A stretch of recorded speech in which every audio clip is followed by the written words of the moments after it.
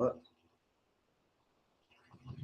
uh, Please send your presentation in my email. Hello. Yes. Please send your presentation in my email. Then I am download and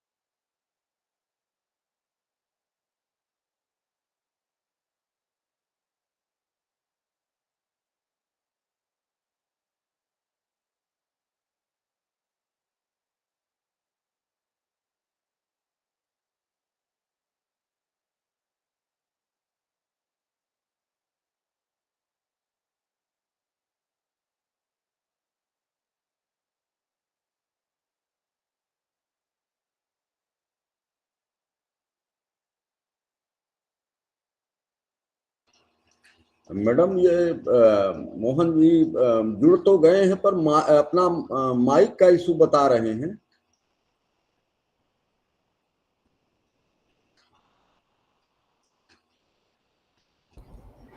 जी क्या बता रहे, mic का issue? बोले हाँ, बोले unmute नहीं हो रहा है। ओ, तो वो आपकी तरफ से होगा अनम्यूट, या उन्होंने करना है? नहीं वो जैसे बोलने के लिए वो करेंगे ना जी, अच्छा। मतलब उनका ओ, आवाज का। हमने कहा देखिए उसमें क्लिक करिए, वो तो वहीं से होगा जो है। हाँ, कोई इनका आईटी वाला हो ना, तो मैं भी इधर से पूछती हूँ किसी से, मैं इससे बात करती हूँ। अनम्यूट क्यों नहीं हो रहा, ये समझ में नहीं आ रहा। हाँ यही वो कर रहे हैं। तो अभी हम मंगाए हैं उनका पावर पॉइंट जो है, अपने मेल में हम्म, मंगाए हैं। और फिर कहते हैं कि नहीं होगा तो फिर मोबाइल से आप बोलिए, और हम लोग यहाँ प्रेजेंट कर रहे हैं। जी जी एग्जैक्टली। अच्छा, कोई ना कोई टेक्निकल इशू आ जाता है कभी। ये हमारे पास गूगल मीट का ना बड़ा इशू है, हम लोगों ने कभी इस्तेमाल अब ही नहीं वो भी किया यही तो। बोल रहे हैं कि सर मैंने गूगल मीट कभी हाँ। किया नहीं है। तो हमने कहा हाँ, वहाँ नहीं चलता ये, वहाँ तो जूम चल रहा है। जूम तो हम लोग जी भी जी करते हम। हैं यहाँ पे। हमारी जो डिपार्टमेंट की मीटिंग है वो सब जूम पे होती है जी। जी, तो इसलिए इधर आदत किसी को नहीं है। अभी देखिए, मैं अगर मेरे अपने आईटी वाले से पूछती हूँ, बट ये उन्हीं की तरफ से इशू होगा, उनको कंप्यूटर से हाँ करना वो उन्हीं होगा। की तरफ से, यहाँ से नहीं है। यहाँ से तो कोई वो नहीं, यहाँ से अब बात चल ही हम्म। रही है सब कुछ। हो सकता है कुछ वहाँ कोई कुछ करना होता हो, जैसे मगर पता। बेस्ट ये है कि वो मोबाइल से बात करें और आपको प्रेजेंटेशन भेज दें, है ना? हाँ हाँ, यही प्रेजेंटेशन हमको वो यही। भेज रहे हैं जी। हमने कह दिया आप मेल से भेज दीजिए। चलिए ठीक है, मैं तो हूँ इधर, और वो आगे जिन्होंने प्रिसाइड करना है। हाँ नहीं, वो अब उनके लिए भी दिक्कत है ज्वाइन करने में। तो बोले कि आप शुरू करवाइए।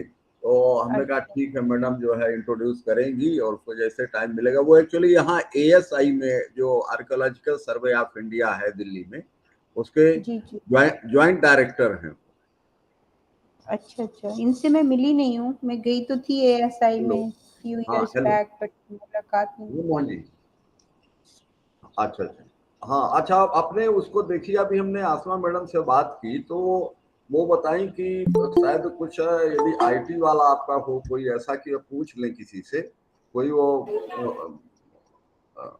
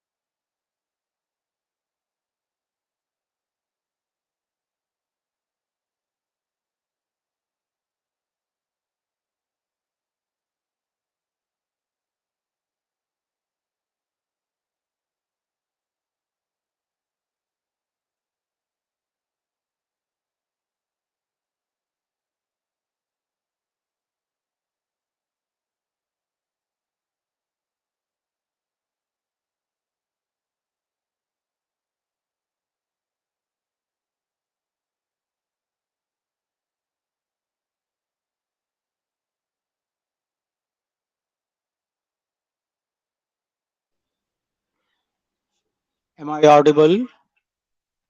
Am I audible? जी जी जी मोहन जी, आप you are audible, we can hear you. Thank you. Thank you very much. And sorry, due to some mic issue in my laptop, that's why I couldn't connect within time. My however, अच्छा मोहन, आपकी आवाज eco हो रही है क्या? आपने दो जगह से ऑन किया हुआ है mic? uh,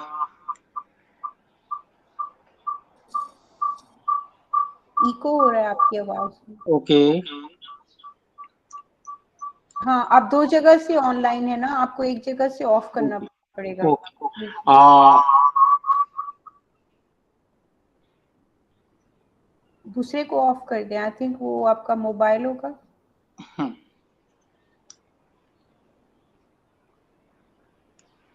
just a minute, please. जी ठीक Uh, हो गया, ठीक हो गया अभी. Now it is good. जी जी जी, सही है. Okay. Uh,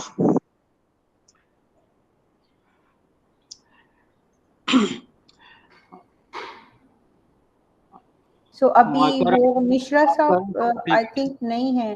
ji, let us wait for Mishra साहब, I can't see him. sorry. Mishra साहब का वेट कर रहे हैं, वो हेलो आ जाएं तो. Okay. जी जी. लैपटॉप से जुड़े हैं या मोबाइल से? Yes, my voice is over mobile.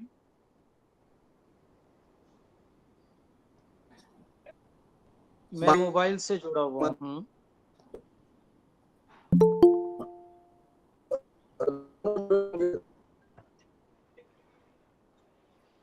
Panda kan, that was Panda show. اوس خپل دغه ته لاړ شئ پریزنټیشن هغوی ته سینډ کړئ او دا ورته ولیکئ چې زما پریزنټیشن تاسو په خپل سلایډز دغه کوئ. راته مې لیکلي دي. Faisal साहब, आप अपने आप को म्यूट कर दें. Faisal Khan, mute yourself. Speaker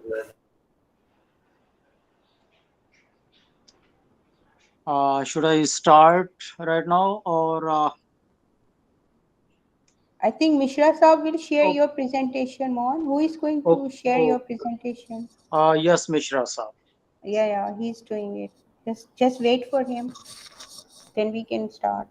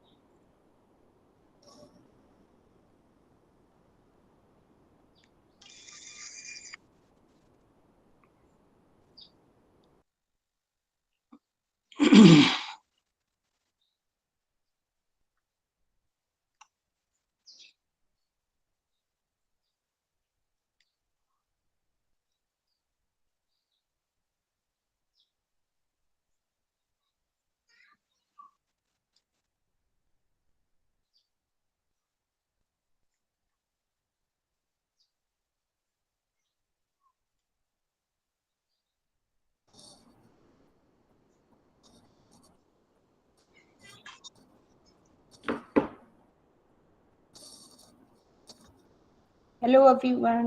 Mohan आप हैं ना इधर? Mohan ji are you there? अच्छा अच्छा।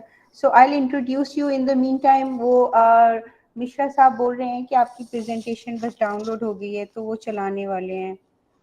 ठीक है, तो मैं आपको जब तक इंट्रोड्यूस करा देती हूँ अपने जो ऑडियंस है।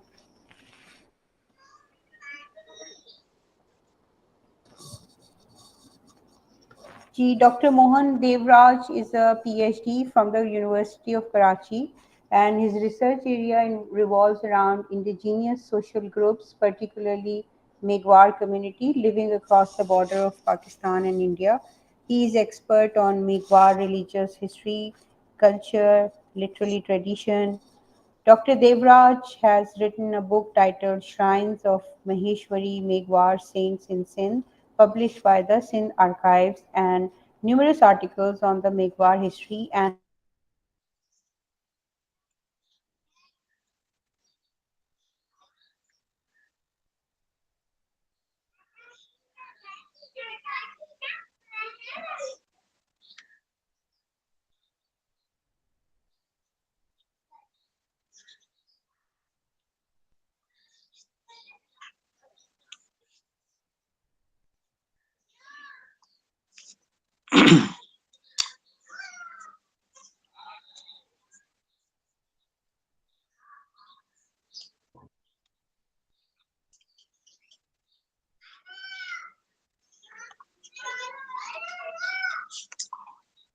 hello.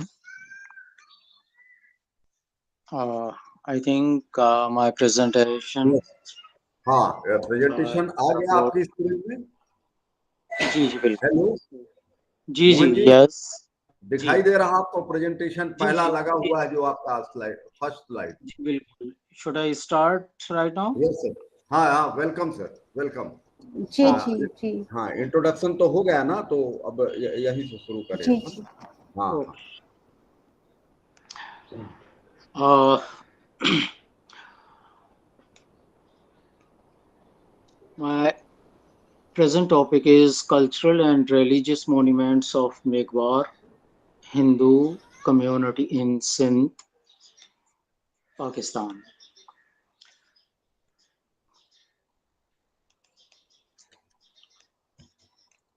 Megwar is one of the major social group of South Asia, mostly found across the border of Pakistan and India.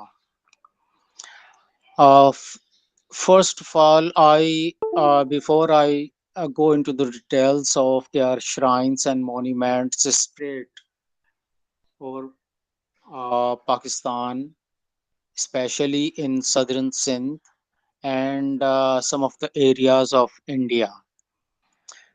So it is uh, uh,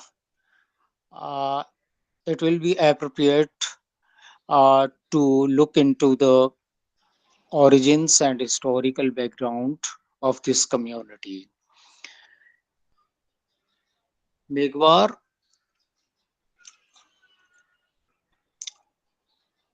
as I said, it is one of the major social group of South Asia. Its origin and history are mostly found in oral traditions and the community literature, which is preserved with their religious priests.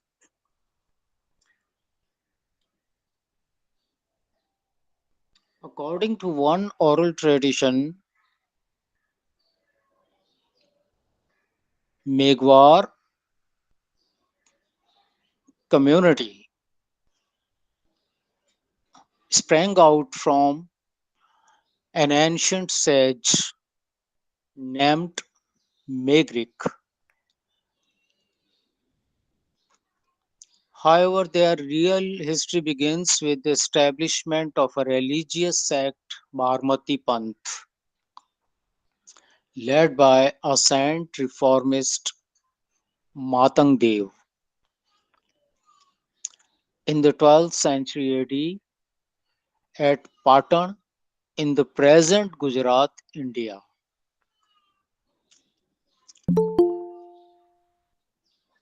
So it can be said that Megwar history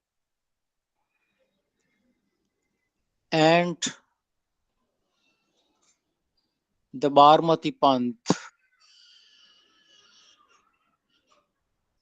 which was the main religious belief of this community in the medieval period of Indian history, share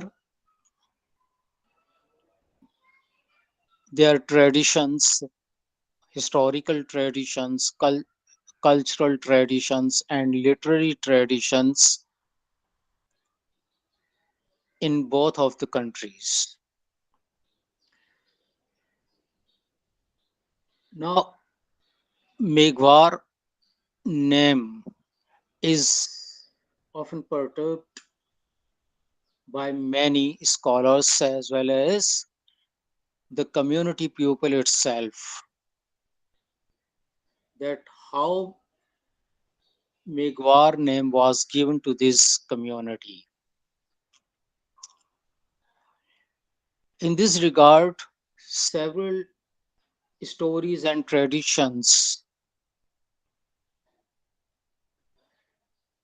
have been attached with this name. Historically speaking, the title Megwar was given by the third guru, third religious guru, Mamidev, who flourished in 15th, 14th, and 15th, or between 14th and 15th century. The literal meaning of Megwar is ones who turned the clouds away to avoid a flood.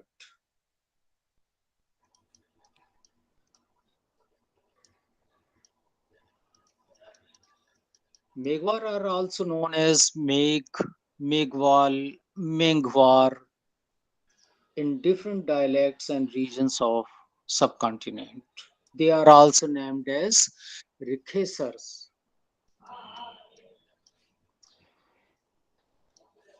Under the influence of reformist and bhakti movements that started from 12th century AD and 19th century AD,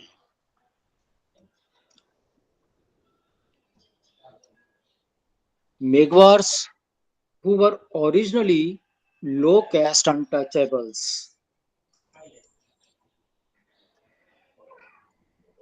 had originated and spread into Gujarat, Rajasthan, Kutch, and then in Sindh.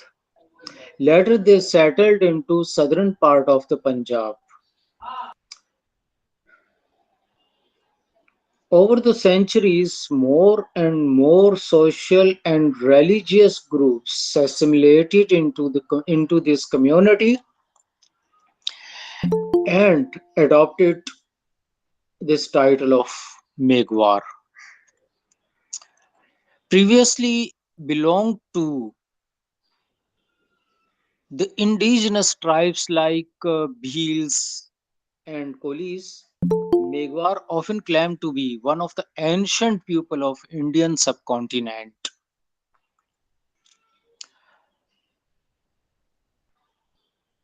So, in this regard, there are several theories which I do not want to go into the detail, as my forthcoming book on this topic will soon be published, and these details can be found in that book.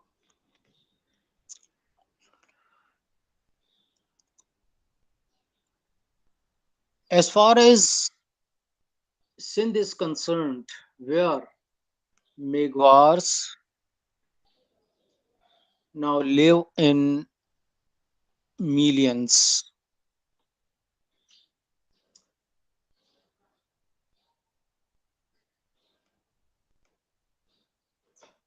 According to one local author, Rai Chand Harijan, who was author of Tarikh-e-Registan, he said that there are more than 208 subcastes of Megwar. It is very interesting to know that in the beginning, when Megwar community started,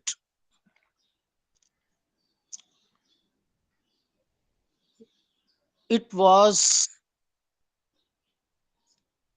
comprised of merely 12 subcastes. But later, due to migrations into different regions across the border, they spread and settled there, and uh, also uh, various other tribes and clans assimilated into this community and styled themselves as Megwar. In Pakistan, 40 subcastes of Hindus were declared at the time of partition.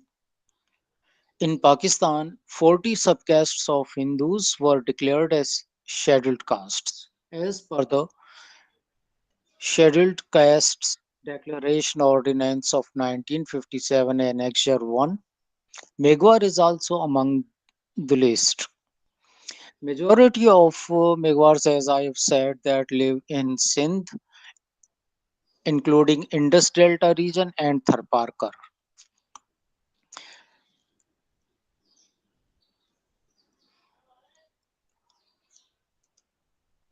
They live rural life and are attached with agriculture, labor, leather work, embroidery work. In the recent 2 decades, hundreds of Megwar families shifted from rural to urban cities in the process of urbanization in Sindh.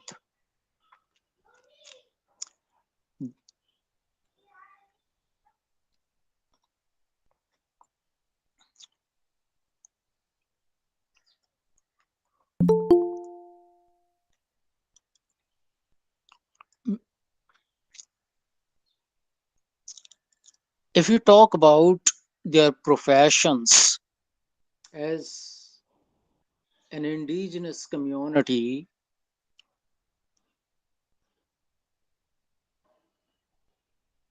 no other community excel in weaving and embroidery works than Megwars.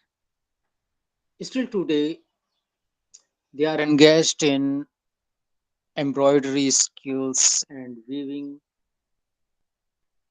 in the Thar areas of Sindh and earn their livelihood by producing fine quality of textile items.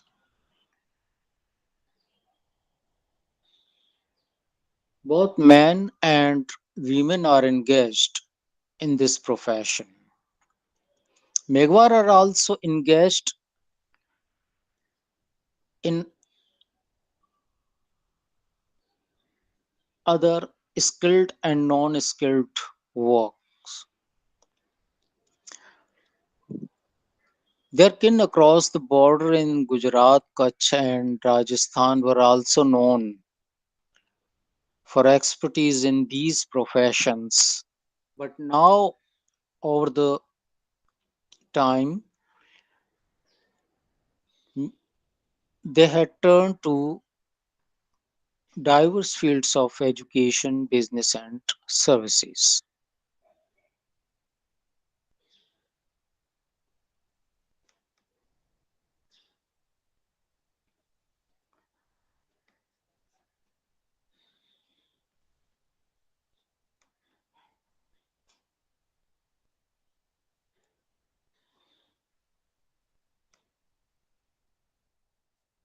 As the present theme of this paper,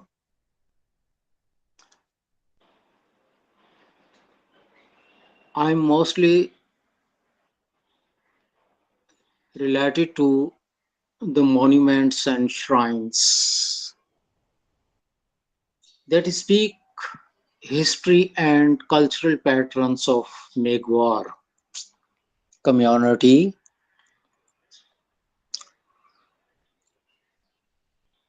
and are shared in both the countries, Pakistan and India.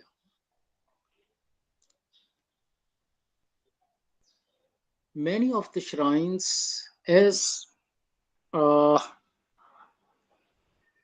many scholars are aware of the fact that little research work on the Megwar community has been initiated, and uh, mostly their historical and literary records are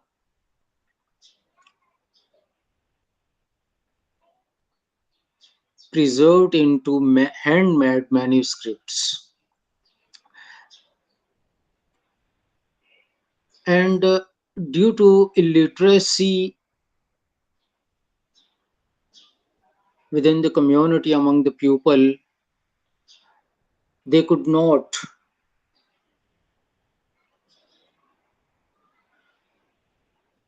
produce any literary or history.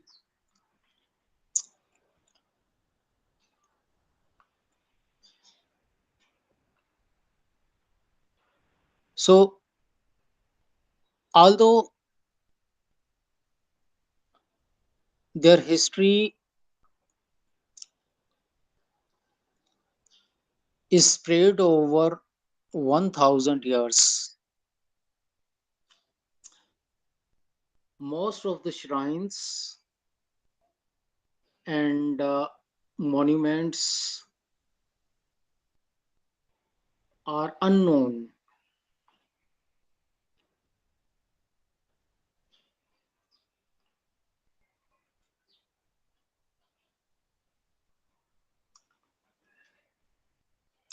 Okay, I will first present this picture of Shri Dhanimatang Dev, who was the founder of Barmati Panth.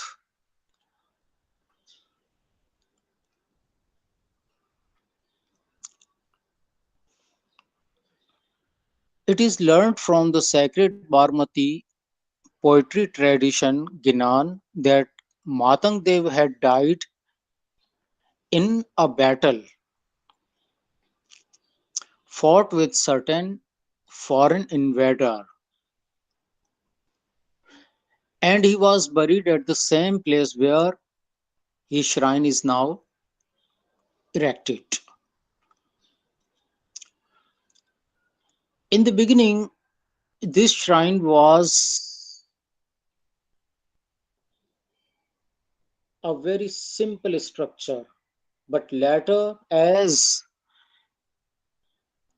the followers began to visit this site, it was developed into the present form. This shrine of Matang Dev is located in Tehsil Diplo district, Mithi Tharparkar.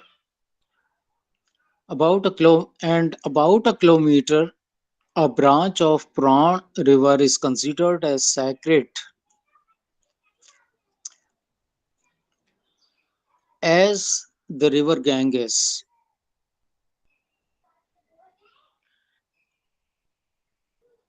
Just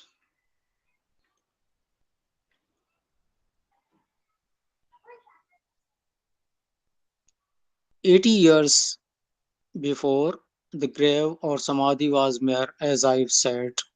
It was a simple structure. After partition, it became pilgrimage place for Sindhi Megwars. Even the Megwar, Maheshwari Megwars, also Maheshwari Megwars from Kutch and Gujarat also visit this place every year. So,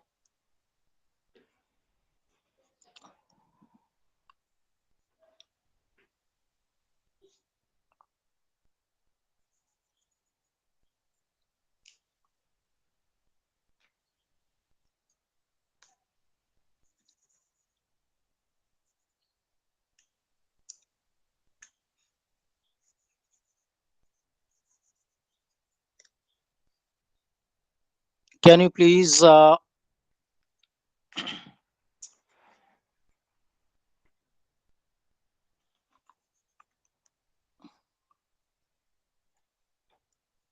think my laptop is hanged. Yes, uh, yes, My yes, laptop is Dr. Mohan, हाँ बताइए. yes. जी जी. Actually, my laptop is hanged. तो So mobile में आ रहा है, mobile पे ये okay. Hello, Yes.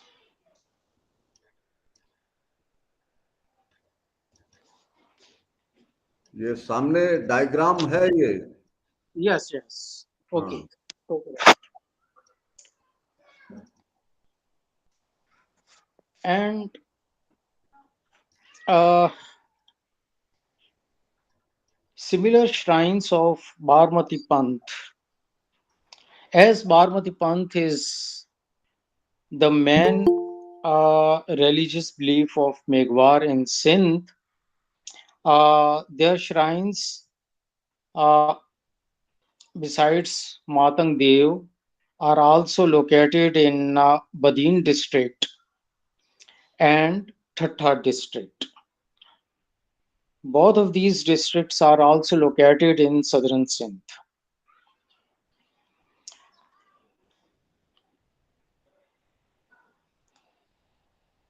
The two shrines belonging to Barmati Panth are those of Lunang Dev and Matai Dev. And the fourth shrine of Shri Mami Dev is located at Thatta.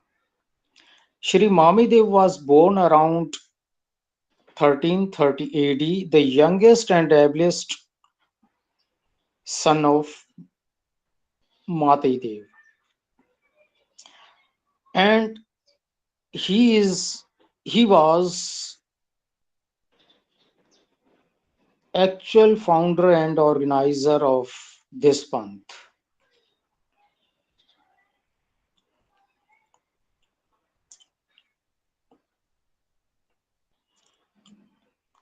It is mentioned in the Megwar community literature that his brother Mohan, the eldest brother, migrated to Marwar along with his family and some followers permanently, where he established a panth which is now called Mahadharma.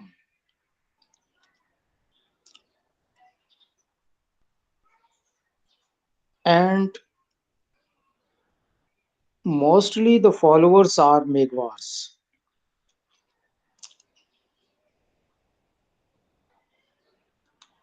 Mamidev was revered by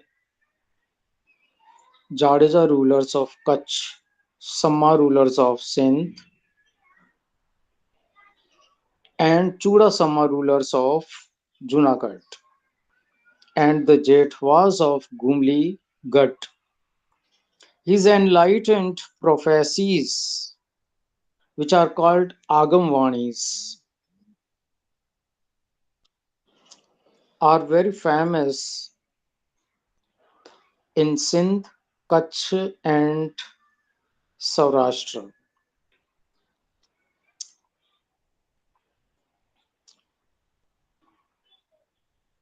He is said to have died in 1420 AD. Please next slide. Please next slide.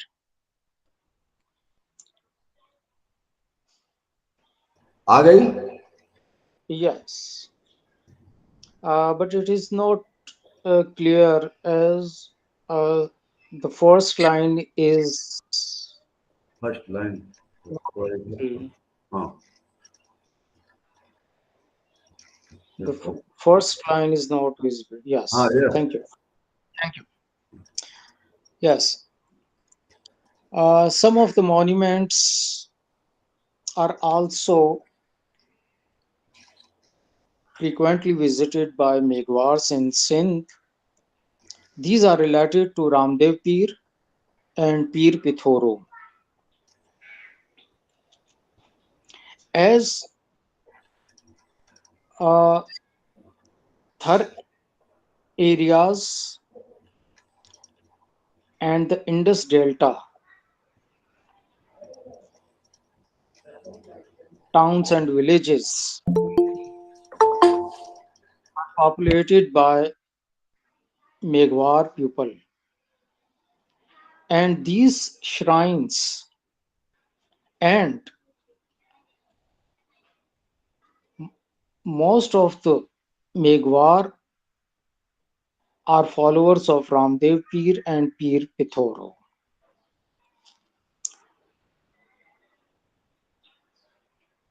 Historically speaking, these the Panths of Ramdev Peer and Peer Pithoro seem to be continuity of Megwar Panth. As Megwar Gurus worked in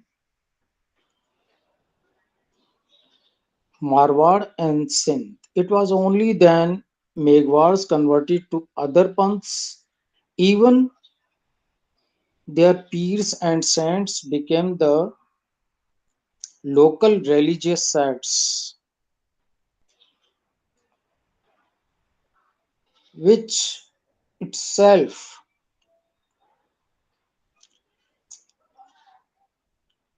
created from Barmati Panth in Sindh, Gujarat, and Rajasthan, causing influence on cultural and political life of Megwar. Ramdev Peer shrines also located in both in Marwar and Southern Sindh, because this saint had been preaching among the low caste untouchables across the border. A chief temple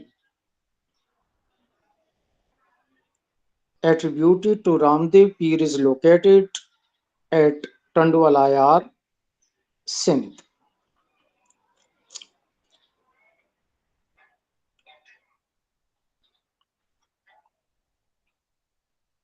Next slide, please.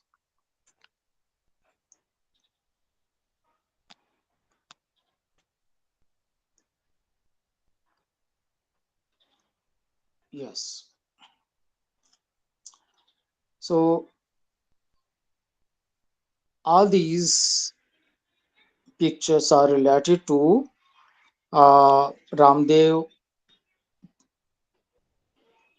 temple at Tandwalayar. Next slide, please.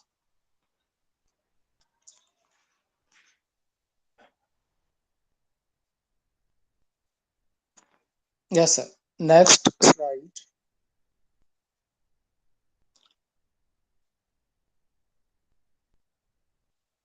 It is called Divri, or the main Garbhagriha of the temple, which is attributed to Ramdev Peer. It is believed that Ramdev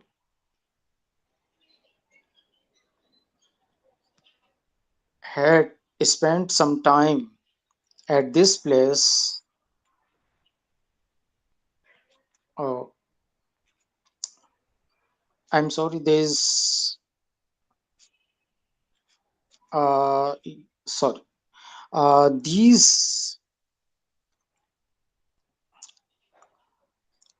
These monuments are related to Megwar community in Gujarat.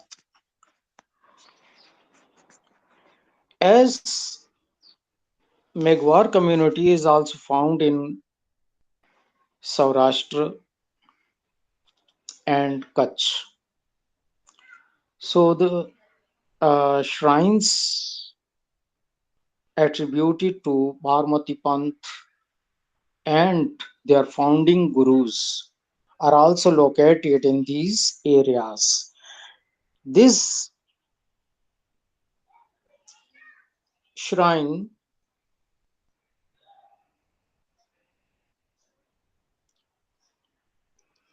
this shrine is located on a rock which is called Kaluba or Karumbo rock,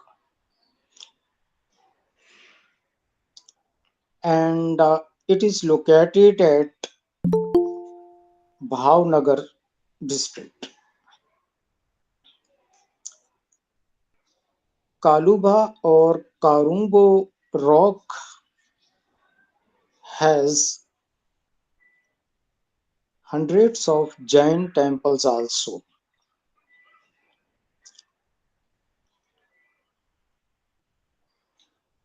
In the 12th century, when Matangdev was preaching among the low caste Hindus,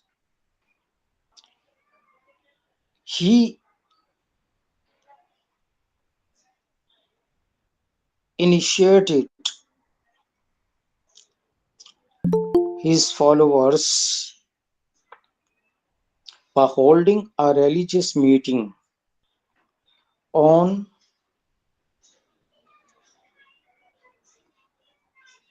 one of the temple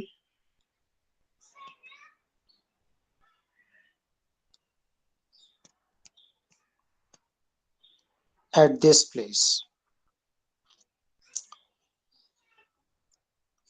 Next, please. Yes.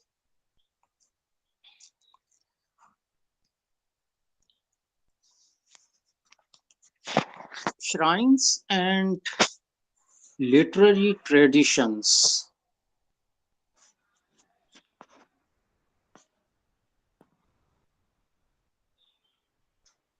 aren't related to each other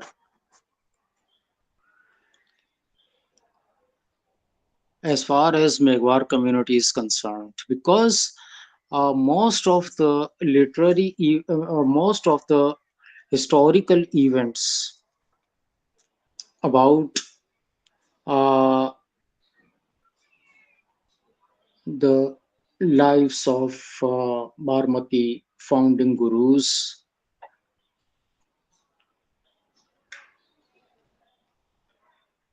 are mentioned in the religious compositions which are called ginans. And these ginans are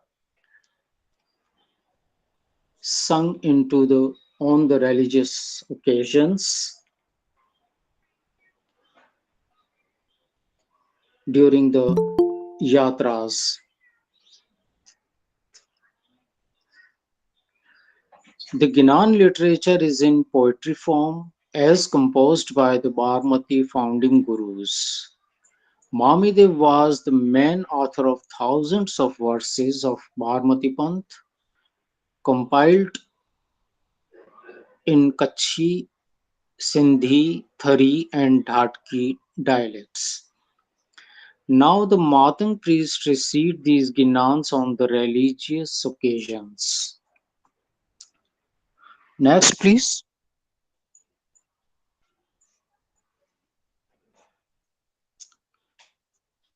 Uh, due to some technical problems and short of time, I could present uh, my latest research uh, in a constant time.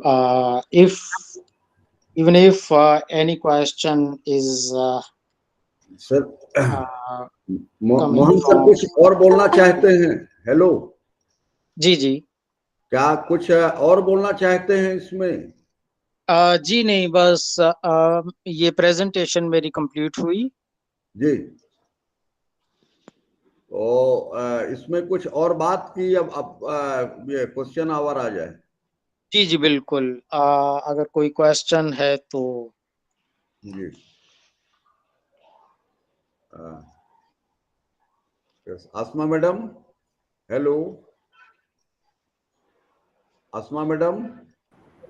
जी जी, I am here. हाँ, sir का ये complete हो गया है, जी तो ये question our और इसके बाद सम अप आपका व्यूज हो जाएगा, कंक्लूड। चलें, ठीक है। So we are open to questions, अगर किसी का कोई क्वेश्चन है तो। Anybody for any question? ये सर पहला प्रश्न मैं ही कर रहा हूँ मोहन जी जी साहब। जी यहाँ पर जो आपने पूरा वो किया, तो ये कम्युनिटी के पूरे जो कार्यक्रम हैं वो होते हैं हिंदू कैलेंडर के अनुसार? यस बिल्कुल, हिंदू कैलेंडर के हिसाब से ही जितनी भी यात्राएं होती हैं इन श्राइन्स पर सिंध में, ये सारी हिंदू कैलेंडर के मुताबिक होती हैं।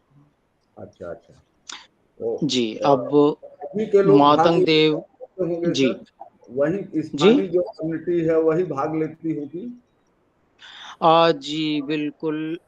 वैसे तो मेघवार रिलीजियस ग्रुप्स बटे हुए हैं डिफरेंट ज्योग्राफिकल लोकेशंस पर, जी, लाइक ठट्ठा बदीन जो कि इंडस डेल्टा कहलाता है, हम्म, और थरपारकर, बट मोस्टली जो हैं ये बारमती पंथ के जो श्राइन्स हैं उनमें सिर्फ महेश्वरी मेघवार्स जो रिलीजियस ग्रुप हैं वो ही आ, इसमें पार्टिसिपेट करते हैं जी। और वहाँ पर पूजा अर्चना करते हैं।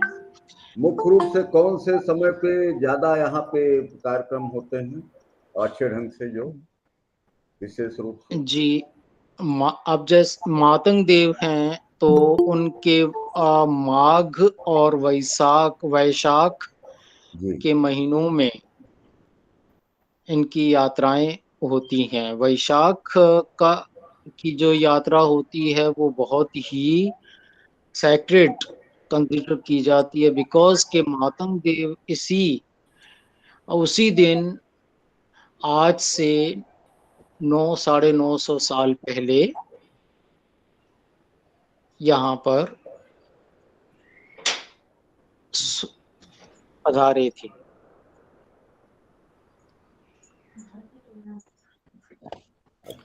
डॉक्टर मोहन, आपने जो सिंध में बताया सराय रामदेव बाबा का, वो कहाँ है? नाम क्या है गांव का? जी जी जी, और रामदेव रामदेव पीर के जो श्राइन्स हैं वो टंडो अलायार में हैं।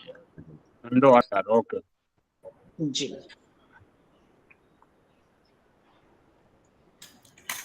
इसके अलावा भी थर में कुछ मंदिर बनाए गए हैं रामदेव पीर।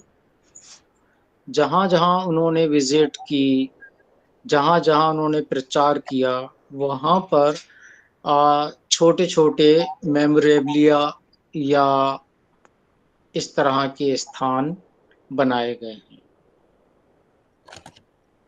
मुझे लगता है नगर पार्कर के आसपास में भी है, थर पार्कर में। बिल्कुल, यस, बिल्कुल। ओके।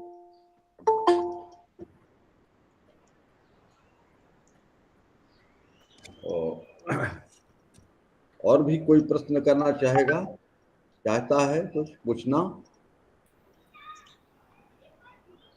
ये डॉक्टर मोहन सर, ये कम्युनिटी वही सिंध रीजन में है कि कुछ पंजाब और अलग और वही स्थानों पे हैं?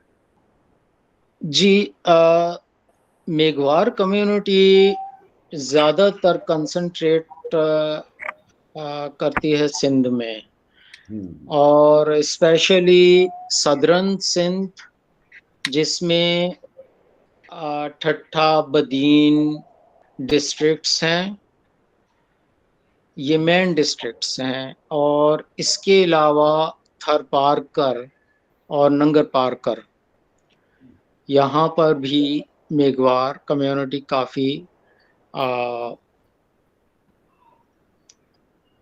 मौजूद हैं। सोशल रूप से कैसे हैं सर, सोशल और इनका इकोनॉमिक? जी, ज़्यादातर मेघवार कम्युनिटी ये इनमें एजुकेशन का रेशो कम है, और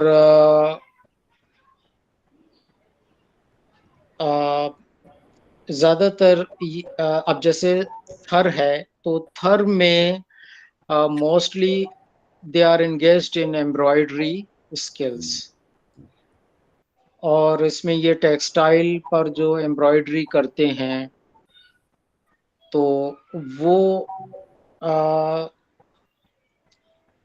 जब वो सेल आउट करते हैं उसको, तो उन्हें उतनी लेबर नहीं मिलती जितनी के उनकी इसमें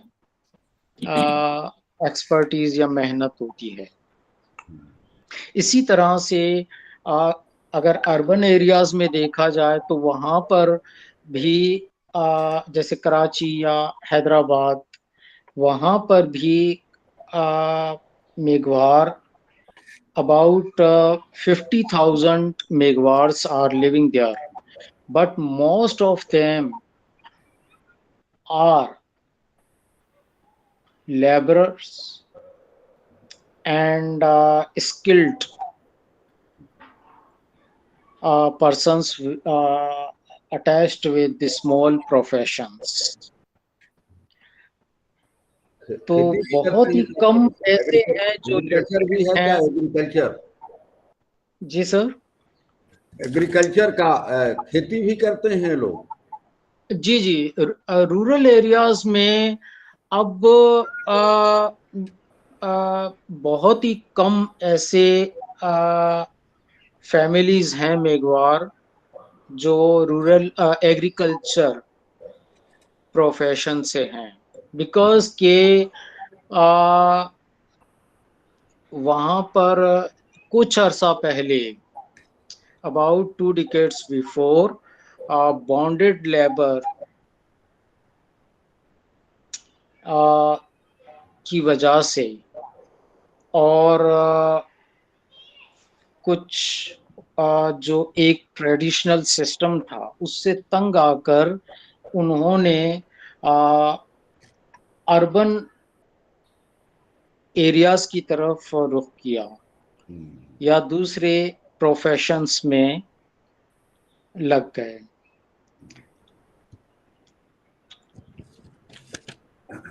ओके, और कोई मुझे लगता प्रश्न? है कि 1971 वॉर के टाइम पर थरपारकर और नगर पारकर एरिया से कच्छ में ज्यादा लोग आ गए हैं। जी बिल्कुल, yes. Thank you madam. Thank you. हाँ, जी Asma madam, doctor Asma madam, जी प्लीज जी, सम आई अप। थिंक अभी तो कोई और क्वेश्चन नहीं है, तो मैं इसको सम अप करती हूँ। डॉक्टर देवराज साहब का जो टॉक था उसको, तो I mean as I told you earlier also कि I have very closely known his research work। जब ये काम कर रहे थे तो भी हम और डॉक्टर लशारी इनके साथ, I think doctor Lashari was his supervisor also. तो इनके रिसर्च वर्क को I know very closely and I really appreciate that how beautifully he has worked on this Megwar community, which was a low caste Hindus, and none of the scholars has taken up this work before him. So he had the courage to do that, and then he really worked hard on the history, Megwars ki history, and their cultural history, tradition, historical, literally. I mean, he hasn't left any side of these people who were living in Sindh, and how they have over the years, how their name has evolved, and during 14th and 15th century. Then he also worked on the discussed and worked on different names in different areas, that they were known as differently in different areas. That was another thing which required the which was a requirement for the historical part. Then जैसे कि देवराज साहब ने बताया कि previously these people were known as Bhales, and they used to, or they still claim that they are the indigenous people of this subcontinent. And so this is another thing. And then I'm really excited, like he said that he's going to have his another book. So I'm looking forward to read his book about Megwaz, and his previous book is also very, very interesting, and which was published by Sin Archives. And like he said, this is another very interesting part, that more than 208 subcaste Yes. of Megwar community has developed up to now, according to one of the scholars. And we know that there were only 12 subcastes, and how later on they developed into different regions, migrated to different regions, and assimilated into different tribes, and then styled themselves as Megwars. And 40 subcastes of Hindus were actually declared at the time of the independence. So over the years, how they have changed and converted and converted into different castes. So this is another aspect which required great attention, and I think it is only Mohan Raj who could do this laborious work. And I have seen him working so hard all this time. And then he used to work all these shrines which he has discussed, and then their embroidery and their weaving styles. He has not left anything to be researched on. And then one other thing which I saw him working, was the handwritten manuscripts. He used to collect them from the community with a great difficulty. I still remember कि इनको manuscripts नहीं मिल रहे होते थे, but कितना मुश्किल से he used to go to the communities और उनसे manuscripts निकालना, फिर उनके ऊपर काम करना. मैंने इन सब चीज़ों की मैं witness हूँ, and I really appreciate his hard work. Then his work on different shrines, like I said, all over Sindh, he has been working. So now that he is teaching, and I think that he has more time to do better research in Karachi. And then one other thing which I wanted to tell you people, that how he worked in the Indus Delta area. That is also a difficult area, but Devraj never, give up, and he was always brave to go there and talk to them about their ginans and bhojans, and then discuss them with Dr. Lashari. and how they are sung. And he has many recordings also, as far as I remember. Devraj, he can clarify. I think he has many recordings of these, and in different dialects also, like in Kutchi, Sindhi, and Thari, which is a very, very important record also. So I'm very honored to preside his session, and I'm looking forward to his new book. So thank you, Professor Devraj Saab, and thank you, Mishra ji, for giving me this chance to preside this session. Thank you. Thank you very much. Thank you.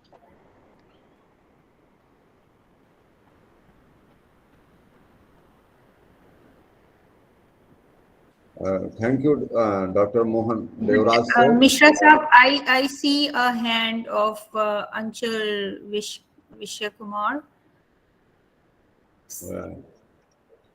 नहीं madam, वो हाँ, वो प्रश्न के लिए नहीं है, वैसे उसने उठाया होगा जी। ओके, हाँ, धन्यवाद डॉक्टर मोहन देवराज साहब, आपने अपने पूरे जो थीसिस वर्क का बहुत अच्छी जानकारी वहाँ की इस कमिटी के बारे में आपने बताया। बहुत अच्छे ढंग से वहाँ की जो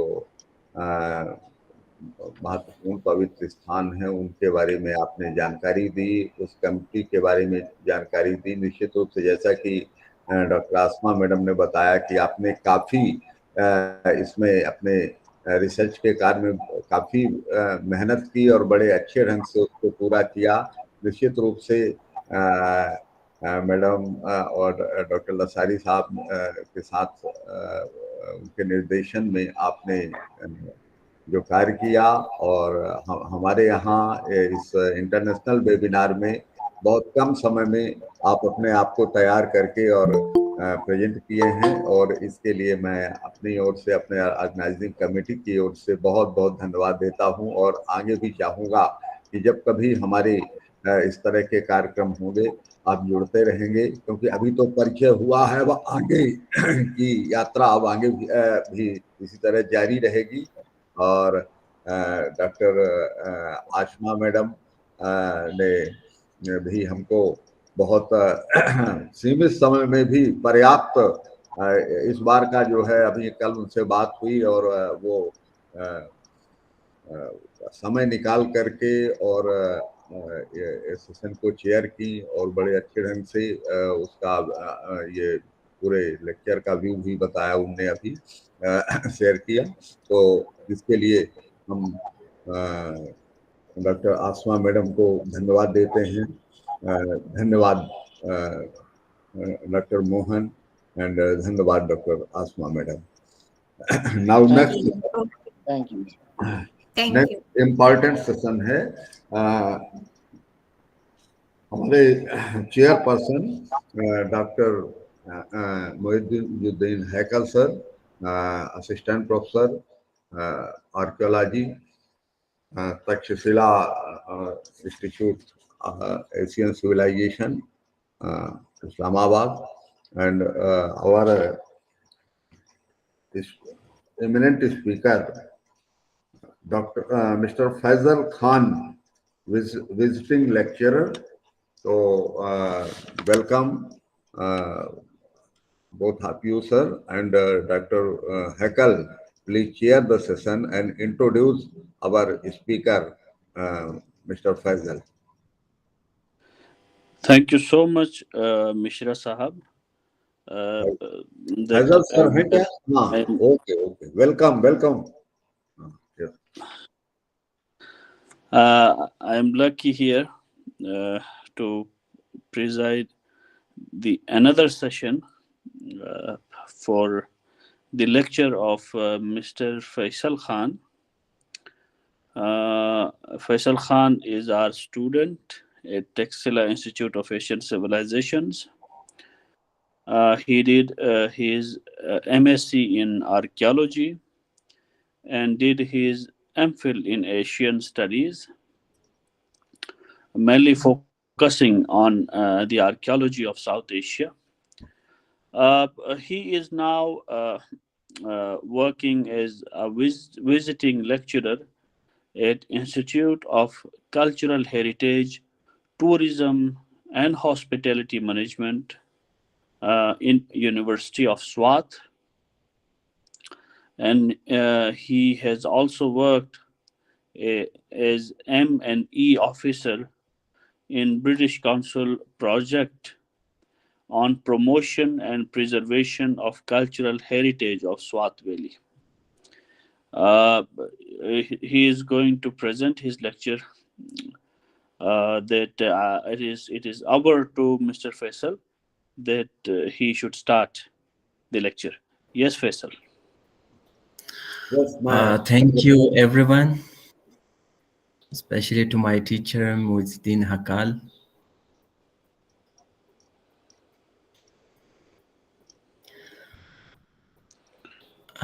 Yes. So I have prepared a very preliminary report on archaeological and cultural heritage of Swat Valley and its importance. Faisal, if you can enlarge the screen of your presentation, that would be better, I think. वो sir मैं Okay, अपने sir. यहाँ से कर रहा हूँ, अपने यहाँ से प्रेजेंट कर रहा हूँ ठीक है सर. जी. एक ये. Is it okay, sir? Should I start now? Yes. Okay, please start it.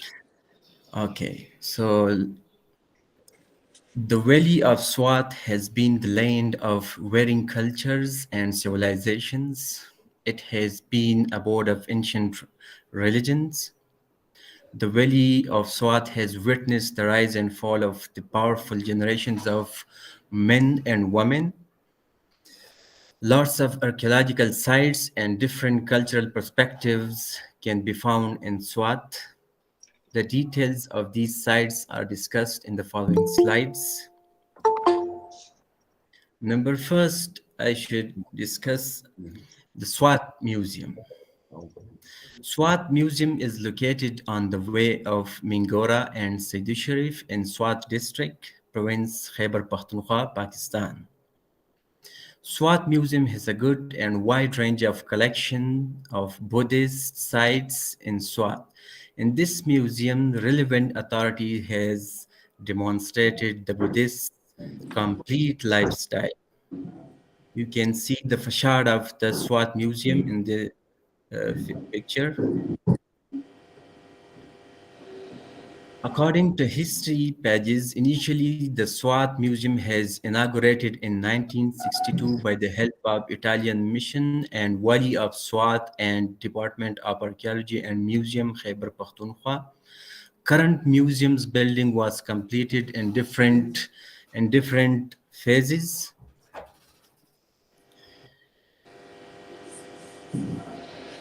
In this picture, you can see the Sultan of the Swat, Miagwal Abdul Wadud, the founder of the Swat state. The next picture, it is ethnological gallery and Swat Museum.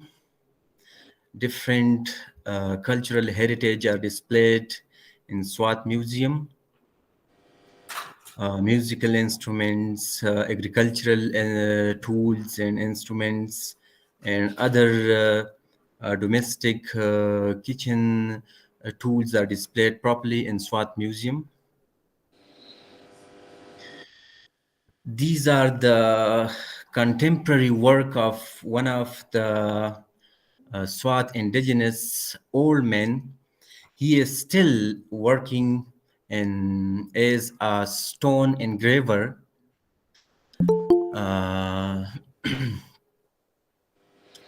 He made different types of wares, including jars, bowls, stupas, and other Buddhist relics. In this picture, the tools I showed you, I personally bought it from that old man, from that engraver. So this is a unique art still present in our Swat Valley. A very rare people has lived to start such types of engravings. So these are the ethnological artifacts of the Swat Valley. Now, I'm going to present some of the renowned archaeological sites of the Swat Valley. The first one is Mahmud Ghaznavi Mosque, Urigram. Sultan Mahmud Ghaznavi Mosque, Urigram is one of the oldest in northern Pakistan, discovered by the Italian Archaeological Mission in Pakistan in 1985. The mosque represents a splendid design of old Muslim architecture. It is one of the earliest mosques in the northern area, particularly in Swat, which was built in 1048 AD. Sultan Mahmud Ghazni Mosque, which is famous for Odigram Mosque. The next one is Saidu Stupa, Saidu Sharif Stupa. One of the most important Buddhist relics in Swat is near the museum. The stupa, which dates from the 2nd century BC, was possibly built by the Mauryan Emperor Ashoka to house some of the ashes of the Buddha. In subsequent centuries, it was enlarged 5 times by encasing the existing structure in a new shell. You can see the structure of the Saidu Sharif stupa, the central big stupa, and around the small votive stupas are clearly displayed in the picture. The second one is Ghalege Buddha statue and archaeological remains.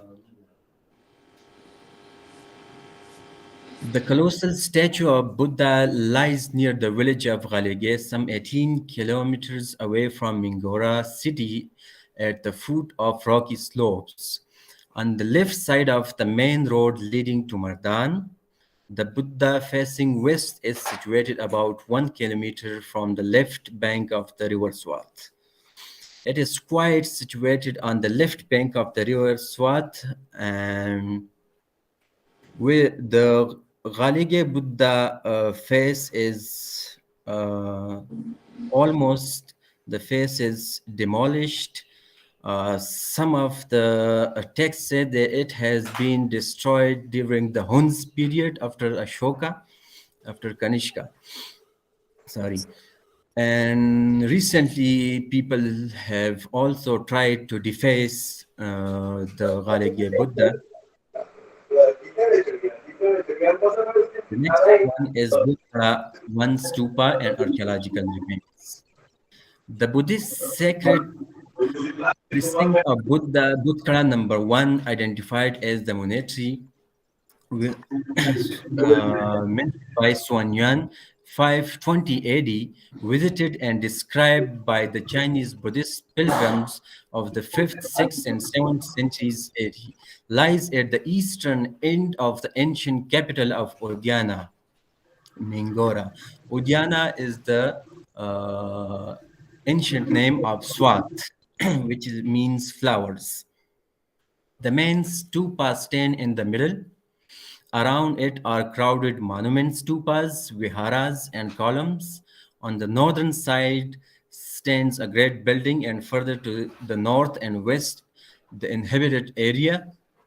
The great stupa under even 5 reconstruction, each new one encasing the already from 3rd century BC down to the 10th century AD.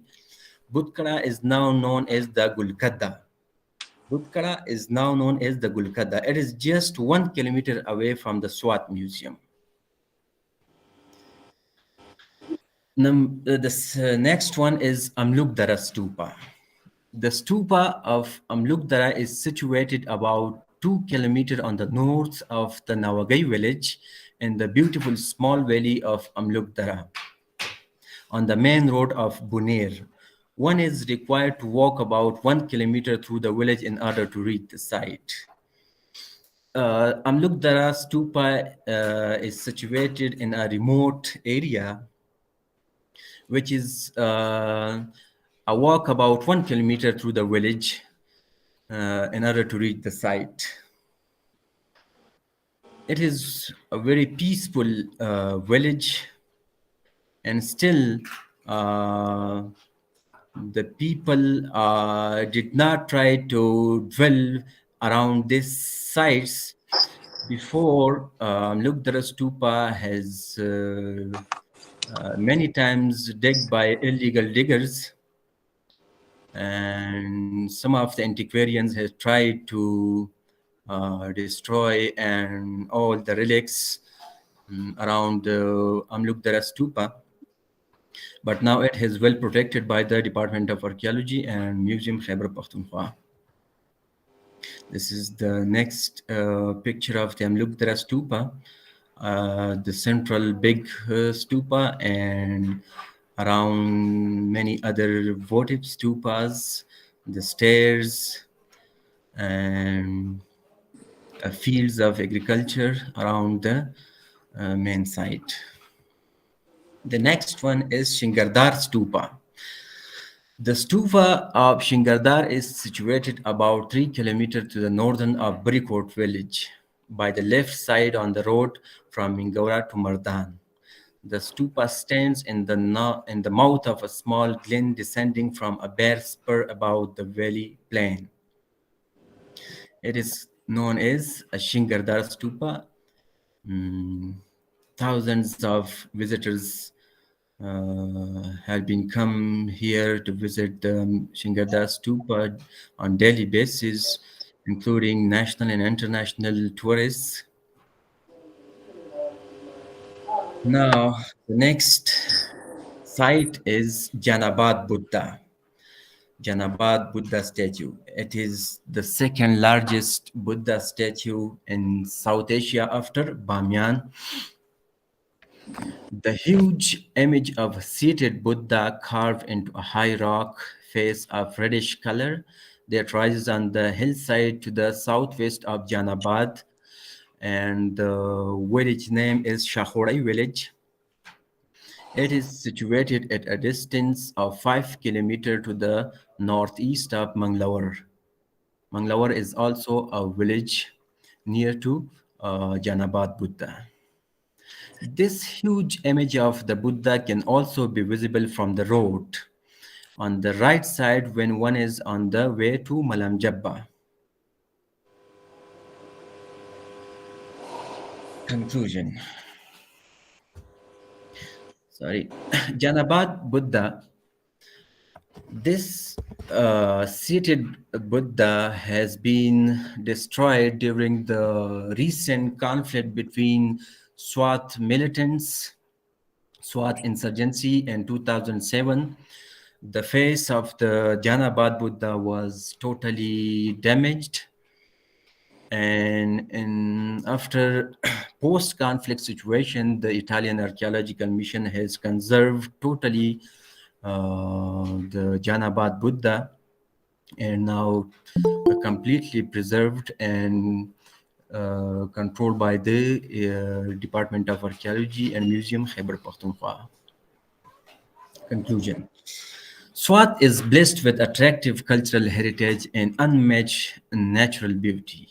It offers extremely pleasant and eye-catching views and invites foreign and national tourists in large numbers to enjoy its unique cultural and tourist attractions. Is a result of the rich historical heritage and diverse offerings to domestic and international tourists in the modern era. Swat also holds a significant place in the fields of research and education and research on how to promote tourism in Swat along modern lines, particularly in the context of sustainability, need to be further expanded and promoted in order to meet the demand of the region. The further growth and development of the cultural heritage tourism industry in Swat is an urgent matter that places a significant emphasis on the role that academia plays in the process. The time has come to redesign academic institutions and curriculum. When it comes to history and archaeology, SWAT is in a class all by itself. Comprehensive programs and mechanisms are required in order to preserve the historical heritage that already exists and to further research the parts of it that have not been explored. Thank you. So, Thank you so much, Mr. Faisal, that you presented a good survey thank you, sir. or an overviewing survey of Swat Valley and the archaeological remains there from the period of Buddhist era. And you presented the stupas of Amluk Dara and Shangardar Stupa, and these sites connected to it. In Swat, there are several Buddhist period sites. And Faisal here presented us an introducing chapter or some aspects of the art and architecture at Swat. Swat Museum is also having a rich collection of Gandharan art, and whole galleries are expressing unique style of art in Gandhara, which evolved in the valleys of Swat. Thank you so much, Mr. Faisal, for presenting here. Thank you, sir. And Thank you. your wonderful presentation on the late period reliefs of Buddha can be dated to 6th to 7th century AD. That means that is even after the invasion of Ephthalites, that these sculptures at Galagay or the other shown by Mr. Faisal are having a different type of art than that, which was very popular in the mature period of Gandhara in Kushan age. This artwork, these sculptures are the last examples that have been displayed on the rocks. These expands from here, from Gandhara to Ladakh and Tibet and Gilgit area, that during these periods the Buddha sculptures were presented on the surfaces of stone, on the frontal elevations, on the very attractive positions on the stones, and we have good examples from Swat to Ladakh. Thank you so much, Mr. Faisal. Thank you so much. Thank you, sir. Thank you, everyone. I think it is over to administration. Yes, yes, sir. Hello. Good morning, Mr. Ji. Good morning, Mr. Ji. Babjiro. Yes, sir. Yes, sir. हाँ कुछ जानना चाहते हैं sir? No, yeah, I wanted to just have some of the very basic, not questionnaire, need some information. Mr. Faisal Khan has delivered a very nice talk showing all the things. But people like us who are across the other side would also wants to have, because there are some similarity, like in the Damek Stupa. Our Damek Stupa, similarity was there, what is shown in the Swat Valley. And now, my question, with the permission of Muhyiddin Akalji, my question to him is, you have Janabad, that Buddha statue we have shown, Mr. Faisal Khan. What are the measurements of that particular Buddha figure? It is on the rock. It is engraved in the off of the bas relief, engraved on the rock. What is its measurement? Do you have any measurements? And one more question is that, on which basis you have ascribed these stupas of Swat Valley to Ashokan Mauryan period and subsequent ones? Do you have any epigraphical evidences come across or recorded therein when it was excavated? But beautiful, the locality, its location and pristine surroundings, everything is very awesome one. And then, are there any acts of any process from the government side to develop those things, those areas into tourist attractive one or anything? These are all my basic doubts. Thank you. G. Faisal. It is over to Faisal, I think. Yes, sir. Due to the lack of time, I've Just this morning, I've talked to our professor. So therefore, I did not mention some of the details of these sites. Fine, I fine. just, Fine. yeah. Because The Janabad statue and its length, yeah, as I have mentioned, that it is the second largest Buddha. that's fine. But Yeah, measurement, in South Asia, its length is 11 meters height and 4 meters width. fine, fine. That has not been mentioned earlier. Thank you. Yeah. I got it. Acha, what's about the other stupas, wherein the particular one, just I've forgotten its name, that one ascribed to the Ashokan Mauryan period, you said. Do you have Yeah, any? the Saidu Sharifs. Did you got Saidu any? Sharif. Yeah. Did you got any inscriptional evidences or any other material evidences to speak, to ascribe it to the modern period? Yes, sir. It has been discovered and excavated by the Italian Archaeological Mission, which is working in Swat Valley for the last 50 years. So Yeah. they have published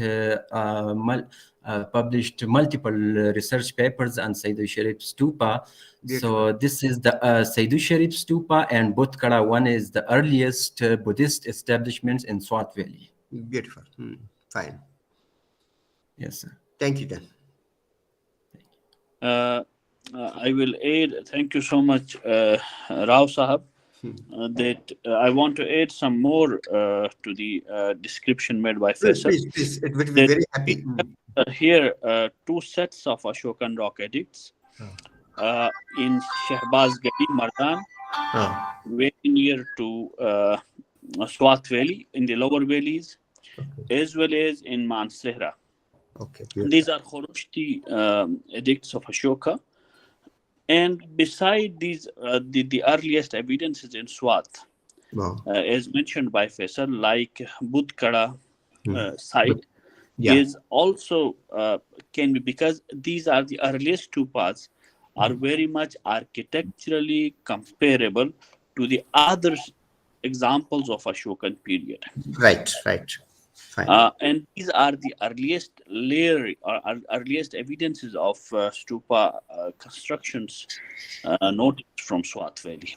Thank you so much. Thank you. Thank you. Thank you, Dr. M. Hekal Saab, for chair the session, and Dr. Faisal Khan given a nice talk. Only some time, थोड़ा सा ही उनको समय मिला है, और कल हमारी बात हुई, आज उनने इसको प्रेजेंट करने के लिए पूरा. That's great, Mishra ji. That's great. That's great. जी, बहुत ही कम समय मिला उनको, और एक्चुअली ये एक यहाँ पर जो प्रेजेंटेशन है डॉक्टर रफीउल्लाह खान सर को देना था, लेकिन वो बिजी थे, तो फिर उन्हें हमको फजल जी का नाम बताया, और फिर हमारी चर्चा हुई, और कल से आज के बीच में उन्होंने बहुत कम समय मिला उनको, लेकिन बहुत अच्छा प्रेजेंटेशन यहाँ पर. It's a good presentation, right? और बता दें, बाबजी राव साहब जो है वो आर्कियोलॉजिकल सर्वे ऑफ इंडिया से हैदराबाद से हैं, और बहुत अच्छे स्कॉलर हैं आर्कियोलॉजी फील्ड पर, और हमारे इस वेबिनार में पिछले जो नेशनल वेबिनार था उस पर उन्हें बहुत ही अच्छा साल्वेज आर्कियोलॉजी सर. सही है, salvage archaeology. हाँ, the contribution of salvage archaeology. That's a very interesting topic. बहुत अच्छा जो है यहाँ पर अपना एक्सपर्ट टॉक दिया था, और काफी अच्छे वर्कर हैं, अभी भी एक्टिव हैं, और लगातार हमारी टीम से और हमको गाइड करते रहते हैं. तो इस चर्चा में वो भी अपना यहाँ पे जानकारी प्रस्तुत, यहाँ अपनी क्वेरी को रखे. तो सभी लोगों को एक बार पुनः हमारी ओर से, अपने इंस्टीट्यूट की ओर से, ऑर्गेनाइजिंग कमेटी की ओर से मैं धन्यवाद देता हूं। और सर, हैकल साहब, आपका कितनी देर टाइम मिलेगा?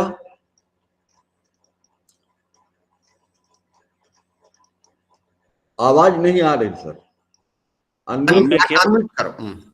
1 बजे के बाद मैं प्रेजेंट कर सकूंगा ना, 1 बजे। अच्छा, 1 बजे के बाद है ना? तो हाँ, अभी हाँ, हाँ, अभी तीसरी टॉक जो है वो करीब 12:30 बजे का हमको टाइम मिला है यहाँ के हिसाब से, और वो कोलकाता से सत्य कुमार जी देंगे। और बाप जी साहब, मैं निवेदन करूंगा, आपका समय हमको मिलेगा? जी, कब कब कब चाहिए बताइए। अभी 12:30 बजे हाँ। यहाँ इंडियन म्यूजियम कलकत्ता के जी एक एक्सपर्ट हैं, जी। उनका नाम है सत्यकाम सेन। हाँ, सत्यकाम से जी। हाँ, तो वो जस्ट अपना बोले हैं कि मैं थोड़ा सा भी वो कंप्लीट कर रहे हैं अपना, कुछ लैपटॉप की दिक्कत आ गई थी वहां पर। जी तो हाँ, ये जो है tradition of string instruments in India, origin and development पर बोलेंगे वो, ओके अपनी बात रखेंगे। और 12:30 बजे का टाइम दिया है, जी। तो थोड़ा सा अपन इंतजार करके, और हम ही यहाँ से प्रेजेंट करेंगे, वो बोलेंगे, या कि वो अपने यहाँ से भी बोल सकते हैं। जी और उसके बाद सर का लेक्चर है अभी हैकल साहब का, और उसके बाद हैकल साहब का लेक्चर होगा। और हैकल साहब के लेक्चर के बाद जो है प्रोफेसर शौकत साहब, जो लाहौर यूनिवर्सिटी के हैं, तो वो उनका एक्सपर्ट लेक्चर होगा। और उसके बाद अपन जो है थोड़े से तैयारी के बाद ये वैलिडेटरी से वैलिडिटी का जी। तो इस तरह से अपने आज भी जो है वो 5 अच्छे व्याख्यान हो जाएंगे। जी तो जस्ट मैं आपको उनका सत्य कुमार जी का सीवी जो है शेयर कर रहा हूँ। अब कीजिए, नो प्रॉब्लम, प्लीज प्लीज। जी, तो सभी लोग थोड़ा इंतजार करें, टाइम है 12:30 बजे। हम फिर से ये तो शुरू ही रहेगा, तो 12:30 बजे वो प्रेजेंटेशन देंगे। जी, फाइन फाइन, थैंक यू।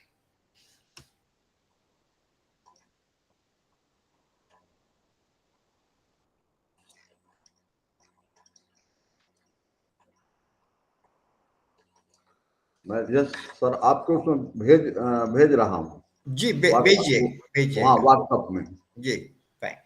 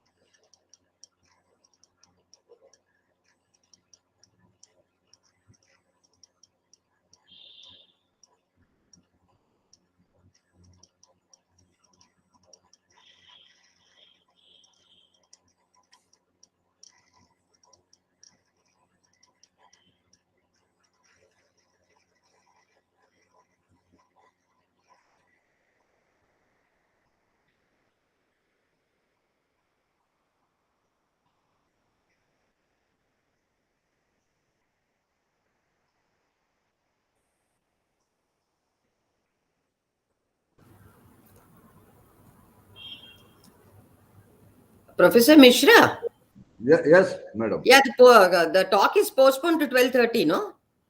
हाँ, ये 12:30 पर सतकाम जी ने कहा है, थोड़ा टाइम उनको चाहिए था। हाँ, तो तो मैं हाँ 12:30 वापस आऊं? जी, मैं 12:30 को वापस आऊं? अभी थोड़ी सी काम है। हाँ हाँ हाँ मैडम, यदि कोई काम है तो कर लें। तो और 12:30 मैं, बजे आ हाँ जाऊंगी। हाँ, मैं आपको मैसेज भी कर दूंगा जी। Thank you sir, thank you so much, thank हाँ। यू।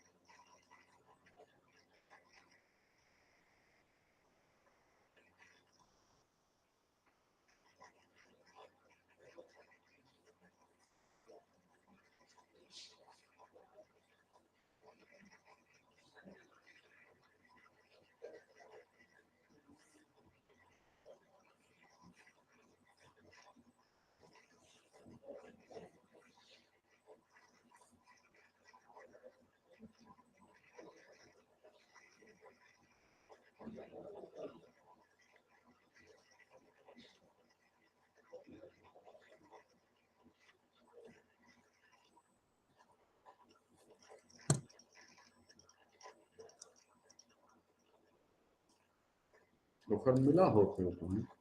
नहीं मिल पाया।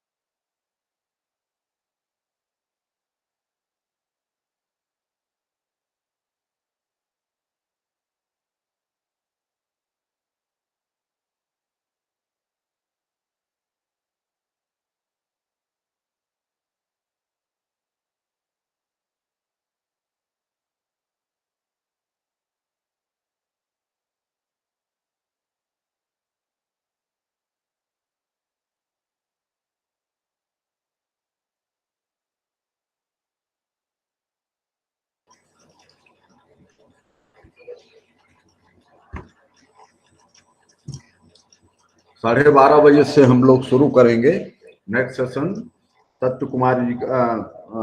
सत्यकाम सेन जी का the tradition of steering instrument in India origin and development, doctor Satyakam Sen, Indian museum, Calcutta.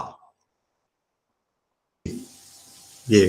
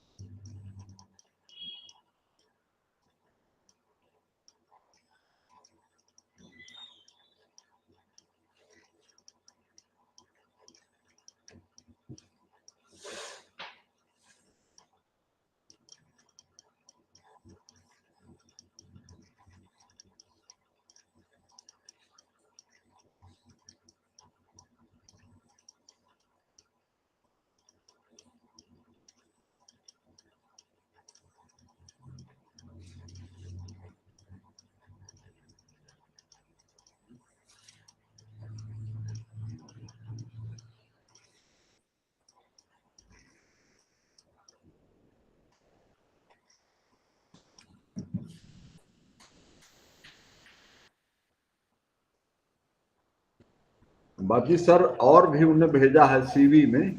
जी, आप मुझे फॉरवर्ड कीजिएगा प्लीज। हाँ जी सर, मैं जस्ट कर रहा हूँ। प्लीज।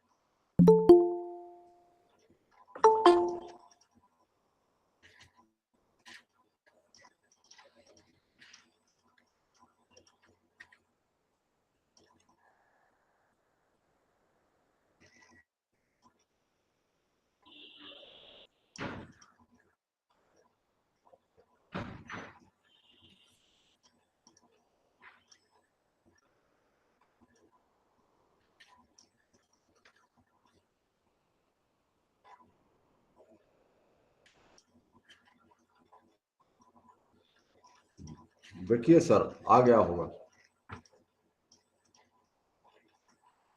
राव साहब,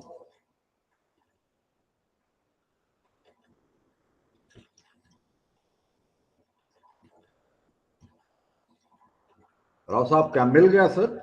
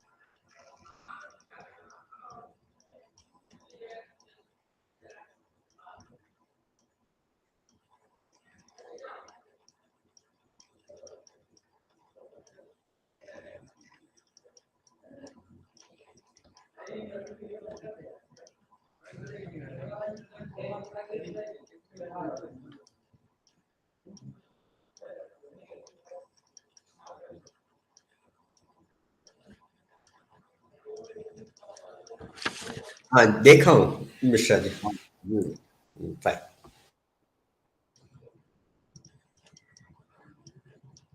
देखते हैं, वो पहले ज्वाइन कर लें, फिर इसके बाद। जी, that's fine, let him join first.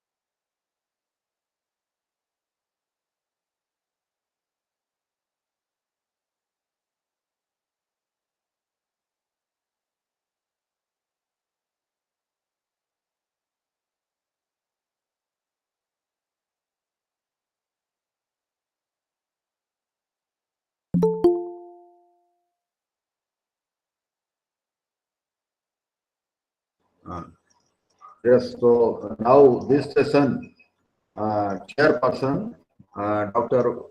Babji Rao Saab from Hyderabad, and our eminent speaker, Mr. Dr. Satyakam Sen, Indian Museum, Kolkata. Welcome, Dr. Babji Rao and Dr. Satyakam sir. And I am requesting to Dr. Rao sir, please chair the session and introduce our eminent speaker. Thank you, Mr. Ali. Good afternoon. Thank Good you. afternoon. Yeah. Good afternoon, all attendees of this session. Now, the talk is going to be delivered by Dr. Satyakam Sen on the tradition of string instruments in India, origin and development. It would be very quite interesting be a topic, because our culture, Indian culture, is mostly associated with ancient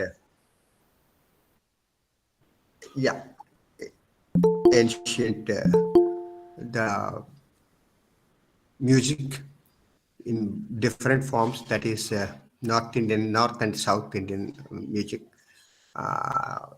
So the very title, the picture on the title itself is quite interesting and enthusiastic. Before going into the thing, I'm happy to introduce Dr. Satyakam Sen ji. He was a postgraduate from the Archaeology Department of University of Calcutta, and initially he took part in the excavations carried out at the different parts like Mangalkot in West Bengal and Lalitgiri in Odisha. Lalitgiri is a very interesting Buddhist site. So he has taken part in that one initial time, and subsequently he joined in the project of documentation under the Directorate of State Archaeology, West Bengal. And then since 1992, that Satyakam has been working in Indian Museum, Kolkata, and presently is managing is in charge of the archaeology section of the prestigious Indian Museum, Kolkata. So throughout his career, he had made some important visits to the foreign countries like Republic of Korea for organizing an international exhibition way back in 1998. And then he had been to United Kingdom taking part in the leadership training program that was given in 2012 for many of the officials under the Ministry of Culture, Government of India. And also he had been to Thailand for delivering the international seminar and a Buddhist conference. He had delivered a paper. So to his credit, he has a number of publications. And then he took part in several seminars and webinars, and then delivered on various aspects at important occasions by organized by different institutions. Just for example, National Museum of Scotland, and then Maulana Abul Kalam Azad Institute of Asian Studies, then Netaji Subhash Chandra Bose Administrative Training Institute, Asiatic Society, Bharatiya Dharohar, Evam Sanskrit, and other organizations of the typical significance. So, as said in the earlier, in the recent past, he is now heading the archaeology section in the Indian Museum, Calcutta, and then as a part of it, he took some of the initiative in organizing special exhibitions on especially Harappan culture, quite interesting one. Then rare objects of Durga, again a special exhibition on that Durga. Then the divine powers based on the collections from the Indian Museum, that is the Calcutta. Now presently, in his individual capacity, he is looking for quite a big project on an interdisciplinary approach to Indian music through an archaeological window. That's quite interesting. With these few introductory words, now I invite Dr. Satyakem to deliver his talk on this particular tradition of string instrument in India, because the very topic itself is quite interesting, because when you see, maybe Dr. Sachkan might have seen down south in Kumbakonam and also at Tiruvarur, there is a museum, there is a museum organized by the Tamil Nadu government, wherein they have exclusively displayed ancient Venas, music instruments in different forms, how the Veena, evolution of Veena shape itself taken place during the course of something like 1,000 years. That's quite interesting. If time permits, whenever it is possible, feasible view, I request you, Dr. Sachkem, to have a visit to that particular. It's a small museum, but quite interesting when you speak of these instruments, ancient musical instruments. With these introductory things, thank you, Mr. Raji, and I request Dr. Sachkem to start his talk. Dr. Sachkem.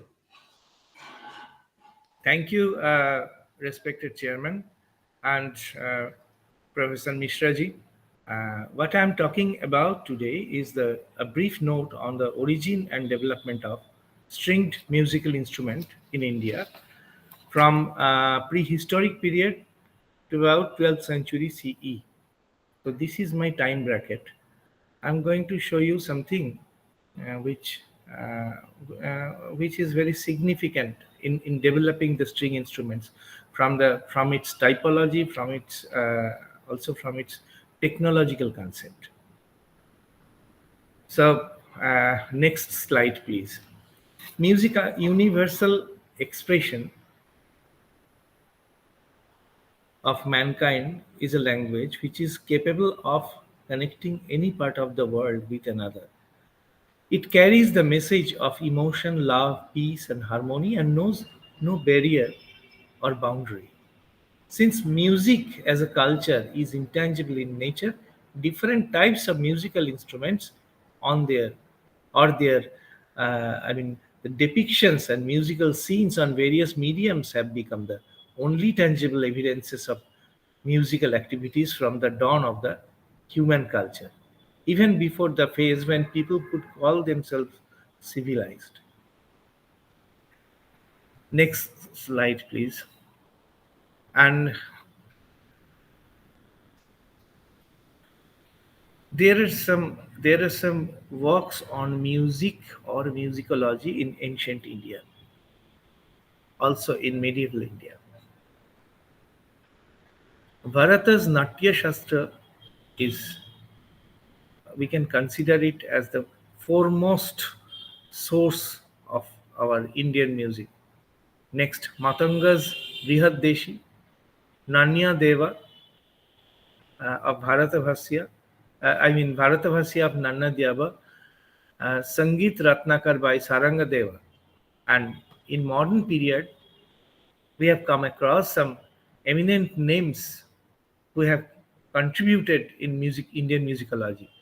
One is Saurindra Mohan Tagore, Vishnu Narayan Bhatkandeji, Sri Gopeshwar Bandyopadhyay, Sri Krishna Narayan Ratan Jankarji, V.T. Subramania Pillai, Mr. Joseph J.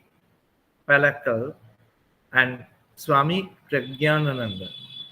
Next slide, please.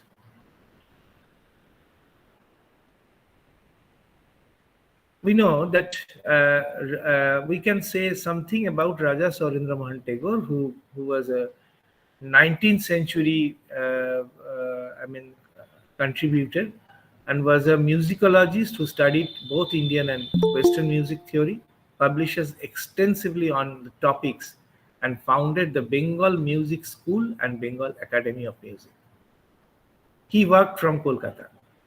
A staunch supporter of the British Empire.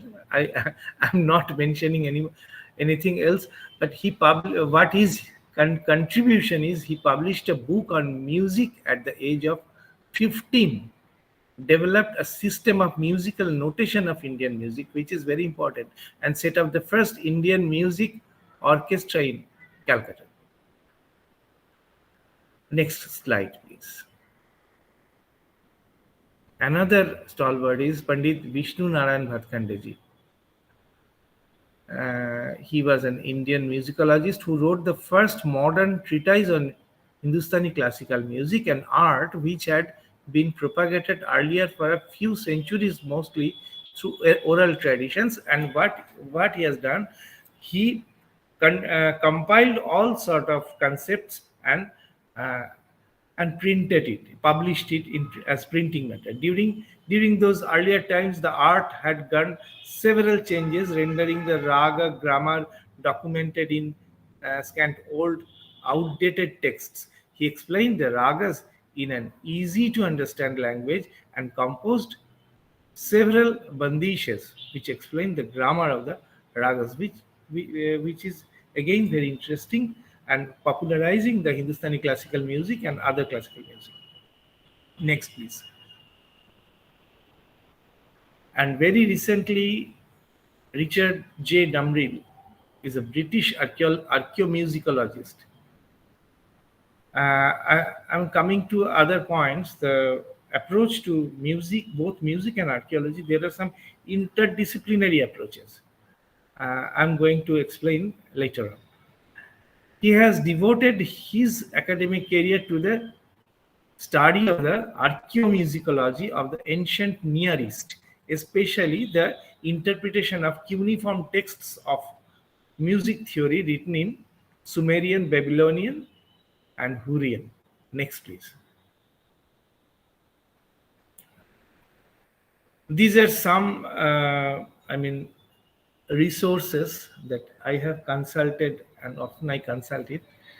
Musical instruments by B. Chaitanya Deva, Indian folk musical instruments by S. Kothari, Musical Instruments of India by S. Krishna Swami.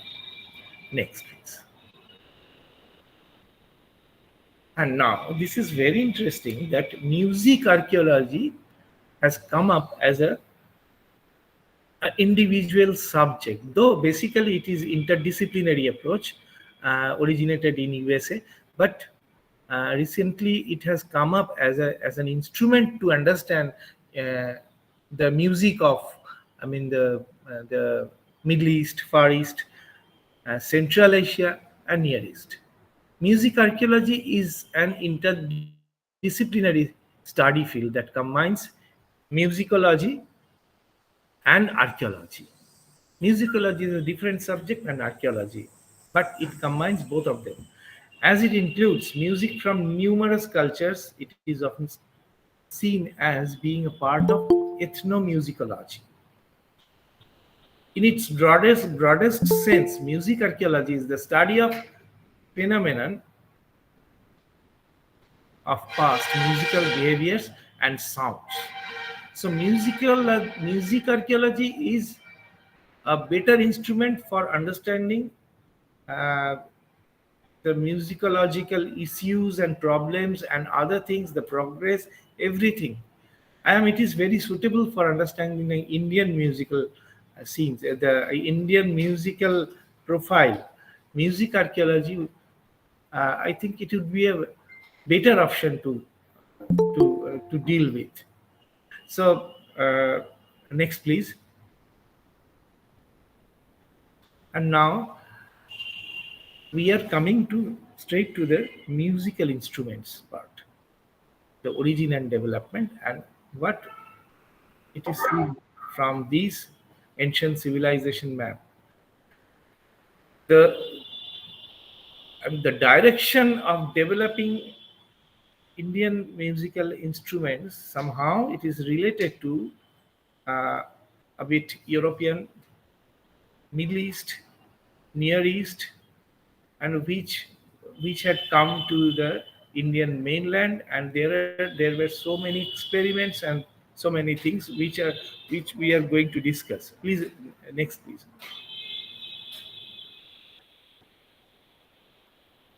Actually, if one goes for the study of the territorial distribution of the spread of music in India, the political map of India can hardly be able to restrict the fundamental trends of music within its boundary. Because if some parameters like numbers of musical notes approved, basic musical notes accepted, musical instruments in circulation, rhythms used, methods of managing the production of voice, current musical symbolism, and finally the overall behavior of the people in respect of music are considered, the musical map would overrun the political map. In fact, there are lots of similarities in the music of the political entities of Arabia, Afghanistan, Pakistan, India, Iran, Bangladesh, Nepal, China, Bhutan, Sri Lanka, Myanmar, and even Thailand. They are closely related. Musical map is something different than political map. So, please, next slide. We are concentrating upon the meat country, that is Madhya Pradesh. We have traced the musical activities from the Mesolithic period. In a rock shelter painting in Kathotia, very near to Bhimbetka, we have come across this scene, where it is seen a man is sitting over there, a musician rather, he's playing on a bow-like string instruments. So this is everything. If we go for a conjectural line, if we draw a conjectural line, it comes from the concept of bow with a string, with a single string. Whenever they went for, hunting, the first sound, the musical sound they have come across, they had come across the thing, that the sound of the string, and after that these bow have been added with so many multiple strings with different length and pitch, giving them a probability of creating a string musical instrument. So this is from Kathotia. Next, please. This is from Lakhajwar, and Lakhajwar we find they're dancing with music, and the man in the lower part, he's playing on a string instrument, and something chanting, some round shaped something they're getting of their mouth and voice. Please, next, please. And this is from Chalcolithic phase in Panchmari, Madhya Pradesh. Please see the structure of the bow, this musical instrument in a form of a bow, which we find, next please, in Bharhut, the age of Bharata Natya Shastra. This Yakshi is playing on a 7-string veena like a harp you are seeing on the screen, but they, in all possibilities, they have originated from a hunting instrument, bow, which became converted into a musical instrument, which served during their the pastime, the pleasure, and they used to play on the string. Again, please, next, please. In Bharuta, this is a musical scene. Next, please. And here we find another a musical instrument, harp-like, which is referred in later Vedic texts and in Bharata Natya Shastra as Bipanchi Veena. It is having 9 strings and it can be played with a plectrum. But in the previous slide, could you please go to the previous, the first slide of Bharut? Could you please? The first slide of Bharut. The Yakshi playing on a veena.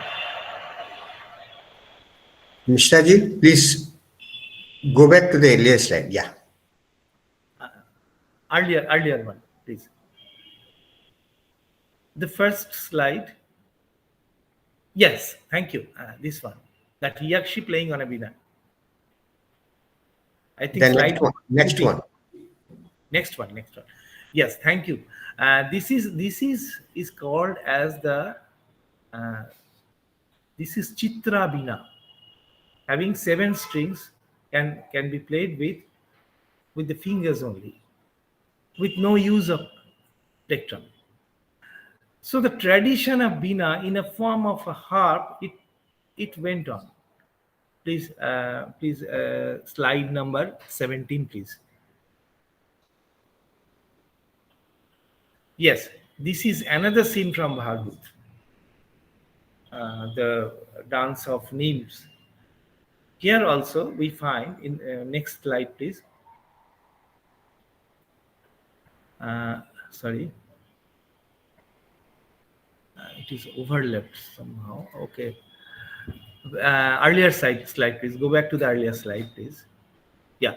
So this is here also the same type of string instruments are being played in the lower compartment. But from the beginning of the Common Era, what we found that, next slide, the usage of string instrument having fingerboard and the resonator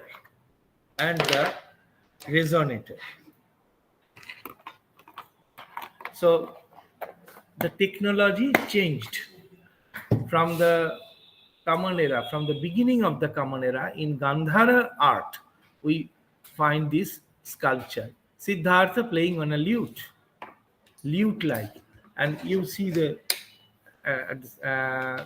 in the same slide, the picture of a lute, the design of a lute. It is almost same that Siddhartha is playing on and one string instrument. Please, next slide, please. But side by side, they used to have some and the harp-like string instrument.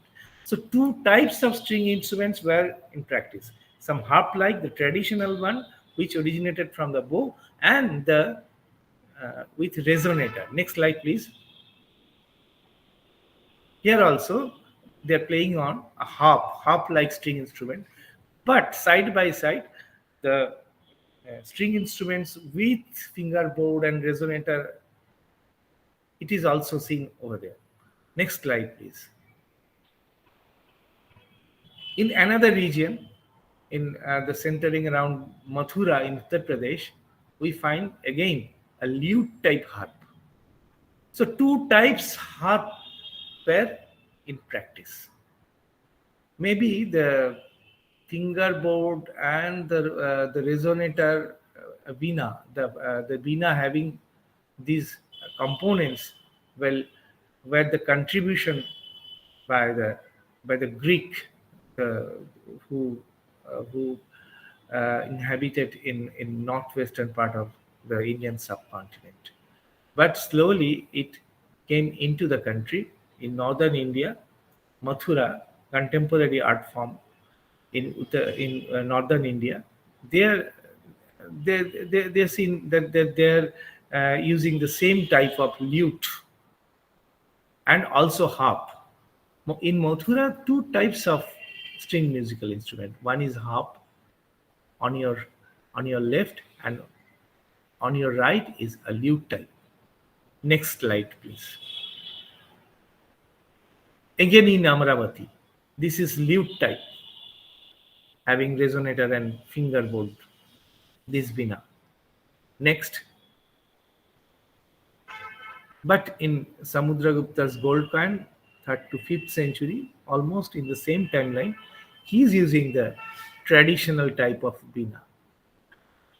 So up to, next slide please, up to 5th, 6th century, where what we find two types of string musical instruments, at least two types of string musical instruments were on practice. One is lute type, the traditional one, and one is lute type, like lute, sarod, and other things. But from 10th century, we found 8th, 9th, and 10th. This is an example that in a Sarvamangala or Devi from Madhya Pradesh near Satna, the side figures are playing on a string musical instrument placed diagonally with the body. This is the first thing that we found. That is the placement of string musical instrument diagonally. Next slide, please. But in another slide, we in Venugopal, door lintel from 12th century horizon, there is a beautiful lintel. The central figure is Venugopala. In a side figure, we find another type of stringed musical instrument placed almost horizontally with the base, with the floor. This is another type. Please, next slide, please. So this diagonal type, like sitar, you are getting a modern photograph. Next slide, please. In 10th century, the same thing is continued in Chandela period, the diagonal type of Bina. Next slide, please. Same thing from Uttar Pradesh in 10th century. So it is confirmed that this type was very much in practice in northern India and other places in central India also. Next slide, please. Which I am talking about. I was talking about the Venugopala, beautiful lintel from 12th century, Halebidu, Karnataka. Okay, next slide, please. So this is lute type from Rabab to Sarod. Rabab is attested from 7th century CE. It is mentioned in old Persian books, and many Sufi poets mention it in their poems. Whatever. It is widely used in Sri Lanka and India, and it is generally been considered as an ancestor of the violin family. I should say not the violin family, but the bowing instrument. Next slide, please. Next slide, please. And this is sarangi, another bowing instrument. So, if you classify the string musical instruments, there are some sub-classification, like musical instruments can be played with the finger only. Musical instruments can be played with a plectrum, and more complex is the bowing musical instrument, the latest development of the this bowing instrument. This is sarangi, you know.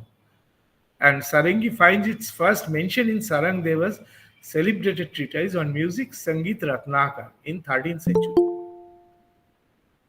And in Abul Fazl's Aini-Akbari, there is an explicit reference to sarangi as part of court ensemble. Next slide, please. And this is sarinda. Again, originated from this type of sarangi, but it is widely used it was used in a wide area, like Afghanistan, Pakistan, northern India, even in North Bengal. It is used as a folk instrument, sarinda. Next slide, please. Another musical instrument associated with the Sikh gurus, that is Mayuri Veena. It is also called as Veena, but is a basically bowing instrument. An instrument associated with North and Central India, the Taus, the another name of Mayuri Veena is Taus, generally has been specific connections with the Punjab, particularly with the Sikhs, whose sixth guru, Har Gobind, is said to have been directly responsible for invention of the instrument. But others give the credit of inventing Mayuri Veena or Taus to the 10th Guru, Guru Gobind Singh, who was also a scholar and poet in Persian language. Next slide, please. From Mayuri Veena, the line of bowing instrument from Mayuri Veena comes to Dilruba and Israj. The derivative of the earlier string instruments, Israj and Dilruba. Israj is widely used in Eastern India through Vishnupuri Gharana of classical Hindustani classical music, and it is very much played with another song. The great poet Rabindranath Tagore, Rabindra Sangeet. It is widely used as accompaniment as well as the solo instrument. So this is Israj. Israj, the Dilruba, was created some 300 years ago by the 10th Sikh Guru, Guru Gobind Singh, who based it on the much older and heavier Taus. It is possible that he discarded the Taus or he converted Taus into Dilruba. According to the folklore, Israj was created by Ishwari Raj, musician lived in Gaya Dham or nearby Varanasi. Next please. I'm very sorry I'm taking so much of time, and these are my key references. I have worked on it should be included. It's fine. No, not at all in lengthy one. Please carry on in detail. That's why. Thank you. And I'm come to my the end of my topic. And K. Krishna Swami, Ashok Ranade, Swami Pragyanananda, Arvind Newmayer, and Yashadhar Matpal, who have contributed in the prehistoric rock shelter painting. It is very interesting, and I am studying on these, and I am finding so much interesting, so many things to come on my way. I expect. And please next slide, please. And I go to Indian Museum, Kolkata. Those exhibits were from Mathura, from Indian Museum, Kolkata, Mathura Museum, Uttar Pradesh, Allahabad Museum, Uttar Pradesh, and these photographs were taken by the former photo officer, Mr. Devashish Gayan, and Sri Snigdhadev Sengupta is an eminent vocalist in Bengal. And thank you so much for keeping patience, for giving a patience hearing to my speech. Thank you so much. And if you have any question, you can connect me through email and phone and WhatsApp, whatever. Thank you. Sorry. Very good talk, Sachikam. Hearty congratulations, because you have the very of your topic indicates that you have deeply researched these aspects to a great extent. But one of the thing, one suggestion is that you have one, the earlier one, its instrument, it went from my mind, but a separate bow and this thing. That is violin of, you said it is violin sort of, but we have in India, Ek Tara is Indian origin one. Ek Tara is a similar one. Ek Tara is in fact, since time immemorial, that has been continued because that is a part of the folklore expression of happiness. Ek Tara. So that is there. And then the evolution of these instruments you have very nicely depicted and exhibited through your very what's called a small but a very detailed description of each and every object, how they have evolved. That's good. But one thing is that since you have touched that Chanakeswara temple, Halibedu, had you seen the other parts of the contemporary thing within that area or in Tamil Nadu, you would have come across with n number of evidences that would have been further enhanced, that would have been further given some weight to your this thing. But indeed, your talk is very, very, very, very impressive and very informative and very knowledgeable for those people who wants to know the ancient Indian music. That's the thing. But the time is such a time. In fact, it should be attended by more people. But it's fine. So thank you very much. And then I request audience if there are any questions or any queries, please. Yeah. Good morning, fellow scholars, and Satyakam. Very proud of you. You really did a good job. Very neat presentation, I would call it. Yeah, exactly. Very focused, very neat, very well researched. I'm always proud of you, Satyakam. Thank you. You know that. Yes. Yeah, yes. You are also from the Indian Museum, Calcutta. And not because I'm from Indian Museum. No, since you are there, you know. Yeah. No, Babji Rao. I know almost all the national museums. People know me. I know them all over India. But Satyakam, it belongs to a separate category of researchers. Different entity. Very separate entity. And he is here because of his research. He is not here because he knows me. That is important. And second, Satyakam, I really take this as a sequel of your first presentation you gave on Bharatiya Dharohar. Right. This is a sequel. It has further developed. I wish you all the best and wish you could come out with an encyclopedic volume on this aspect, because you have the advantage of visiting these different museums and access also. And I really appreciate it and I'm proud. So congratulations, Satyakam. I'm really grateful. Yeah. And Pune also, you can talk to that director, and he has a lot of stringed instruments. I will tell him also. So take those photographs and you can start, integrating that with your manuscript. Okay. All the best. Thank you. Thank you.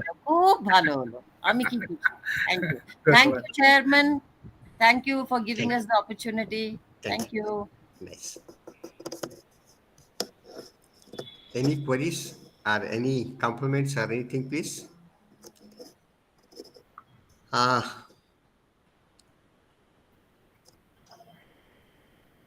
Thank you, audience, our fellow scholars, for being with this session, beautiful session, a beautiful talk of Dr. Satyakam Senji. And with this, I hand over to convener, Mishraji. Over to Mishraji.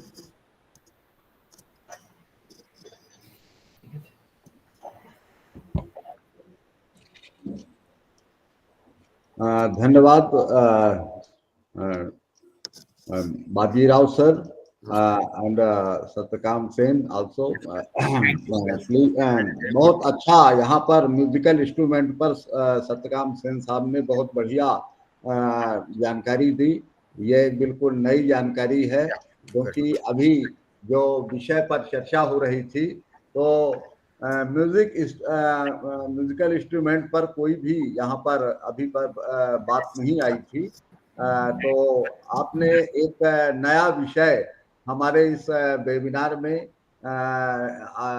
दिया है आपने, और इस पर जानकारी दी है, जिसमें कि ऑडियंस को एक नए विषय से भी परिचय हुआ। और निश्चित रूप से बहुत कम समय हालांकि उन्हें मिला तो ये तैयार करने के लिए, कल ही उनसे बात हो पाई, और एक दिन के समय में और बीच में कुछ लैपटॉप की भी प्रॉब्लम उनको आ रही थी। तो लेकिन बड़े समय के साथ उन्होंने जो समय हमें कल दिया वो आज उन्होंने बताया कि ये इस तरह से आज ये व्याख्यान हो पाया।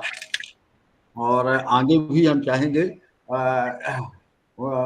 मैडम डॉक्टर जे केदारेश्वरी मैडम ने हमें चर्चा की थी कि ऐसा है, यदि आपके टाइम स्लॉट में बात आ रही हो तो हम सब इन्हीं अच्छे और जो वक्ता हैं उन्हीं के लिए हमने एक दिन जो है वो अपने कार्यक्रम में 15 से 16 किया। और आज अच्छी जो 5 टॉक हो रही हैं वो निश्चित रूप से बहुत अच्छी टॉक थी, जिसमें 3 टॉक कंप्लीट हो गई। एक तो सिंध के हिंदू जो कल्चर है, वहाँ के जो मंदिर हैं उन पर जो है बहुत अच्छी चर्चा हुई। मोहन देवराज जो कि वहीं पाकिस्तान कराची से हैं, उन्होंने टॉक दिया। दूसरी टॉक जो है पाकिस्तान से ही जो स्वाट वैली है, एक महत्वपूर्ण वैली है वहाँ की, और खासकर ब्यूटी और आर्कियोलॉजिकल दृष्टिकोण से भी। तो वहाँ के विजिटिंग लेक्चरर ने फैजल खान ने दिया वो लेक्चर। और ये तीसरा लेक्चर जो है सत्यकाम सेन साहब का हुआ, म्यूजिकल इंस्ट्रूमेंट पर। इंडियन म्यूजियम कलकत्ता में आप कार्यरत हैं और बहुत ही अच्छा व्याख्यान यहाँ पर दिया। तो अब अगला जो व्याख्यान है उसमें थोड़ा समय लगेगा 10-15 मिनट का, क्योंकि उनकी अभी क्लास है। तो तीसरा ये जो अगला व्याख्यान है वो हम बलूचिस्तान कल्चर पर करने जा रहे हैं। ये बलूचिस्तान का एक अपना यूनिक कल्चर है, उस पर ये चर्चा होगी। और इसमें मोइनुद्दीन हैकल साहब, doctor Moinuddin Haikal, assistant professor Taxila institute of Asian civilisation में वो असिस्टेंट प्रोफेसर हैं, और वो यहाँ पर बलूचिस्तान के कल्चर के बारे में जानकारी देंगे, उनके विषय के बारे में। From early village culture in Balochistan integrated mature culture of Indus a review, ये उनका विषय है। और उस पर जल्द ही टॉक वो देंगे। और चेयरपर्सन के रूप में बलूचिस्तान और पाकिस्तान के अच्छे नामी जो है आर्कियोलॉजिस्ट डॉक्टर कलीमुल्ला लसारी साहब चेयरपर्सन के रूप में रहेंगे। और जल्द ही हम करीब 1:30 बजे के आसपास वो टॉक कराएंगे 15 मिनट बाद। और इसके बाद एक और बहुत महत्वपूर्ण टॉक है, वो है प्रोफेसर डॉक्टर शौकत महमूद साहब की, जो प्रोफेसर एंड हेड हैं department of architecture Punjab university Lahore में। और वो साइलेंट बिल्डिंग एंड गुरुद्वाराज पर चर्चा करेंगे। पाकिस्तान के साइलेंट बिल्डिंग्स एंड गुरुद्वाराज, ये खासकर सिख मॉन्यूमेंट पर आधारित है। और वहाँ के अच्छे स्कॉलर हैं और वरिष्ठ प्राध्यापक भी हैं, और उनके अंडर में काफ़ी स्टूडेंट्स ने काम किया है वहाँ पर। तो इस तरह से अगली जो टॉक होगी, और उसमें चेयरपर्सन के रूप में professor doctor Balwinder Singh, retired professor, Guru Ramdas school of planning, Guru Nanak Dev university Amritsar रहेंगे। तो ये जल्द ही ये भी टॉक जो है हम 2:30 बजे से और 3:30 बजे तक करेंगे। और फिर 4 बजे हमारा जो है इस कार्यक्रम का जो वैलिडेटरी सेशन है वो होगा। हमने सभी को इनवाइट किया है। तो एक बार पुनः मैं आज इस सत्र के चेयरपर्सन बाबूजी राव साहब का और eminent speaker doctor Satyakam Sen sahab का बहुत बहुत धन्यवाद करता हूँ। और जस्ट 10-15 मिनट के बाद नेक्स्ट लेक्चर हैकल, डॉक्टर हैकल का होगा, जो बलूचिस्तान कल्चर पर है। धन्यवाद मिश्रा जी, थैंक यू।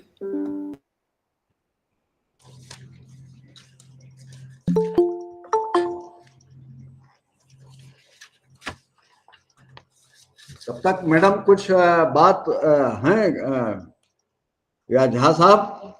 जी जी, मैं हूँ। हाँ, तब तक कुछ बात 15 मिनट का है हमारे। हाँ, मैं ये जो कार्यक्रम आपने किया है हेरिटेज के ऊपर, ये बहुत ही सभी को काम आया है, क्योंकि knowledge is something which you learn from cradle to grave.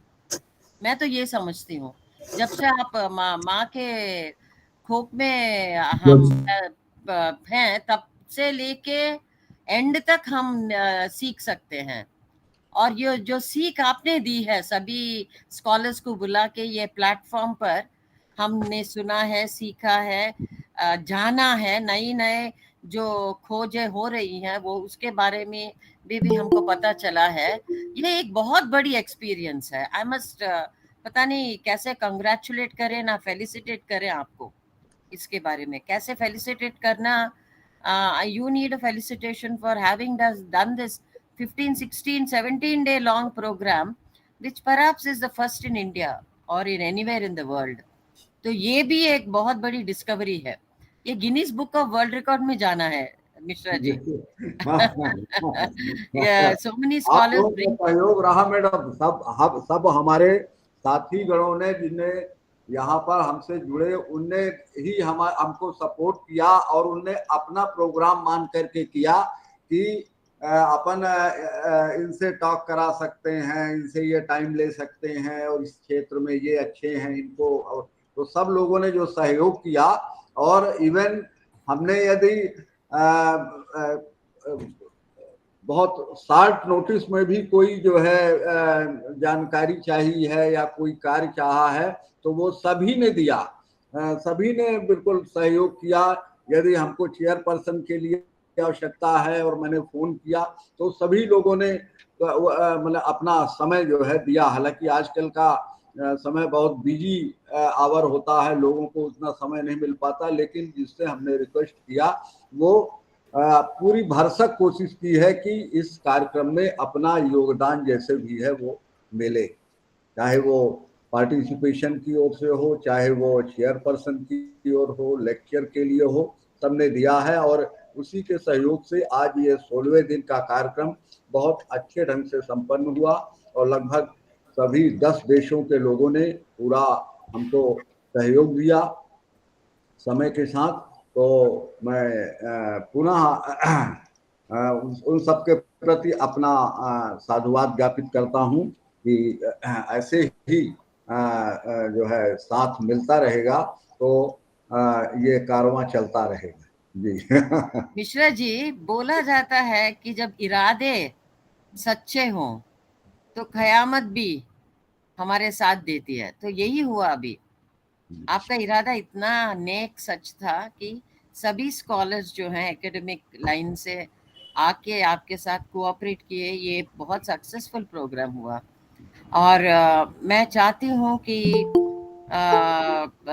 19th to 25th में जो भारतीय धरोहर संस्कृति से प्रोग्राम कर रही हूँ, मेरा बहुत ही छोटा प्रोग्राम है, एक ही लेक्चर है पर डे, उसी का भी आप चर्चा करें आपके प्लेटफॉर्म से, so that we get good attendance. मैं चाहूंगा बिल्कुल कि इस तरह के प्रोग्राम जो हो रहे हैं और आप मतलब तब मैं इसकी अभी इस पर भी चर्चा कर लूंगा या कुछ आपको समय दूंगा। तो जो अभी वैलिडेटरी सेशन में बहुत से लोग आएंगे और अपन अपने ग्रुप में जो भी ग्रुप हैं, जो जैसे व्हाट्सएप ग्रुप है और जो अपन बीच में बात करते हैं आपस में, तो उसमें भी चर्चा करके और उसको बहुत अच्छे ढंग से अपन को संपन्न कराना है उस प्रोग्राम को भी। वो एक प्रोग्राम है। सेकंड प्रोग्राम में जो प्रपोज कर रही हूँ, आप इसको वैलिडिक्टरी में भी रख सकते हैं कि ये भारत का भारत की एक खोज शुरू जी। करके उसमें आर्कियोलॉजी हेरिटेज पूरा डाल के, जैसे हमारा टेक्सटाइल हेरिटेज है, फूड हेरिटेज है, हाँ, पूरा सबको जी, जी। लाके, और हम बिगिनिंग इसका कर सकते हैं south Asian, south and Far east archaeology के ऊपर एक बहुत महान अच्छा सेमिनार कन्वेंशन, और दूसरा टेम्पल के ऊपर, जी। Temples in South Asia and Far East दोनों कवर कर सकते हैं। तो ये इसके लिए भी हम सभी का कोऑपरेशन चाहेंगे। ये दोनों मेजर प्रोग्राम्स हैं। और बात रही ये इंटरनेशनल नेशनल डे सेलिब्रेशंस की, इसको हम भी एक बड़ा प्लेटफॉर्म दे सकते हैं। सो देखिए, जैसे आपने ये किया, 17 दिन का प्रोग्राम, इसमें बहुत विषय हम लोगों को पता चला, कौन कहाँ कैसा कौन से विषय पर काम कर रहे हैं, नहीं तो पता कैसे चलता। दिस इज ये थैंक्स टू सूची मिल गई। Technology, thanks to Mishra.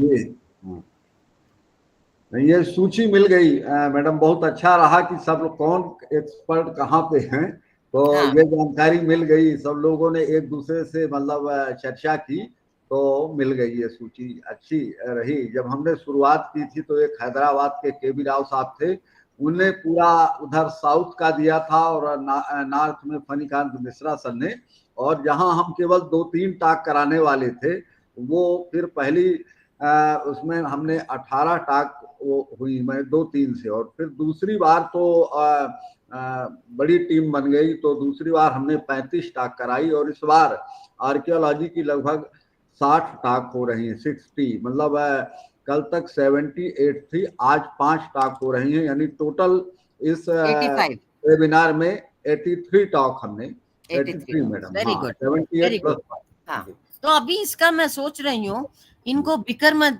ये बिकरना नहीं चाहिए। नहीं, नहीं, ये जो बिल्कुल नहीं कलेक्टिव, बिखरेगा हाँ, मैडम। इसको हाँ, हम नहीं, एक नहीं, हम एक इसको एक नई दिशा दिखाएंगे। ये जो आपने, जैसे मैराथन रनर होता है ना, जब ग्रीस में मैराथन शुरू हुआ, तो आपको वो उसका तो हिस्ट्री पता ही है, जो जैसे मैराथन एवरी कंट्री वो टॉर्च लेके दौड़ता था, तो हम भी वो टॉर्च को इस मंच से निकालेंगे और दौड़ना शुरू करके सभी विषयों पर एक इंटरनेशनल ग्लोबल चर्चा करेंगे। तो तब जाके आगे पता चलता है कि भारत की क्या इन्फ्लुएंस थी अन्य सिविलाइजेशन पर, संस्कृति पर, और ये एक लेबोरेटरी हो सकता है, ये platform for students of archaeology and history. जैसे काफी यहाँ पर हमारे कॉलेजेस हैं जो मेरे पास आते हैं, मैडम इस पर टॉक दीजिए, उस पर टॉक दीजिए। और मैंने ये एक देखा है, जब हम लोग जो प्रोफेशनली लेबोरेटरीज में काम किए हैं, मैं म्यूजियम को तो और आर्कियोलॉजी साइट्स एंड मॉन्यूमेंट्स को लेबोरेटरी मानती हूँ, और क्लासरूम को ये कॉलेजेस मानती हूँ। तो जब हम लोग बात करते हैं, बच्चे स्टूडेंट्स स्कॉलर्स बहुत मन से सुनते हैं, क्योंकि हम लोग जो प्रैक्टिकल एक्सपीरियंस है उसको हम क्लासरूम में लेके आते हैं। ये क्लासरूम सिर्फ थियरी जब बताते हैं कोई नहीं सुनता, मैं भी नहीं सुनती, शायद मैंने भी, मैं हिस्ट्री में सभी क्लास ठीक से विषय नहीं सुना। वो है क्योंकि वो एज भी ऐसा है, और दूसरा है कभी कभी जो विषय जानते हैं बताने की उतनी ये नहीं रखते, और जो नहीं जानते हैं वो बता नहीं सकते। तो ये कॉम्बिनेशन जो आज हमें आपके प्लेटफॉर्म में मिला है, बहुत अच्छा कॉम्बिनेशन है। मैं फिर से एक ही बात बोलूंगी, अभी जो सत्यकाम का प्रेजेंटेशन था, कितना क्यूट और एब्सोल्युटली फोकस था। उन्होंने कुषाण पीरियड, गंधार पीरियड, इतने पीरियड्स कवर किए, कवर किए। No, the best part is, sorry for the interruption. The best part is he has taken the traits from the prehistoric period. Prehistoric rock art से लेके आया थे ना, that yes, itself. yes, Otherwise, many people they take it as a scene of hunting or anything, because there is no much difference unless otherwise he said explain. It is also at the very first glance I thought, is it not a scene of a hunting like that? But after hearing to him, and when we see very particularly in detail, that it's all clear. That's the thing. And then the way how harpoon has come. But one thing is that the string ornaments, the string instruments, majority of them indigenously evolved in different pockets of the South India, especially. That is one of the important thing, helpful for him. That thing. And Mishra ji, the best part of this one is I have been telling you from the last three seminars. The best part of it is that the how he has maintained his time within the 1 hour. He has curtailed this thing within 45 minutes. He has completed entire his talk. That is such a beautiful thing. We all should take a cue from him. And madam, just he has now. This is okay. This is international 84, but last time it was 76, right, Mr. Ji? 72 August and September. August 14 days. 14 days. में sir 72 हुआ था और उसके पहले actually उसमें अगस्त में जो हमारी टॉक हुई वो अगस्त सितंबर 72 थी। उसमें 35 आर्कियोलॉजी के थे, 35 वाइल्ड लाइफ और एंड नेशनल पार्क पर था। और उसके पहले सर 56 थी, जिसमें से 18 जो है वो आर्कियोलॉजी की हुई थी और बाकी जो है लगभग 40 टाक जो है वो वाइल्ड लाइफ और उस पर भी।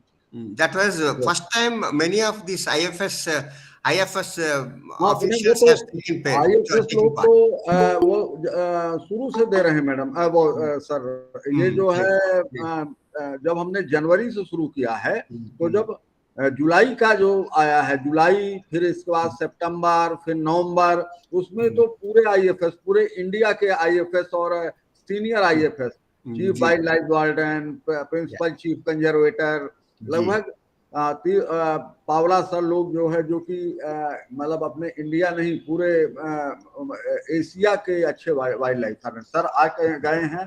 हाकल साहब, ये हाकल साहब आ गया है। गुड आफ्टरनून, वेलकम बैक हाकल साहब। Now, Mr. Ji, please. आके आपको देख के फिर आए थे।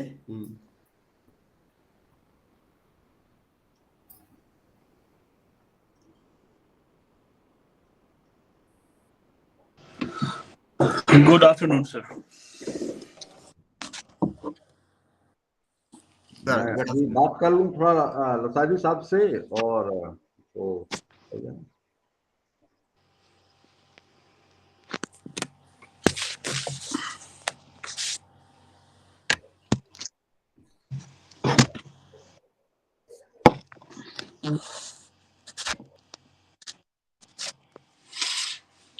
Hello.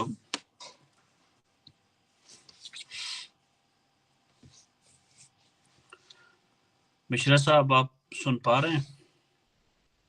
Ji, you are Audible. Okay. पहले मैं करा दूं शौकत साहब को थोड़ा सा वो शेयरिंग का करना चाहते थे, अभी मेरे बातों में भूल गया मैं। हेलो हेलो, जी जी सर। हाँ, फिर उसके बाद अपन शुरू करें थोड़ा सा वो यहाँ अपनी टॉक का वो जो प्रेजेंटेशन है वो टेस्ट कराना चाहते हैं, फिर आपकी टॉक करा लें अपन। हेलो, ठीक है सर। हेलो। हाँ, ज्यादा टाइम नहीं लगेगा सर, 5 मिनट वो टेस्ट करेंगे और इसके बाद जो है टॉक शुरू हो जाएगी आपकी, फिर बाद में उनकी टॉक। ठीक है सर, मुझको बातों में भूल गया मेरे को।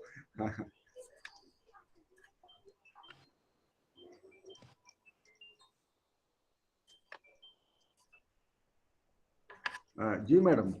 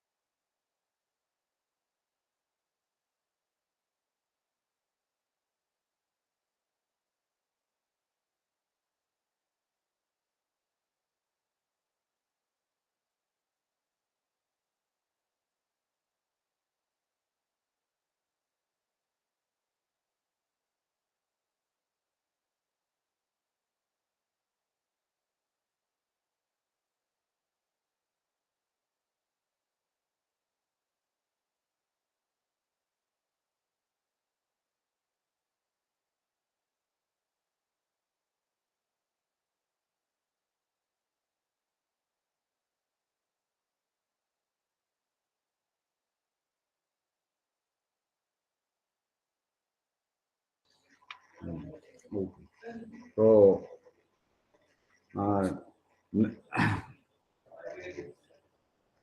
नेक्स्ट सेशन के लिए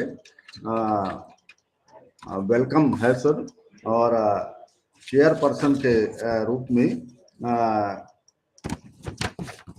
हमारे बीच डॉक्टर कलीमुल्ला लसारी सर हैं। Welcome sir.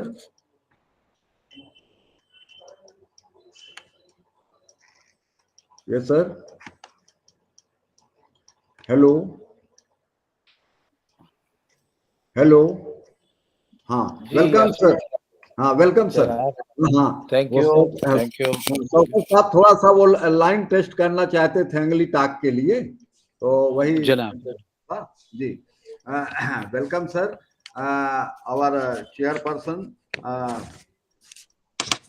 Doctor Kalimullah Lasari sir, और our eminent speaker doctor Moizuddin Haikal sir, Taxila assistant professor, Taxila institute of Asian civilisation, Islamabad university.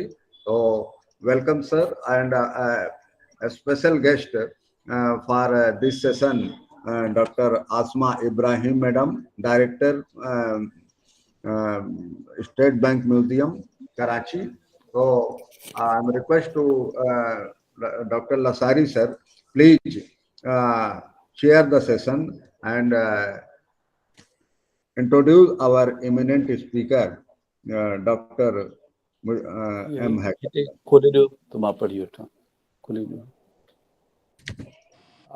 Thank you for inviting me to chair this very important session, and it gives me immense pleasure to be with you today on this talk regarding the Baloch culture by Dr. Moizuddin Hekel. He has PhD from the University of Peshawar and specialization in the field of archaeology, and additionally he has the training in epigraphy and paleography. These are the rare qualities which is lacking within the modern scholars here, especially in Pakistan. And this rare subject specialization aids to his abilities further, and he has contributed quite a lot to the archaeology of Gilgit-Baltistan. He is serving presently as assistant professor at Taxila Institute of Asian Civilization, Quaid-e-Azam University, and where he teaches courses relevant to the archaeology, mainly epigraphy and paleography, Indian art and architecture. And he also specializes in the languages of the Gilgit-Baltistan area. That is again one of the very rare thing within this scholarship in South Asia. He has, to his credit, interest in the Gandharan art and also in Indus civilization. He has contributed generously to various academic periodicals and journals, and he has been involved into the work in the Altit Fort Hunza. He deciphered certain very interesting inscriptions from his area in the Skardu. Besides this, he investigated in heritage rights and tribal governance in Hunza, and that is one of the hallmark of that particular area, having this anthropological understanding. He has studied the collective burials in district Ghizar. Besides his field and research activities in northern Pakistan, he studied Katha temple from district Khushab, and reference to Gandhara, Nagara temples in the Salt Range, Pakistan, and proposed a possible route of Phoenicians travel between Pamirs and Gandhara, and the location of wooden mitrava at the Charthol rock cut niches at Gopis, Gilgit, Baltistan. In his continuation, he is working further on diverse areas of research on the archaeology of Gilgit, Baltistan, northern Punjab, and Gandhara, and he aims to conduct an exploration and excavation based archaeological investigation in these areas. So he has quite good plans for that, and we wish him success in this field. Currently, he is working on the Naupura Karaga site in Gilgit, the site from where the known Gilgit manuscripts have been recovered. This project has been approved by Higher Education Commission of Pakistan and is at a stage of starting his field activities. So, further ado, uh, uh, I would like to invite Dr. Muiz to please present his talk. Over to Dr. Muiz. Thank you so much, Sir Kalimullah Lashari sir, that you have elaborate or you have discussed. You have given me what I can say that a higher grade than what I am. Uh, anyway, the topic I chose last day with by discussing on the conference with the organizers of the conference that nobody is going to present our the subject of Balochistan area or the human development or history connected to this area in Balochistan. That is the topic I have to present or have a discussion over here on that important topic. This region of Balochistan. So I have many apologies before opening the discussion or before having a lecture. I have many apologies that I was not able to prepare PowerPoint for this. I was thinking to make it from Google Map, but due to some technical reason, I lost the data. Anyway, I will discuss orally with you that my learning, my experiences in teaching the early village cultures or the development of human culture in Balochistan, or the role of Balochistan, that what the Balochistan has contributed in the development of human cultures in South Asia. Let me start first to discuss the geography of the area. You all know that this rugged mountainous area, mainly with no major water source nowadays, little bit away on the western side of River Indus, and this area is having a lot of huge data of human history, which can be dated back to the Mesolithic period, and from Mesolithic period onward, we have evidences of early village culture from Mehergad, and this village culture is not only marked from one site, but several sites have revealed this greater culture, village culture, around 7,000 years ago, or 7,000 years before present. The human started to have a village culture or a village life in Balochistan. This is not 7,000 years before. I was wrong. 7,000 years before Christ.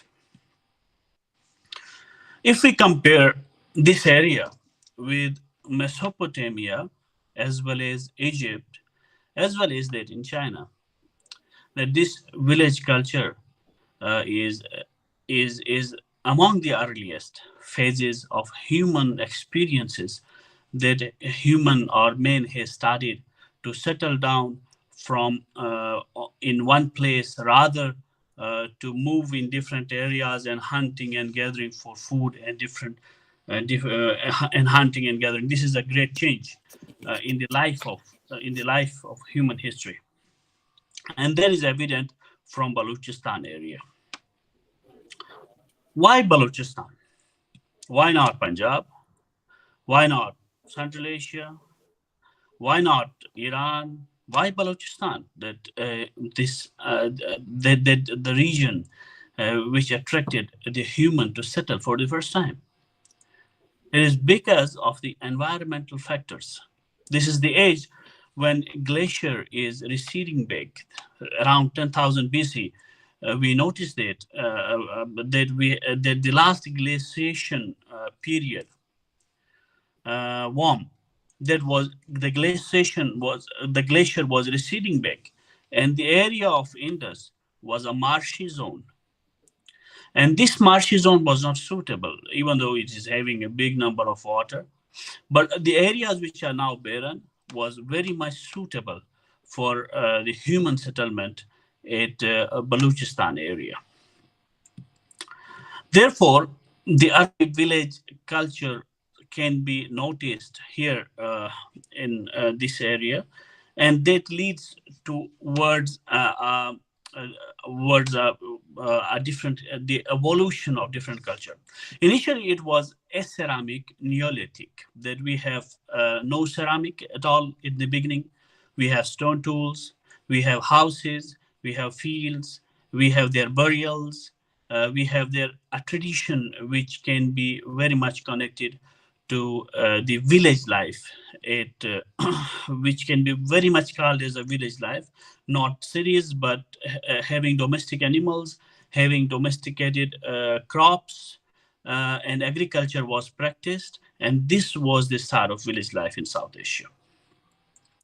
From here onward, gradually the concept, the evolution of ceramic emerges. That we call it as, we divide the sites into ceramic Neolithic and ceramic Neolithic. These ceramic Neolithic and ceramic Neolithic phases are very much important to understand the development of human culture and the role of ceramic, the role of soil to be converted as a ceramic for the daily use in their life, in their culture, around in the Neolithic phases at Balochistan. This leads us further. This ceramic Neolithic is a base for Nal and Kulli culture.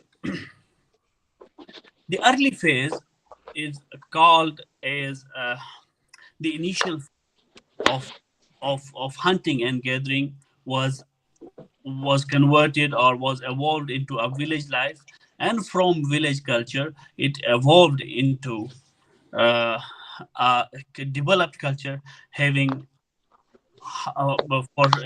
having a use of ceramics in their.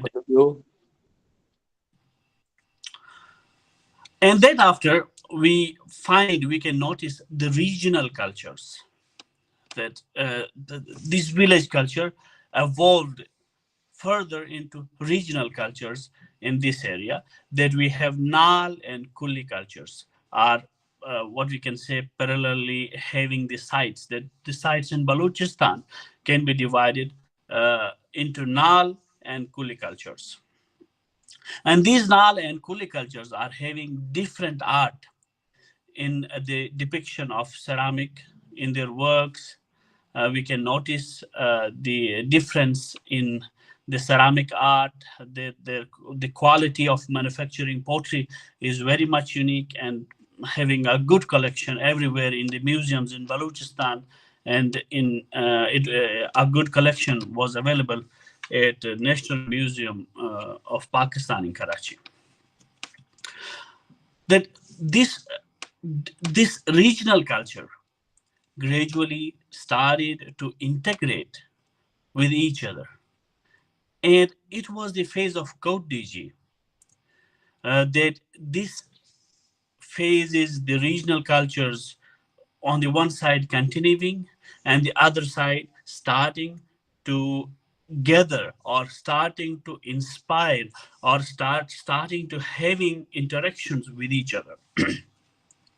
And the area which was earlier not suitable for human settlement, the marshy area is now settled.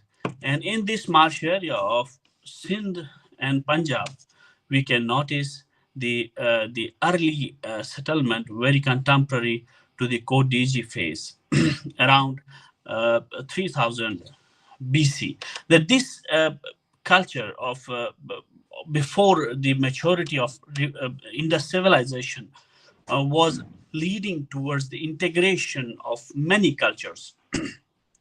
Their cultures integrated and emerged as big cities, having several towns in the surroundings, and having these towns were having the role to feed the cities and having the international connections of trade with Central Asia, with Mesopotamia, and with other regions from east in the east and to the west. That the people of Indus were in connection, and the culture was leading towards the maturity, and the cultures here were having their unique features, their unique reasons for becoming unified at the phase of Kodiji.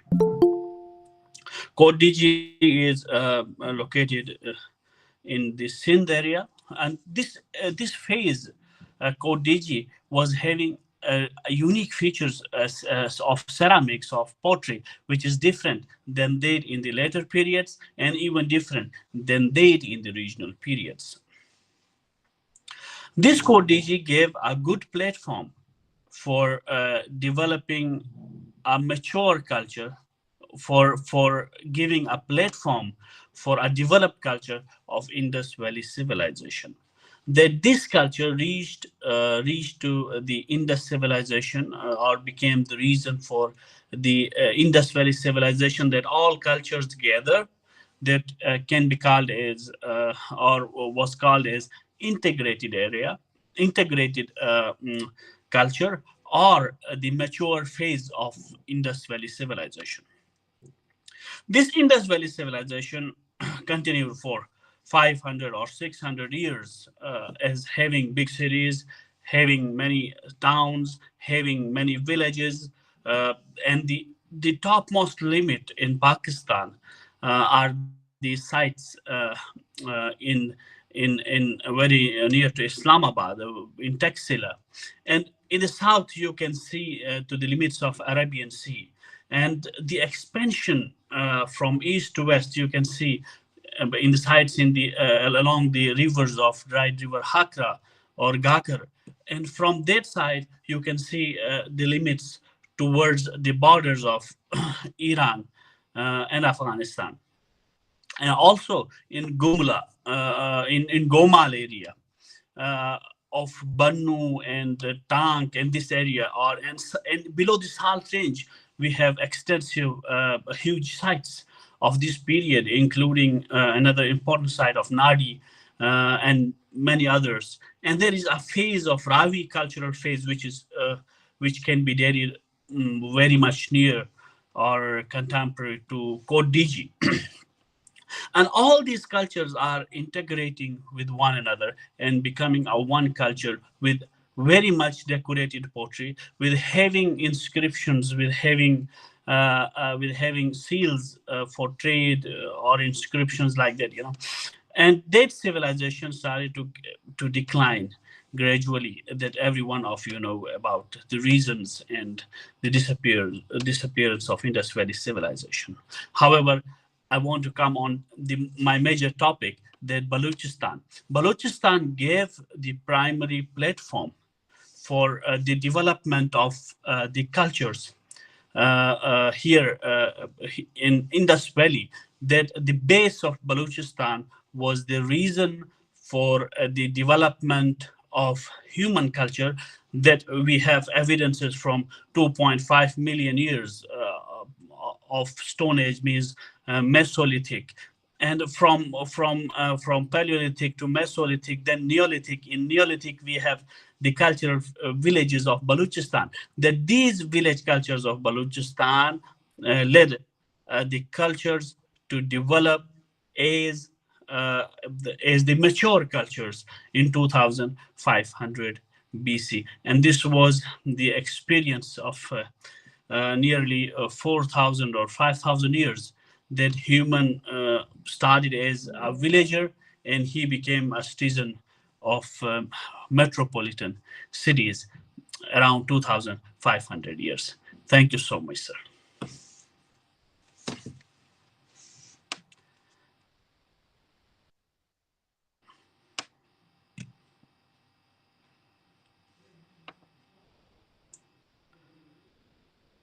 Kalimullah sir, mic. Unmute yourself, sir. Thank you Muiz sahab, आपका बड़ी मेहरबानी, बड़ी नवाजिश. You did well by giving us the background of Indus Valley civilization, and then try to put forward the importance the Balochistan area has provided the type of evidence, and it is considered to be the beginning point of what later on became the greater civilization. But before concluding your session and before making my own remarks on your talk, I would now like to request the audience for coming forward with their questions if they have any.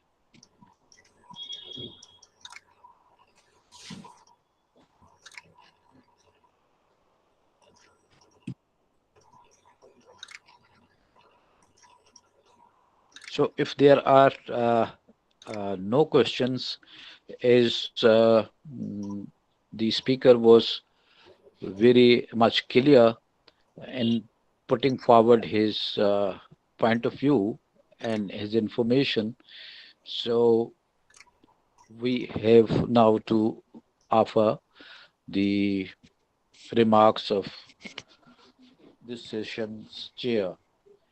So, as very rightly described by the Professor Hekel Saab, that Balochistan has been an area where, due to the geological and geographical reasons, the cultures started developing, and then they became the village culture, because that the glacial age had receded, and the conditions at the higher plateau, higher Piedmont areas was such that it attracted the human population and provided them with the sufficient conducive atmosphere to get together and start getting benefits out of the agriculture. So this basic experimentation of these people led to the emergence of clans, groups, and then they went ahead with the village formation. And these village formations, even though this was not very advanced type of social life, but yet they were able to produce such a conducive atmosphere that it led to the development of arts and crafts within those groups. And then later we started seeing that the ceramics started appearing. And the speaker has been very specific about describing the late emergence of settlements within the plains of Sindh and Punjab, that the receding glacials had left those areas a bit marshy. So this was not conducive for the population to have that sort of experience. So they avoided those marshes and they preferred the higher lands, and this is the reason that we find the material development and new experiments taking place within Balochistan. And he has very rightly given this time frame that at least 3,500 years of experimentation with the humans among themselves as groups. They had developed that sort of society and social interaction that formed the base for the rise of Indus civilization. And this credit actually should be accepted to be going to Balochistan. And no scholar would rather be having the second opinion about it. So this way, the speaker has been really very clear about the position.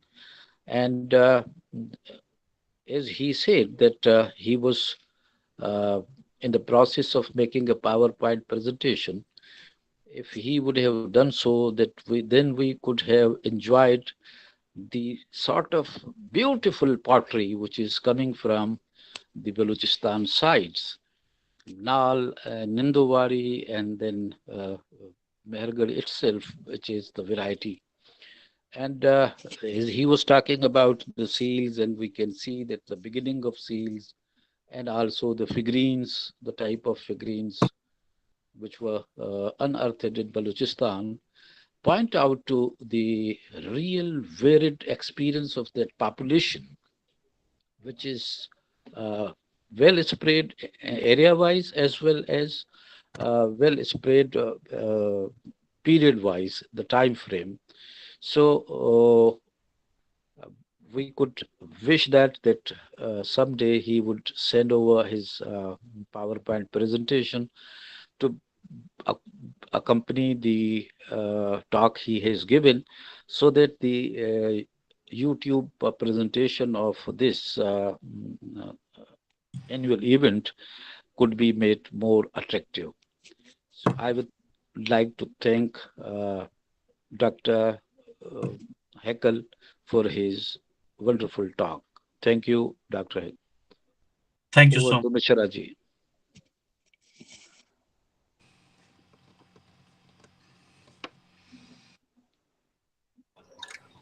बहुत बहुत धन्यवाद sir,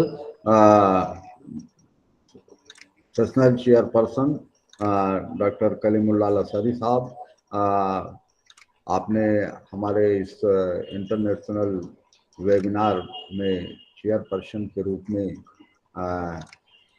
एक सत्र पहले भी जब नईम साहब का व्याख्यान था उसमें आपने समय दिया, और ये दूसरा सत्र है जिसमें कि बलोच कल्चर पर डॉक्टर हैकल ने व्याख्यान दिया है, और इसके साथ ही आपका यहाँ पर एक YouTube के माध्यम से व्याख्यान भी हुआ। तो बहुत अपने व्यस्त समय में जब भी हमने यहाँ पर अपने इस इंटरनेशनल वेबिनार के लिए आपका समय चाहा है, तो आपका मिला है। यही सहृदयता है कि शैक्षणिक बातों पर आपका इससे स्पष्ट होता है कि शैक्षणिक बातों पर और जहाँ स्टूडेंट और एजुकेशन का सवाल आता है तो उसमें आपने अपने बिजी समय से ही समय निकाल करके और इस कार्यक्रम को आपने दिया है। तो इससे निश्चित रूप से ये समाज सेवा और खासकर शैक्षणिक उन्नति के लिए बहुत अच्छा आपका जो है एक देन है और हमारे वेबिनार के लिए। और इसके साथ ही मैं बहुत बहुत धन्यवाद देता हूं। और डॉक्टर हैकल सर, बहुत शार्ट नोटिस में ये तैयारी हुई है। कल हमारी चर्चा हुई और इसके बाद शाम को क्या रात को चर्चा हो रही थी 8 बजे, और हमने कहा कि बलोच कल्चर का एक विषय रह गया। हमने कोशिश भी की और डार साहब के माध्यम से बात हुई थी, लेकिन डार साहब की तबीयत खुद ही खराब हो गई, तो ज़्यादा बाद में उनका भी टाक आया था, लेकिन वो हो नहीं पाया। और डॉक्टर नसीर बलोच साहब से वो चर्चा करना चाहते थे, पर वो बात पूरी हो नहीं पाई। तो हमने कहा कि ये बात रह गई है। तो बोले यदि मैं बहुत जानकार तो उतना एक्सपर्ट तो नहीं हूँ, पर जो आपका ये भरपाई है कि बलोच पर चर्चा बलोच कल्चर पे नहीं हुई, उस पर मैं रखूंगा बात। समय कम था तो पावर पॉइंट नहीं बन पाया, जैसा उन्होंने बताया कि कुछ टेक्निकल प्रॉब्लम आ गई, तो वो हम नहीं कर पाए, पर आगे चल करके अभी अपन करेंगे। तो अभी बहुत से विषय हैं और उन्हीं विषय को पूर्ण करने के लिए हम एक बार एक वेबिनार की अब आवश्यकता बिल्कुल हो ही गई है, जिसको कि हम 2-3 महीने के अंदर करेंगे और सबका सहयोग चाहेंगे। तब तक सोचने समझने का और बात करने का भी हम लोगों को मौका मिल जाएगा। तो इस तरह से एक इस वेबिनार से अगले वेबिनार की नींव बन गई है और निश्चित रूप से वो समय पर होगी। एक बार मैं पुनः आदरणीय चेयरमैन साहब, हमारी special guest doctor Asma Ibrahim madam और हमारे इमिनेंट स्पीकर डॉक्टर हैकल साहब का मैं बहुत बहुत धन्यवाद देता हूं और अपनी ओर से साधुवाद ज्ञापित करता हूं। धन्यवाद सर। नेक्स्ट सेशन भी बहुत महत्वपूर्ण सेशन है डॉक्टर प्रोफेसर शौकत साहब का, जो कि सिख मॉन्यूमेंट पर यहाँ पर अपनी इमिनेंट टॉक देंगे। तो मैं निवेदन करूँगा, वो जुड़े हुए हैं, मैं चाहूँगा कि पहले वो प्रेजेंटेशन को चेक कराना चाहते थे तो चेक हो जाए और इसके बाद जस्ट हम लेक्चर शुरू करेंगे, उनका व्याख्यान शुरू होगा। और इस सत्र में जो चेयरपर्सन हैं वो गुरु नानक देव यूनिवर्सिटी अमृतसर के प्लानिंग आर्किटेक्चर और प्लानिंग के जो प्रोफेसर रहे हैं बलविंदर सिंह साहब, वो रहेंगे चेयरपर्सन के रूप में। तो अपने फील्ड के दोनों ही कंट्रीज के आर्किटेक्चर के मतलब कहना चाहिए कि स्टॉल वर्ड जो है इस सेशन में रहेंगे, तो हमें सुनने का मौका मिला, ये हम लोग सभी का एक अहोभाग्य है। तो मैं शौकत साहब से निवेदन करूंगा कि यदि वो सुन रहे हैं हमारी बात, तो पहले प्रेजेंटेशन को चेक हो जाए और इसके बाद जिससे कोई टेक्निकल बातें ना आए, क्योंकि कई बार हम लोगों के बढ़िया चलता रहता है, लेकिन बीच में ये जो टेक्निकल खामी है तो ये गड़बड़ कर देती है हम लोगों के कार्यक्रम को। तो चेक कर लें अपन। शौकत साहब, प्रोफेसर शौकत साहब, हेलो।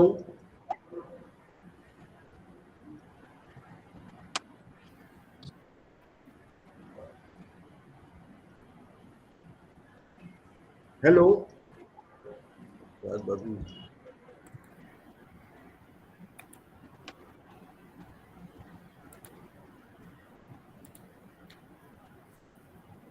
नजर नहीं आ रहे हैं शौकत साहब, पहले थे इधर, अभी नजर नहीं आ रहे हैं। आई थिंक उन्होंने चले गए हैं। I think you need to call him Mishra sahab, है नहीं इधर। मैडम मैं कर रहा हूँ। जी जी।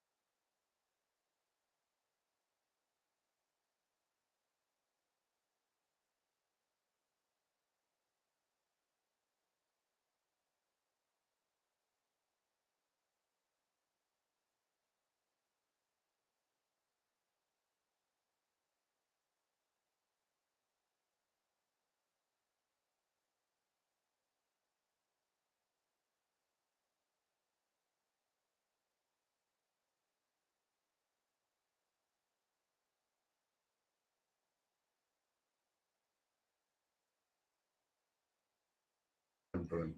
हकल साहब, हेलो, सुन रहे हैं हमारी बात? हेलो,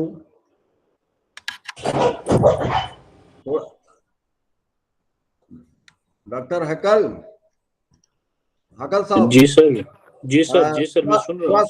सा प्रोफेसर शौकत साहब को थोड़ा सा आइडिया दो कैसे शेयर करें वो। शौकत साहब, जो है कि आप क्या यूज कर रहे हैं? मेरे सिस्टम है वहां पर आपके पास? सर ये अनम्यूट करें अपने को सर। प्रोफेसर शौकत साहब, हेलो। हाँ, आप नहीं, आप अपना वो माइक को खोलिए। शौकत साहब, मेरे ख्याल में किसी टेलीफोन पर बात माइक खोल लिया मैंने। हाँ, वो हम ही से बात कर रहे थे जी। अब आपको ये टिप देंगे, मोबाइल पे नहीं सर, इसी से आएगा। आवाज आ रही है? जी आवाज आ रही है, बिल्कुल आ रही है। हाँ, तो सर बताइए। ये अब बताइए, ये को मैंने पावर पॉइंट तो ओपन किया हुआ है लेकिन मिनिमाइज किया हुआ है। अब उससे कैसे कनेक्ट करना है स्क्रीन के साथ? स्क्रीन के साथ आपने कनेक्ट करना है तो नीचे एक ऑप्शन होगा जिसके अंदर शेयर करने का, शेयर स्क्रीन का या शेयर प्रेजेंटेशन का ऑप्शन होगा। नीचे एक आइकन बना होगा जिसके साथ एरो बना हुआ है अंदर। हाँ हाँ, बिल्कुल बिल्कुल, एरो बना हुआ। इसको मैंने क्लिक किया तो योर एंटायर स्क्रीन आ गया ऑप्शन। हाँ, और एक विंडो की आ गई और एक टैब की आ गई। तो किसमें मैं जाऊं? तो होने के बाद ऑप्शन स्क्रीन हो गया। ऑन होने के बाद आपके पास शेयर स्क्रीन या शेयर प्रेजेंटेशन आ गया। शेयर प्रेजेंटेशन का ऑप्शन नहीं, ओपन विंडो करेंगे। ये ओपन विंडो करेंगे। ठीक ओपन विंडो करेंगे जी। ओपन विंडो के ऑप्शन कोई नहीं, मैं 3 ऑप्शन है इसमें, your entire screen, a window और ए टैब, 3 ऑप्शन जी। है। विंडो को करेंगे आप। ये विंडो करो जी जी। चलें जी, विंडो खोल ली। अब आपको स्क्रीन पे नजर आ रही होगी अपनी प्रेजेंटेशन। छोटी सी स्क्रीन नजर आ रही है और दूसरी ऑप्शन है कैंसिल और शेयर की। नहीं, आपने अपनी प्रेजेंटेशन खोली हुई है वैसे? जी खोली हुई है। अच्छा, तो ये जब आप विंडो में जाते हैं तो आपको ऊपर 2-3 विंडोज नजर आ रही होंगी या एक ही नजर आ रही होगी? ये एक विंडो में 9 पिक्चर नजर आ रही हैं। जी, वही है आपकी प्रेजेंटेशन। उसको आप क्लिक करके जी, सही हो गया, ओपन हो रही है। हाँ, जुड़ जाए सर जी, ज्वाइन कर लें। नहीं, मगर इसमें प्रेजेंटेशन नहीं है ना। प्रेजेंटेशन नजर नहीं आ रही। जी, आपको अपनी प्रेजेंटेशन खोल के तो मिनिमाइज नहीं करनी है, उसको डेस्कटॉप पे खोलना है। ये वजह है कि फिर वो देखते हैं कि जनाब जब कोई इस पर मुश्किल आई है तो ये तो मसला बन जाएगा। डेस्कटॉप पे तो खोल लिया उसको। जी, तो आप जब विंडो में जाएंगे तो आपको ऊपर छोटी छोटी नजर आ रही होंगी विंडोज, उसमें आपकी प्रेजेंटेशन नजर आ रही है। नहीं, प्रेजेंटेशन नजर नहीं आ रही। हाँ, तो फिर इसका मतलब वो खुली हुई नहीं है ना। आप उसको डबल क्लिक करके खोल के डेस्कटॉप पे ले आए।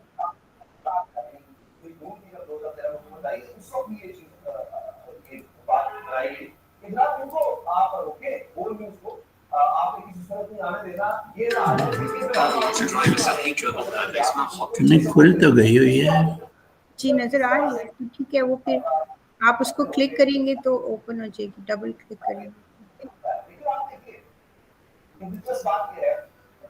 डबल क्लिक कहाँ करना है मैंने? जी, जो आपकी प्रेजेंटेशन है उसके ऊपर। लेकिन उसका मुकाबला जब करता है वो उसको किस तरह से आवाम को जिताई होती है, लोग साथ खड़े होते हैं और फिर आपको नजर आ रही है? खुल तो रहा है कुछ, मगर प्रेजेंटेशन नहीं नजर आ रही। ये स्क्रीन नजर आ रही है। कभी बंद कर दो चैनल को, कभी जुर्माना कर दो, क्या कुछ नहीं हुआ बोल के साथ। लेकिन क्या इस तरह से बोल को खामोश स्क्रीन को मिनिमाइज करके अपने प्रेजेंटेशन को सामने ले आएंगे ना तो वो नजर आ जाएगी। इसको मिनिमाइज कर दें। हाँ, इसको मिनिमाइज करके तो हम देखते हैं ना। और प्रेजेंटेशन को सामने ले आए ताकि आपको प्रेजेंटेशन नजर आ जाएगी तो हमें भी नजर आ जाएगी। और प्रेजेंटेशन ना कर लें, इसको मिनिमाइज कर दें। क्या तुम ये बुला रहे थे तुम सुन ही नहीं रहे, आवाज ही नहीं आ रही। अब ये शुरू होने वाला है मेरा प्रोग्राम, तो क्या कर रहे हैं वो तुम्हें पता नहीं मैंने क्या करना था, भूल गया। हो सकता है पूछ लो इनसे कुछ, मुझे मतलब कंट्रोल मुझे दो ताकि मैं आवाज बंद करूं। तो अपना टेलीफोन ऑन रखो ना, बुलाना होता है उसका फायदा क्या है?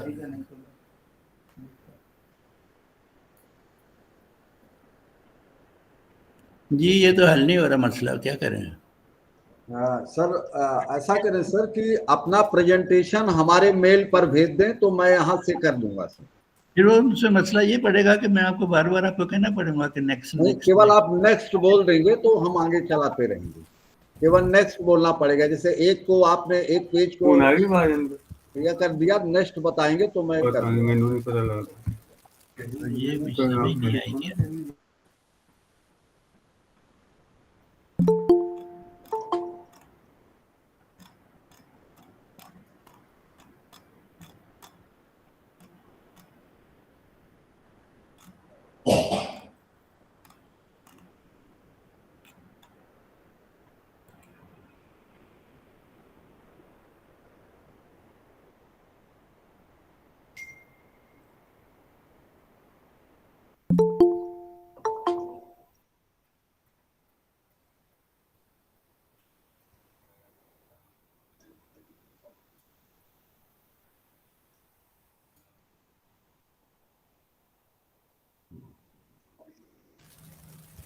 Good afternoon.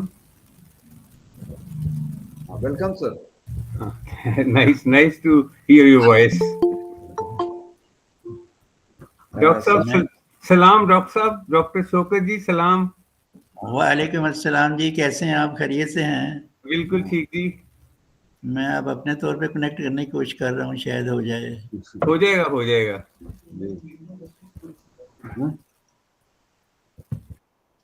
क्या बोल? आपको नजर आ रही है मेरी प्रेजेंटेशन? जी सर, जी सर, हाँ आ रही है। आ रही है, बस मसला हमारा हल हो गया। तो हाँ जी हाँ जी, नजर आ रही है, सही है, ठीक है, नजर आ रही है जी। तो वी कैन स्टार्ट। हाँ यस सर, यस सर। एक मिनट सर, पहले मैं परिचय दे दूं और सर का परिचय आपका भी हो जाए, उसके बाद ऑडियंस का। तो चलें ठीक जी। तो now very important session. Our chairperson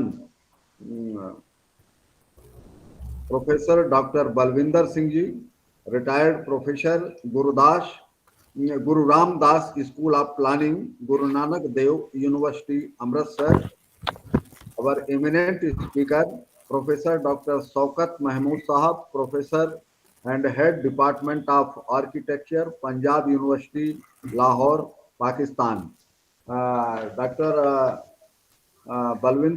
Professor Balwinder Singh sir is the retired as a professor on 21st December 2016 after serving for 31st and half year in Guru Ram Das School of Planning, Guru Nanak Dev University, Amritsar. He has experience of field assistant planner in town and country planning department, government of Uttar Pradesh for 1.5 years and teaching of 31st and half year in the field of urban regional planning and conservation of built natural heritage as well as to undergraduate student of architecture and law. He remained head of the Guru Ramdas School of Planning, Guru Nanak Dev University for 2 terms from January 99 to June 2002 and January 2011 to December 2013. His member city level mission decorate for Amritsar formulated under HR, HRIBAY Hari Day. He is also advisor to Guru Nanak Sacred Vine Restoration Committee. He has received 18 awards, including Best Teacher Award from Indian Society for Technical Education, Best Paper Award from Indian Building Congress, State Award from Chief Minister of Punjab on 15 August 2015, and the latest on 15 August 2017 by the Municipal Corporation and District Administration under uh, Holiday. So, welcome, sir, and I request you please chair the session and introduce our eminent speaker, Professor Shaukat Mahmood. Thank you very much, Ms. Dr. Mishra. It is my pleasure and privilege to introduce such an eminent personality, Dr. Shaukat Mahmood. Actually, yesterday late evening, I got a call from one of my colleague of Botanical Sciences Department of Guru Nanak Dev University at 9:30 p.m. She wanted me to be chair this session, and she told me somebody from Pakistan is delivering a talk on heritage. So heritage is my passion. So I was curious to know the person because I have been to Pakistan about 10 times, and I have published one book also on Gurdwaras, especially the artwork, splendid artwork in historic 6 lines of India and Pakistan, conservation perspective. So I got a call from Professor Mishra at 9:40, and then I got a call from Mr. Shaukat Mahmood also. So when I talked to him, such a humble personality, but I was not aware about his CV. So today when I got his CV, I was surprised to see, 51 pages of CV. And then I thought it will be difficult to read all the 51 pages. So I got some pages printed from my computer, and it is really great. He is great personality, living monument, I will say. So let me introduce him, Dr. Shaukat Mahmood, President's Medal for Pride of Performance 2001, Sitare Imtiaz 2010, HEC Professor. It is a great honor. Very few people have got this Higher Education Commission, this designation. So it doesn't need any age. So he remains professor forever. Then he is coordinator research center for PhD studies, College of Art and Design, University of Punjab from 10 to 20. He was born in 1940. It's great. And formerly professor and holder of Al Bukhari Chair at the International Islamic University, Malaysia, Kuala Lumpur. He was born in Peshawar. So, when I went through his CV, I'm not going to read all these 51 pages, but just read few things which are important, I feel. Rather, all things are very important because to have such a long CV is not an easy task. It needs, you have to forget everything and have passion. We call it in Punjabi Pagalpan. Is positive sense. So he did his doctorate from University of Edinburgh in 1981, MSc Heriot-Watt University, Edinburgh, 1977, UK, MA University of Punjab, Lahore, Pakistan, 1962, and BA University of Punjab, Lahore, Pakistan, 1960. So his PhD was on Islamic architecture, MSc was environmental and architectural conservation. This is my specialization. I also did my master's in architecture conservation from University of York Center for Conservation Studies. Professor Shaukat might be knowing Professor Sir Bernard Fielden, who was you can say, one of the role models, and Dr. Derek Lindstrom, he was my thesis guide in England. So he did his MA in Fine Arts, History of Islamic and European Art and Architecture, then BA Economics and Fine Arts. So then comes academic distinctions. He was awarded gold medal for scoring first class, first position in MA examination, won academic roll of honor in 1962, Government College Lahore, stood first in MA previous examination 1961, was offered scholarship in BA for distinction in the subject of fine arts 1960. So then he has used very interesting term, academic disasters. It happens with people who work with passion sometimes, you know. I have also suffered similar disaster in my life also, but doesn't matter. You know, those who have passion, they don't bother these disasters. They go on moving and ultimately they get success. So then administrative experience is also very rich. Uh, he's member of various boards, various organizations, which are about 23. Then he got various fellowships, research programs, about 11. Then he did about 10 conservation projects. And, he has got rich teaching experience. As far as international participation is concerned, he has participated in various international organizations of world fame and 363 articles published in newspapers, other magazines, and he has also published 70 research papers in journals. He authored 14 books. And another important thing is cartoon. He has also contributed about 2 lakh cartoons. So, he has also, you will find on the net sometimes travelogues of foreigners. They are very useful for research on particular topics. So he has also written travelogues, book reviews, art criticism. So, I don't want to become hurdle between the audience and as well as Professor Shaukat Mahmood, who is a living, monument for me, I think. I am very lucky to introduce such a great personality. So, and I instead of becoming more hurdle between the audience and Professor Shaukat Mahmood, I think I will give mic to Professor Shaukat. So please start your discourse. Thank you. Thank you very much, Professor Mavinder, for this reading out my part of my CV. I think the people who are listening me and watching me, they must be more interested in my talk rather than what I have done in the past. Nevertheless, it's good for me that you listed everything which was possible in this short time. Well, when I was contacted by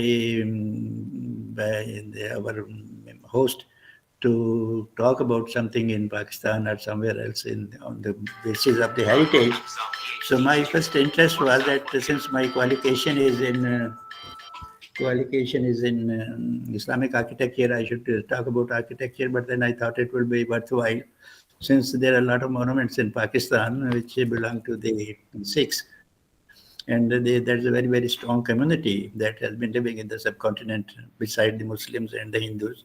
And then they make a very big chunk of population in the subcontinent. Not only in the subcontinent, I remember when I was working on the Gurdwara Sahib in Kartarpur as a conservationist or on the conservation project of that famous place. Now, I came across that there are a number of Sikhs in Canada also, and they were very keen to contribute money for the restoration of that monument. Alhamdulillah, that monument has been restored now, and people from India can come there whenever they wish to come, and that facility is available without any visas restrictions. So let's begin with the talk. My talk is purely on Sikh architecture in Pakistan. Well, if I talk about the Sikh architecture in Pakistan, there's a variety of buildings. For example, the main building is the Gurudwara. One thing is generally come across is that whenever people write the word Gurudwara in English, they don't write Gurudwara, they write Gurdwara. I think that is not right. We should write properly. Guru, G-U-R-U, not G-U-R-D-W. So I think that is misspelled everywhere. I don't think, as a scholar, I don't believe that we should call it Gurdwara. It is a Gurudwara because the name comes from the Guru. So let's talk about the salient monuments, as I suggested to my host and also to Professor Malvinder. Obviously, it's very difficult to cover all the Sikh monuments in Pakistan. I mean, when I was going through the list of the monuments, There was monuments and monuments and monuments and gurudwaras after gurudwaras and many other buildings, havelis and palaces and many other things. So I had to be a little choosy, and I hope you will enjoy whatever I tell you about the monuments of the Sikhs which we have in Pakistan. Alhamdulillah. So the story of the Sikh architecture or Sikh religion begins with Nankana Sahib. And Nankana Sahib is actually it is like a eponym. When I say it's an eponym, that means the name Nankana Sahib is after the name of a person. It's not the actual name of the city. The actual name of the city was something else. But because of the birth of the Hazrat Guru Nanak, the city became known as the Nankana Sahib after the name of Guru Nanak. The actual name was something different. I will let you know in the due course of my lecture. Guru Nanak was born on 15th of April in 1469, and he died on 22nd of 1539 at Kartarpur. That place is so famous now. And that is the place where the Sikh community can come to Pakistan without any visa restrictions and pay homage to this great leader of Sikhism. Not only, when I say a great leader of Sikhism, I think that is not the right term to say. He was a great leader of humanity, because he never talked of any religion, he never talked of Hinduism, he never talked of Christianity, he never talked of Islam. But he said that the main religion of the person should be the humanity. And that was his preaching. And some people say that whatever he was teaching or whatever he was preaching, that was a combination of good thing from all the religions. And that was his main perception and main theory about the concept, what the people should believe. Then during the course of when he was growing up, interestingly, he was under the teaching of a person who was a Muslim, and he is known as the brother or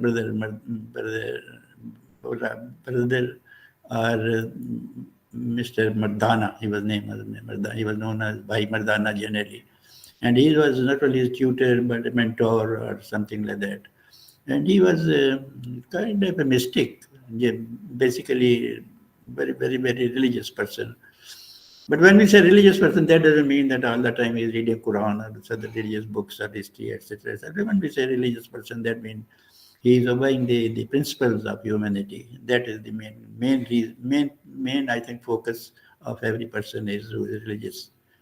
So he was his mentor, and he traveled very, very different places in the subcontinent and also outside the subcontinent.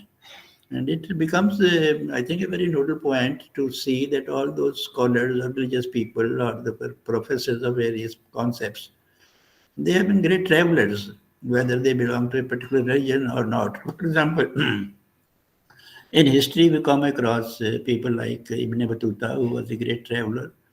And we come across people like Yun Sang, he was also a great traveler. And then the Silk Route, which was the main source of the travelers, and then the development of various caravans in many, many parts of the world. So these people who really want to teach something, their first purpose is to travel. And I believe that when a person is traveling, he is learning. When he's traveling means traveling by road, traveling on foot, traveling on camels, traveling on horses. But if you are flying, then you are learning nothing. So best thing is to learn is to travel on the surface of the earth. So by Mardana's picture, I was told that one of the plaques in the Golden Temple at Amritsar also shows Guru Nanak. And beside him on the left side is Bhai Mardana, and on the right side is the other person, one of his accomplices. And this, I believe, this plaque or this, sculpture in relief is somewhere in the Golden Temple at Amritsar. So coming to the travels he undertook from the place where he was born, that is Nankana Sahib. He traveled to many places, and this map shows the various routes of his travels, not only in India, in Pakistan and Afghanistan, but also to Iran and Iraq at the time, and then also the part of Saudi Arabia, and went to Mecca and Medina also, and he learned a lot of things from there also. That is it. Now, having learned all that thing, that we come to another topic of another section of our talk today, and we look at some of the monuments which belong to the Sikh community in Pakistan. The number one, I go to the place which is known as the Gurudwara Janamasthan, where the Guru Nanak was born. And the name of the actual name of the place where he was born was the Talwindi. That used to be a small village, very, very small village at that time. But then, as the shrine, or because of the growth of the Sikhism and because of the importance of Guru Nanak, the place became important and more important. Ultimately, it became known as the Janamasthan of the Guru Nanak. And finally, Gurudwara was also built at that place. So that is the background of this thing. And we have two kind of references to cities. One reference is known as a toponym, and the other reference is known as the eponym. The toponym is when person has a takhallus or nom de plume, like Hafiz Jalandhari, that is regarding Jalandhar. Somebody is known as Lahori, then he belongs to Lahore. But then some cities become known after certain personalities, and that is the eponym, and that is the Janamasthan or the Gurudwara, which is the Nankana Sahib. So Nankana Sahib is actually the eponym of Talwindi, where he was born. And interestingly, I love to tell a story about the Guru Sahib, that is Guru Nanak, that once his father gave him some money and sent him to buy something, and when he came back, he had spent the money, but he brought nothing to the house. And when his father asked that, I give you money, and where is the soda which I told you to bring? And he said that I have conducted a Sucha Soda. And then father asked him, what is a Sucha Soda? He said that there was a needy person who needed some money, so I gave all money to him. So I haven't purchased anything against that money.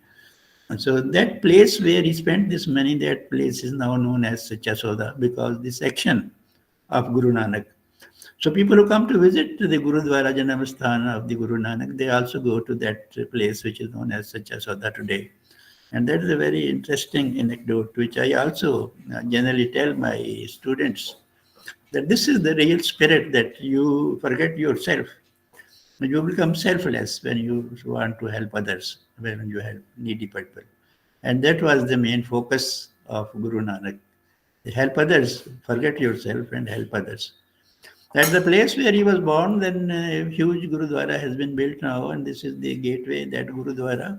Beautiful place if you happen to be in Pakistan sometime, and I hope you will be. This is the place you must visit. Not very different, this is not very distance place from Lahore. Hardly a journey of 45 minutes or 1 hour, and you can reach this place. And you will find a beautiful complex over there. And that is the complex which has been built here. From a distance, it looks a very symmetrical building, and perhaps a little focus on the type of the palaces or the villas which you see in Europe, except the two minarets on the two sides. But one of the finest buildings of one of the finest Gurudwaras that exists in Pakistan, and also it has a very beautiful landscape all around it. And a lot of facilities are available for the visitors to come and visit this place. The Gurudwara represent a beautiful view at night. It is something like this, and you will certainly enjoy when you are there. Now, beside the position or the general building of the Gurudwara, there are a number of facilities, like there is a hostel, very, very big hostel also, a very big kitchen also. Then a large number of the bathrooms. And beside that, there is a pool also, which is always a reflection of Sikhism. And wherever there is a Gurudwara, there is a pool of clean water also. And there is also a shoe store also. Where all those people who come there for paying homage to the Sikh leader, They leave their shoes there, and so they walk barefooted to the Gurudwara main part. And this is the pool, which you can always visit. Beautiful pool with absolutely clean water. Then in the second building, there is the Gurudwara, Dera Sahib. The Gurudwara in Lahore is also in Lahore, which commemorates the spot where the fifth Guru, Sikh Guru Arjan Dev, was martyred in 1606. This is very close to the Samadhi of Maharaja Ranjit Singh. And not only close to the Samadhi of Maharaja Ranjit Singh, it is also very close to the Lahore Fort, and is very close to the Iqbal Park, which once upon a time known as the Mento Park, and also known as the Minar-e Pakistan place. And it is also very, very close to the Badshai Mosque. And incidentally, Badshai Mosque is new name. I think it became known as the Badshai Mosque later on. During the time of the British, it was known as the Lal Masjid, or Red Mosque, because it is all built of red sandstone. But that now it is simply known as the Badshai Mosque. And this is the Samad of the Guru Arjan Dev, beautiful building. And this is the typical style of the architecture of the Sikh buildings. Behind this, you can see the gateway. This is the Shiroshnai Darwaza. It connects this building with the complex, where on one side, in the western side, there is Badshai Mosque. On the eastern side, there is Lahore Fort. And in between these two buildings, there is another building which was built by Maharaja Ranjit Singh. I will come to that building later on during the course of my lecture. This is a closer view, and this building in front is the building of the Guru Arjan Dev Samadhi, a place of his martyrdom. At the back, the white building is the Samadhi of Maharaja Ranjit Singh, and this minaret is all the Masjid, Shai Masjid, Lahore. This is how the complex is, a huge complex of really important buildings in Lahore. Another building of very important, of great importance in Pakistan belonging to the Sikh community is the Gurudwara Panja Sahib. I'm sure all those people who study history, maybe history of anything, or if they are slightly related to history of the Sikhs or the history of the subcontinent, they know about the Gurudwara Panja Sahib. It is a famous Gurudwara located in Hasan Abdal. Hasan Abdal is a little distance from Islamabad, and you can easily travel, 15-20 minutes to reach Hasan Abdal. Hasan Abdal is a small town, but it has become famous because of the Gurudwara Panja Sahib. The shrine is considered to be particularly important, as the handprint of the founder of Sikhism, Guru Nanak, is believed to be imprinted on a boulder at the Gurudwara. When I talk about the Gurudwara Panja Sahib, the main thing to be focused on is the Panja Sahib. Why we call it a Panja Sahib? Panja is the impression of the hand, and when it's a Panja, that means 5 fingers of the Panja, though there are 4 fingers and 1 thumb, but generally it is known as a Panja. Now the story or the anecdote is quoted like this, that there was a saint sitting at the top of the hill nearby, while Guru Nanak was praying downstairs. And that saint who was sitting at the top of the hill, he thought him to be an adversary. So he hurled a huge boulder downstairs, down the hill, as an action of some enmity toward Guru Nanak. And that huge boulder, when it was coming down, rolling on the hill, when it came closer to the Guru Nanak, he stopped that boulder with his hand, and that was a miracle. That is considered as a miracle. And since he stopped that boulder with his hand, then the impression of his hand came on that boulder. That boulder is preserved now in this Gurudwara, which is known as Gurudwara Panja Sahib. Show you some pictures about this Gurudwara. This is a very famous place, and one of the very important places, which when the Hindu yatris, or Sikh yatris, or the Muslim come here, they must go to the Panja Sahib. This is the complex of Panja Sahib. This is the Gurudwara in the middle, and this is the lake around it. And then the hostels, 3-story hostel here, and a hostel here, and a hostel here. So there's a lot of accommodation for the Sikh yatris who come to visit this place, and they want to stay here and indulge in various types of exercises of their worship. Now over here, if you look at this picture clearly, You can walk through this gallery or this passway and come here and then go there, and then you could go down here. And then over here in this little aperture, which is like a niche, and the stone is over here. I hope I can show you some picture of that stone also. So this is the picture of the Gurudwara, and this is the picture where people can come down and go to this gallery, and then within this niche, there is that important stone, which is so important to all. This is the impression all when the psychiatrists come and they converge to this place and become overcrowded at times. And this, as you can see, the festival is going on and the people are busy in the worship of the Gurudwara. This is another picture of the Gurudwara, and people are lining up to go down and have a look at the stone which has the impression of the hand of Guru Nanak. And this is the stone, this is the boulder, and that is the impression of Guru Nanak on the stone. So that's because of this impression and because of this Punjab, the Gurudwara is known as the Panja Sahib. The fourth monument is the Gurudwara Darbar Sahib at Kartarpur.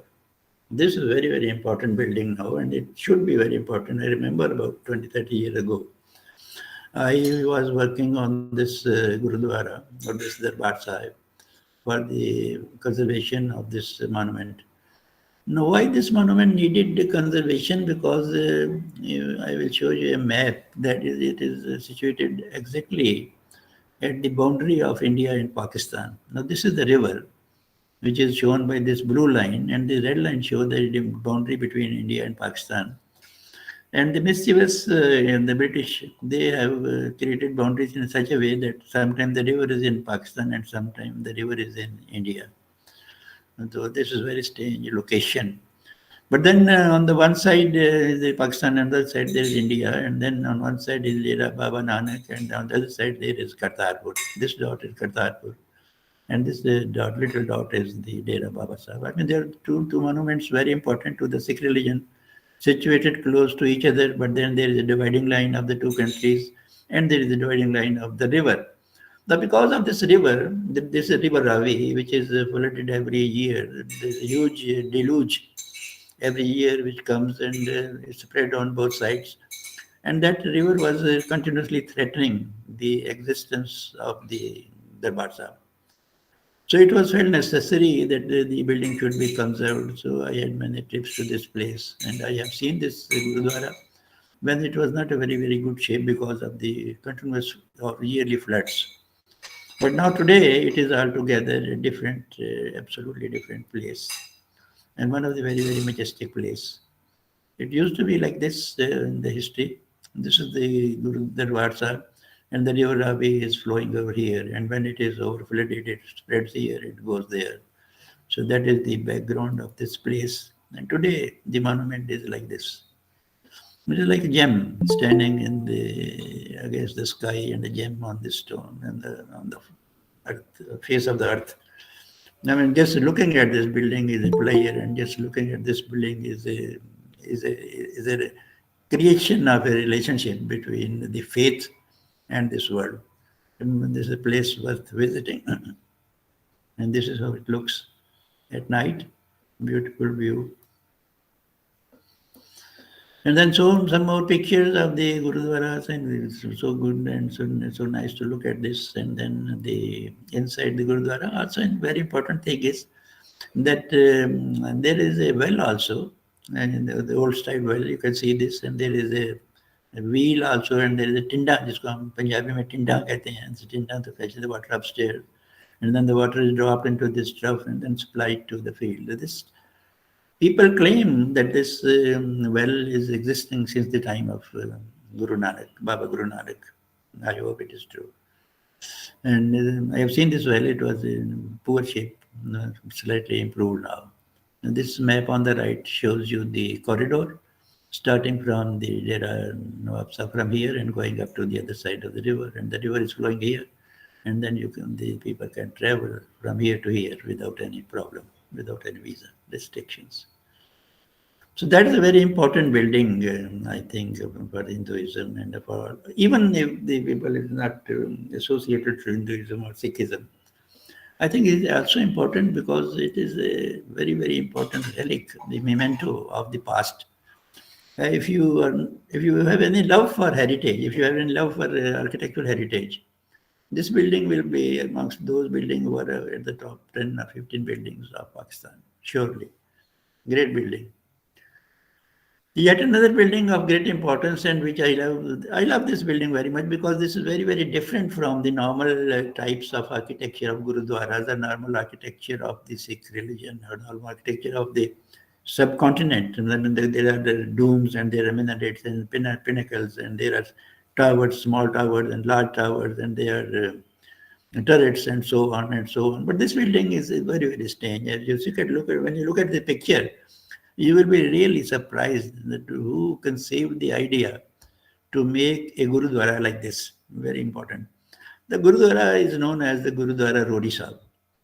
It was probably built on a site which was ruined during the war. Reportedly, the saint name, not his name is not known who was the saint. But that saint sat on the rubble. Because of the demolition of the Gurudwara, whatever rubble was there, that saint sat on that rubble, and that rubble is known as Rodi.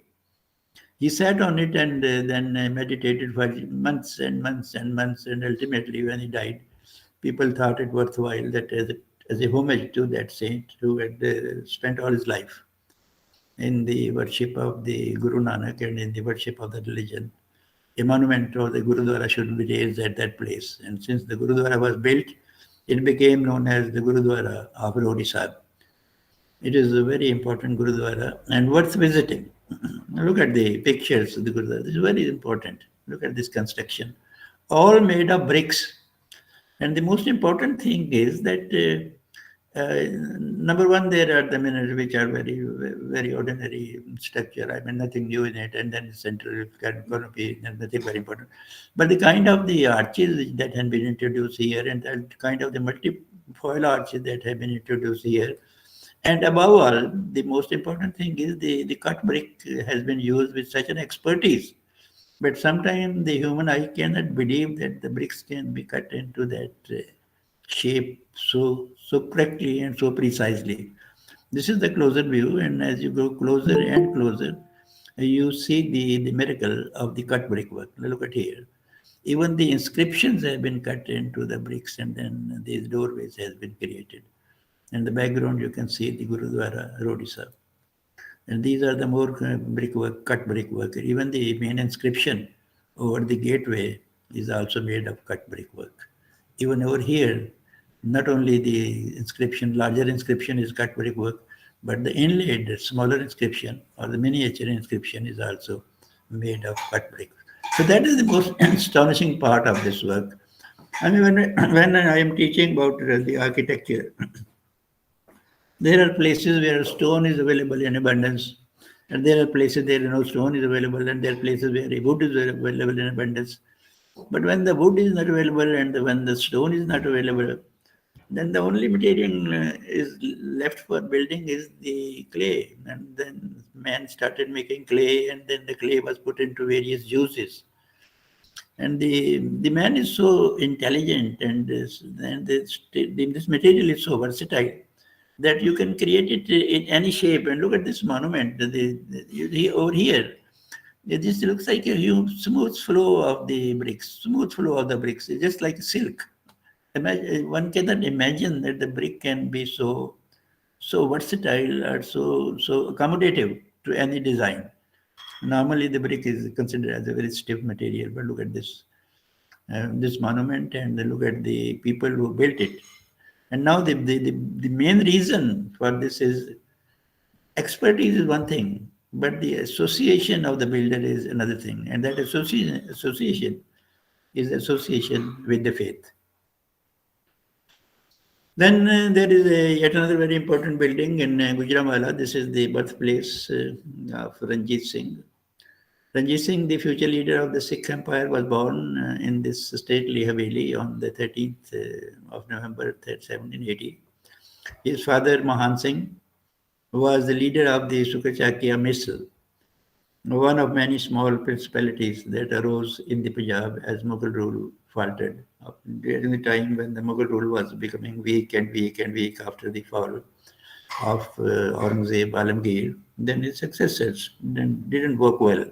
I mean, there were successors who ruled only for 2 months or 3 months. And they were most of the time indulging in luxuries rather than the governance. So the empire of the Mughals became very weak, and ultimately the whole of the subcontinent fell into different parts. And during the course of that turmoil, a clan of very strong strength, clan of very strong qualities arose. That was the Sukachakya Misl. Misl means just a clan. And then a person like Ranjit Singh arose from this city, which is Gujranwala. Gujranwala, incidentally, is a great place and it has produced many, many great personalities in life. I was told by some scholar that even the president of USA also stayed here for this. That is I don't know, that is the last president before the second last before this one today. So this is the picture of the great ruler Maharaja Ranjit Singh. He's not Raja, but he is Maharaja. We must remember this. And this is the plaque at the gateway of his Haveli, and these are some glimpses of the Haveli. And if you have been to Gujranwala, you can easily locate this. This is on the side of the main GT road, and you can easily locate this Haveli. Recently, one of my students who was doing a Master of Architecture, he was doing a research project on this Haveli, and I had the chance to look at this very closely. You see, when you are teaching and you are teaching with the interest in the subject, then you visit the sites with your students, and during the course of this visit, you learn a lot. And then when I say the traveling is learning, that really proves when you go to a site, you really learn what the building is. Without looking at the building physically, you can understand. For example, for a very long time, I have been looking at the pictures of Taj Mahal. But when I went to see the Taj Mahal really with my students, only then I could imagine the hugeness, the hugeness of the building, the hugeness of the complex, which from the picture is impossible. So visiting a place, visiting a shrine, visiting a mandir, visiting a gurudwara, visiting a mosque, shows you a completely different picture, which picture is not possible with a two-dimensional picture or even with the three-dimensional picture like the movies. So visiting is the most important place. And visiting is the most important formula to learn about something. Then Gujranwala, as I said, is a very important place. And once I wrote an article about the 9 jewels of Gujranwala.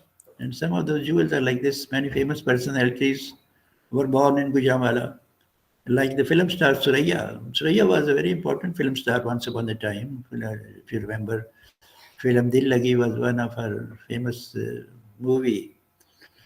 Tu Mera Chand, Main Teri Chandni. That was a famous song. And then the Kiran Devan was also born here. Kiran Devan is well known for his film like Sudhe Ratan was very famous picture where he was he played the leading role against Sauran Lata. Then Amrita Pritam, who doesn't know Amrita Pritam, the great poet of Punjabi. Hari Singh Nalwa, another very important personality. I will talk to him, talk about him, Hari Singh Nalwa later on. Then Miraji, and then Kadariyar, and the Goga Palwan. Actually, the city is known as the city of Palwans and wrestlers. Even today, when you talk of Gujranwala, people talk about two things. One thing is that the people is the city of the Palwans, and then it is the city of the chidas. The roasted chidas are also sold here. That is a little popular. Recent development in the city. So some glimpses of this Haveli as it was, but now it's being renovated. You will not feel very happy to look at these pictures. But very soon this will turn out to be a beautiful Haveli as used to be during the time when Ranjit Singh was born here, very, very soon. While my students were working on this, I also came to know about the plan of the city. This is how the city plan. It's a very simple plan, rectangle. And in front of the rectangle, there is a kind of forecourt and there is this building. So you can enter here and there is a flight of steps to go up and so on. It's a very simplified building. But there is a open court in the middle, which is normally, or which was normally a tradition in the Havelis of the old gone age. You look at the Haveli, any Haveli, you will always find a central court surrounded by rooms and rooms and rooms. And with this Haveli is on the same pattern. This is yet another view. But in spite of the simplicity, the building is very, very rich in the formation of various shapes. For example, the arches which are multi-filed, arches which are ogee at the top, and then the cut brickwork columns which are the clustered columns, and then even the imagination to build a clustered column is a very difficult, very complex thing of geometry. And a person who is not familiar with geometry cannot construct a thing like this. And when we look at this building, it suddenly comes to your mind what kind of people they were who were busy constructing this kind of monument. And that means, once again, they were very much related to what they were doing and what their interest was in the faith with this building.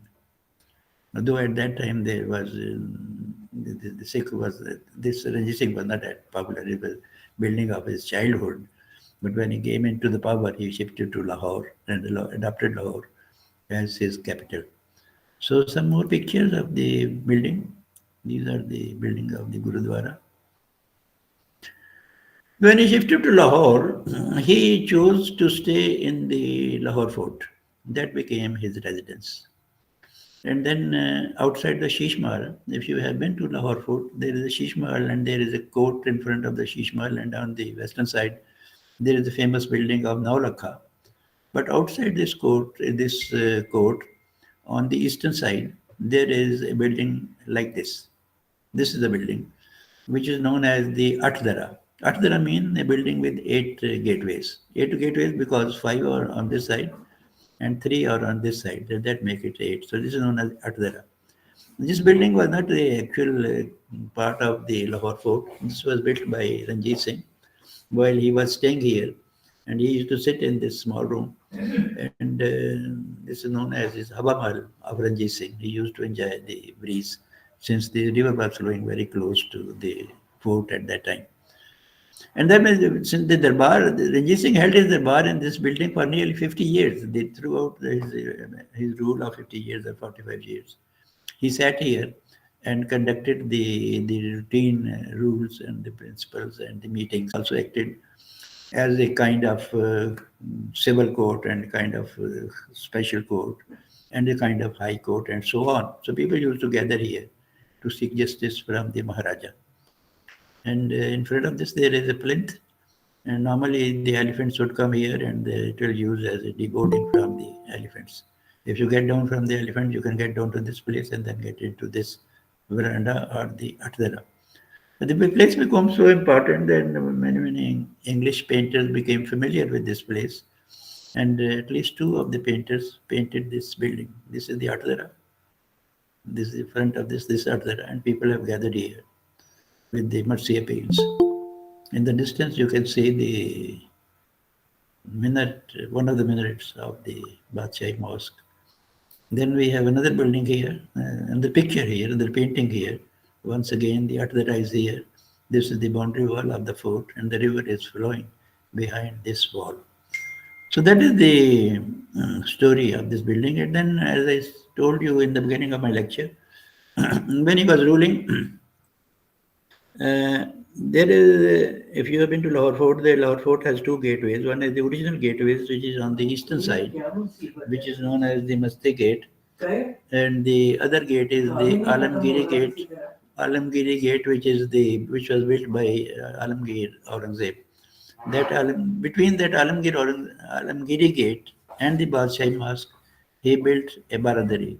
This is that baradari, all made of white marble. Beautiful building. But when I was doing a television program for this building, I came to know quite a few things about this building. For example, this building was two-story building, and the structure existed at top of this, which is now demolished. Then the another most important thing was that it has a basement also.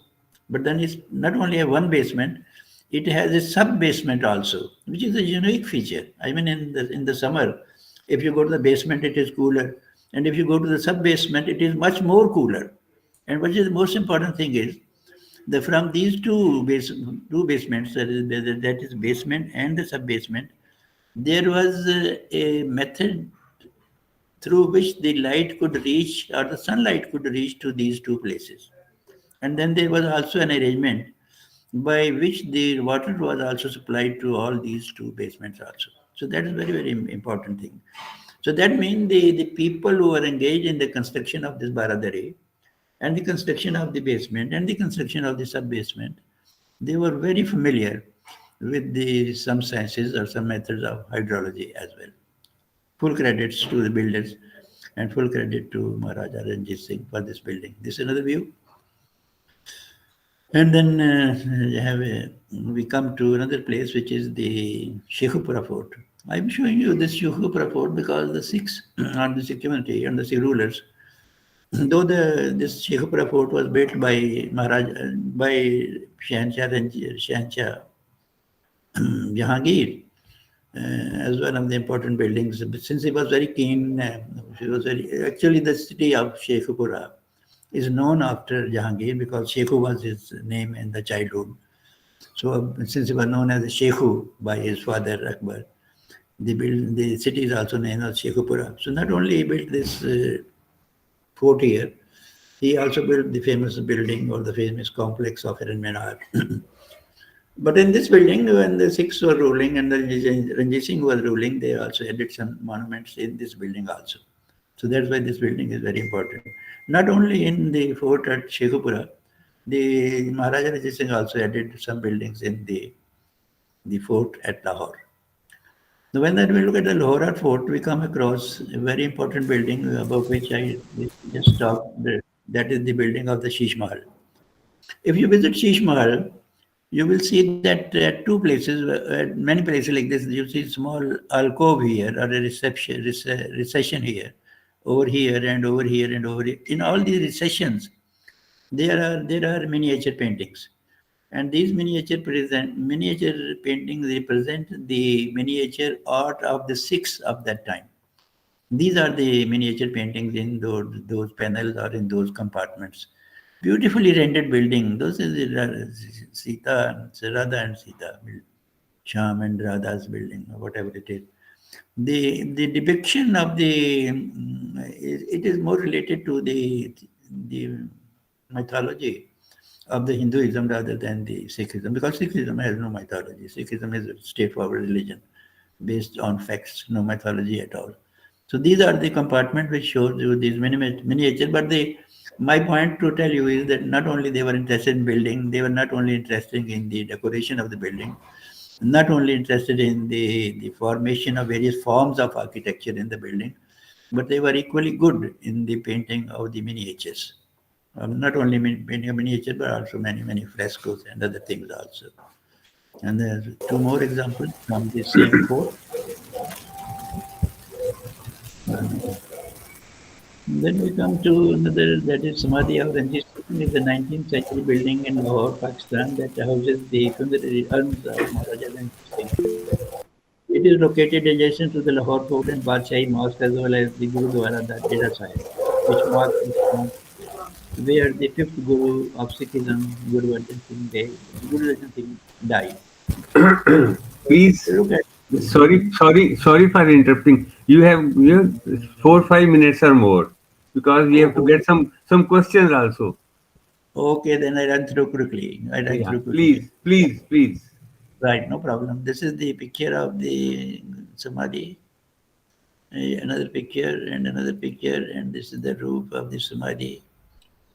And then the baldacchino or the chhatri inside the Samadhi. Yet another view of the Samadhi, and then the Samadhi underneath the Samadhi. there used to be these urns in which there were the ashes of Ranjit Singh when he died, and he was cremated. His ashes were stored into these urns. Then the Hari Singh Nalwa, one of the general of the Maharaja Ranjit Singh, very famous person. Now, since I have to cut my lecture short, he was known as the Bagmar, that person who killed the tiger barehanded without any instrument or weapon. He was the commander-in-chief of the Sikh Khalsa army. And he is also responsible for the building of some fort, not one important fort at Peshawar. I think the Balaisar fort is, some historians suggest that it was built by Hari Singh Nalwa. This is the place of his residence in Guirawara, and this is his picture, and this is the Balaisar fort in there. And then we come to another building, and that is the building of Nihal Singh. But about Hari Singh Nalwa, I will tell you that he also built a Haveli at the Karta, at another place in Pakistan that became very, very important. And then he also laid the foundation of a city in Pakistan which is known as Haripur Hazara after his name. Very few people know that Haripur Hazara was founded by Hari Singh Nalwa. The Haveli house in Nihal Singh is like this, a beautiful small building. And then look at the construction of the oriel window or the Jarokas. There are various types of Jarokas you see here. And there is a lot of murals as you see on this building. And little formation of various birds and animals. And the inner court of the Haveli and the formation of the oriel windows are the Jarokas. And this is a closer view. And then at the end of this slide to show you. That's all. Thank you very much for your time and for your patience. Thank you very much, Professor Shokaji. It was really, you have got a vast vault of this experienced knowledge, but the time was a one constraint. Now I will request the audience, if they have any queries, please ask your questions, or you can, if you want to add anything, all are welcome. All are welcome one by one, please. Okay, can I say something? Yes, please. I think Guru Nanak was from Lohana community and he was born at Rai Bhoiki, Talwandi. His mother's name was Tripta and father's name was Mehta Kalubai. Am I right? Well, I think you're exactly right. I mentioned the name of Talwandi when I was talking about him. And then, of course, you are right, very right. His parents' name was this. Absolutely correct. Thank you for that information also. Okay.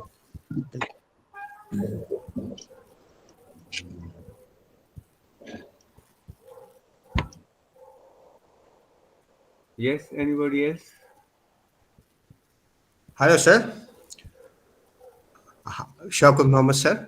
I'm listening.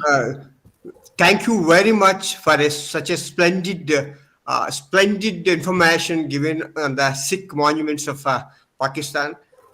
In fact, I feel, since I have been going through this intermittently, your talk is such a feast of this grand finale. Thank you very much for your talk. Thank you, organizers. Well, I am also grateful for the organizers of this webinar that I had a chance to meet through this webinar. To all those people who are great scholars, I was listening to the previous lecture before this lecture of mine. I am glad that this is a huge effort. I mean, arranging so many talks every day, and then the talks are going over months. But I mean, this is a very good thing, and I must thank all of you who are responsible. Sir, I have a small query, sir. Please ask. The brick built structure, were those heavy bricks or lightweight bricks? Well, that's a very interesting question, and that also reminds me that during the time of before the time of the Guru Nanak Sahib, the bricks were usually that English type of brick, which is about 9 inches long and 4.5 inches wide and 3 inches thick. That is the normal brick which we use in India and Pakistan today. But then during the time of the Sikhs, they developed another kind of brick which is now known as, at that time it was known as Nanak Shahi brick. So Nanak Shahi brick was a new innovation. And I think most of the time the Sikh builders were using that Nanak Shahi brick. Yeah. What was the composition? Any idea, sir? The composition was the same alluvial soil, and then it was baked in the kilns and nothing else. But one important thing about this brick was that this brick was kind of flexible. When I say flexible, that doesn't mean that it was flexible like rubber or plastic. No, flexible in the sense that its size was not fixed. Sometimes it could be very long for making a chhaja in a building. Sometimes it could be curved, as you see in the building of the Rodi Sahib. So this kind of flexibility was there. So it was not very rigid. Yes, actually, I wondered because they were inscribed into also. That is why I was interested in the density and the composition of the soil with which it was made. That it allowed inscription, it allowed curvatures, it allowed the toranas which were built. So that was what my curiosity. I see. So I think, are you an architect? I'm not an architect. I'm a jack of all trades. That is the problem. Yes. I worked in archaeology. I worked in museums. I worked in different institutions and headed them also. So as a result, a little from here, a little from there, I have picked up. But yes, bricks I do know. Bricks which were used to build the monastic complexes, which were unearthed by my department and by the Government of India. So that knowledge I carry. I don't say I know everything because nobody knows everything. But this brick was very interesting point I could absorb. Actually, when you are making the brick, first of all, the earth or the clay which you use has to be very, very alluvial. It should be free from other ingredients, particularly those ingredients. When they are heated, they will explode the brick. So, bricks, there should be nothing like that in the soil or the clay which we are using. So when we bake that brick, it remains as it is. But if there is some mixture in it, like sand or various kind of bajri or stone, then it tends to become D-shaped when the process of baking continues. So that is something which is so important. The Jainas also have used a lot of brick structures to build their temples. In fact, one is already falling apart in Andhra, in Telangana, and they have come forward with a proposal. Let us see what happens. And we shall definitely. The problem with the brick is that it is not long lasting. It can hardly it can last 200 years or 300 years at the most. This is an 8th century Jaina temple. Yeah, it begins to disintegrate, or what we technically call the process of pulverization begins. It turns into sand or dust again. And yes, and I must really congratulate you on the presentation, along with the very soothing architectural elements and buildings you showed. My PhD was also on the colonial architecture of Calcutta. That is also an interest. So I've covered quite an area there. And the most important, sir, your rendition of the presentation. Your buildings were beautiful and your voice was so soothing. Thank you, sir. No, but actually the time given to me was so short that I thought I should refuse politely. This time is too short. Yeah. But then I thought I should participate. One thing as a teacher, I feel that the teacher is a teacher only when he's spreading the knowledge. If he is not spreading the knowledge, then he is not a teacher. Very right. Thank you so much. We enjoyed the presentation. Sir, finally, I feel that especially in this particular wherein the brick architecture, totally brick architecture was there, I feel the entire material is made subsequent to the design of the building. As per the building, they have come into different components of the thing. Like we use mortar, in the same way, they made use of the brick. This is what I feel. Am I right? Very right. The professor already said that it was made according to the structure. I have not. He already mentioned that. I have not heard him. That's why I put this question. Okay. Thank you, sir. Fine. Well, Welcome, sir. Welcome, sir. Welcome, sir. Hope we, inshallah, I hope we meet again तो soon. Professor Shaukat साहब, यदि जी, जी। कोई यदि कोई महत्वपूर्ण monument इसमें छूट गए हैं तो अपन 10 मिनट में उसको कवर कर सकते हैं, 10-15 मिनट में। नहीं, वो मेरा तो स्लाइड शो अब खत्म हो गया, बट इफ देयर इज ये तो स्लाइड शो चल रहा है आपका, लेकिन मैंने लगा है अभी उसमें पावर पॉइंट इसमें हाँ, पावर पॉइंट लगा हुआ है, लेकिन मेरी स्लाइड्स खत्म हो गई। मेरी स्लाइड्स खत्म हो गई। I think he has already, we have requested him to stop because time is very important. We must respect time. Otherwise, he could have if you give time, he can speak for hours and hours, and he could have shown, one slide. He can spend 20-25 minutes on one slide explaining the various architectural elements of that building and how they are affected by the weather or time, how they are being affected by the negligence by the authorities or by the all these things. Exactly. So I think he has given us taste. So it is not necessary to eat the whole plate of dish. He has given us taste of all the things, and now you can explore more on all these things. And you can have his email ID. He is a great man, and at this age, he's 40 born. So you can just guess his age, and he is still dynamic and full of zeal. The way he presented the whole, I am very fortunate because why? Because I served in Guru Ramdas School of Planning, the fourth Guru of Sikhs, and in Guru Nanak Dev University, the first Guru of Sikhs. And why I am saying I am fortunate? Because I have got chance to visit all such places of Gurus in Pakistan, whether it is Dera Sahib, whether it is Chuna Mandi Lahore, the birthplace of Guru Ramdas, and Nankana Sahib, Panja Sahib, Kartarpur Sahib. So, now before concluding a few points, my own personal observations. The first thing is that conservation is not very popular in this continent. Because I studied in England, I used to feel the remnants, the ruins they were protecting, and we are losing our very rich heritage. Like Professor Sahab has shown, Samadhi of Maharaj Ranjit Singh, Dera Sahib. I have done documentation of frescoes of all these buildings, these shrines or buildings, and I've seen they are fading, they are dying. Nobody is bothering. So we, actually, all such work which we has shown, it shows the society of that particular period, because at that time people were having patience, which we don't have now. I used to say that in a village.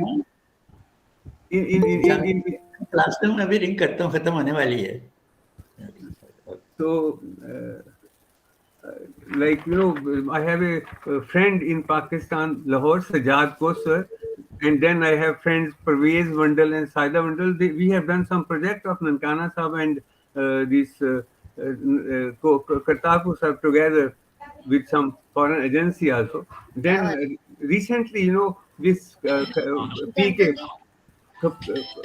Peshawar, they are doing one latest techniques. They are doing documentation of protecting temples of 7th century in Peshawar. In Peshawar.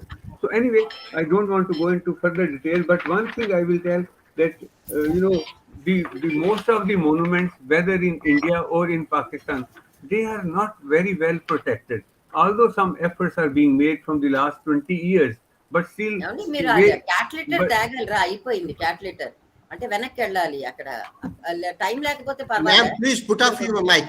Please, your voice is disturbing.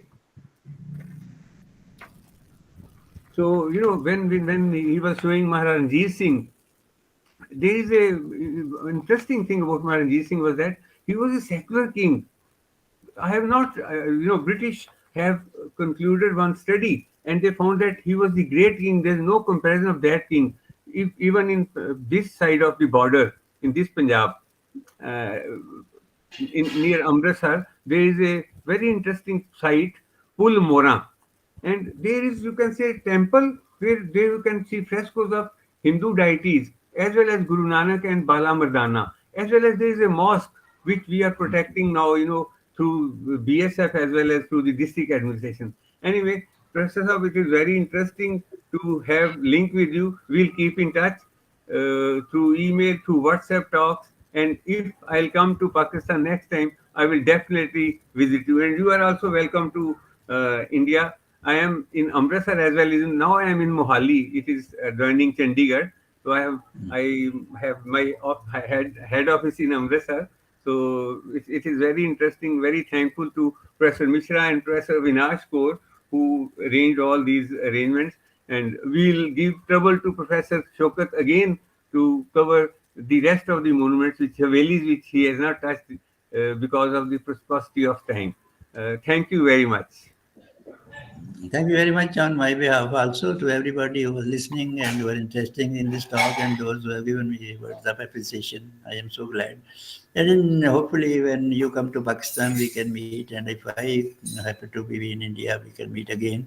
But if such a thing or such webinars are continue, I would love to contribute more. Since my expertise is on Islamic architecture, perhaps I would love to talk about certain aspects of Islamic architecture which are so hidden and that have never been explored before, and that might interest our viewers or readers or listeners. Thank you very much once again from me, and God bless you all. Assalamu alaikum, namaste, and Rab Rakha. बहुत बहुत धन्यवाद professor Shaukat Mahmood sir. जो वहाँ पाकिस्तान के महत्वपूर्ण गुरुद्वारा और जो monument हैं उनका बहुत ही संक्षिप्त समय में आपने बहुत बढ़िया जो है यहाँ पर जानकारी दी। समय थोड़ा कम था, निश्चित रूप से और भी अधिक हम लोग जानकारी के लिए लालायित थे, लेकिन समय की अपनी मर्यादा है।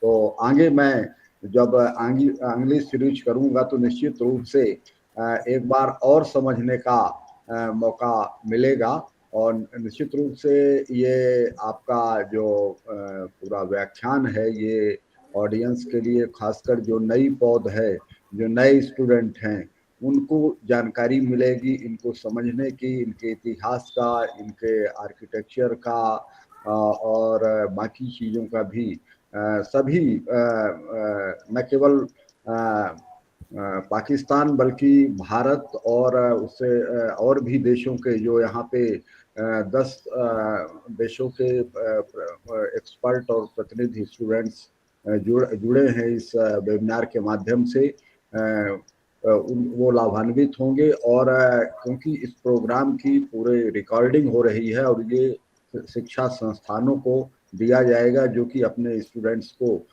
वहाँ पर दिखाएंगे, तो निश्चित रूप से ये जानकारी नए मतलब स्टूडेंट के लिए और रिसर्चर के लिए, फैकल्टी मेंबर के लिए ये उपयोगी होगी।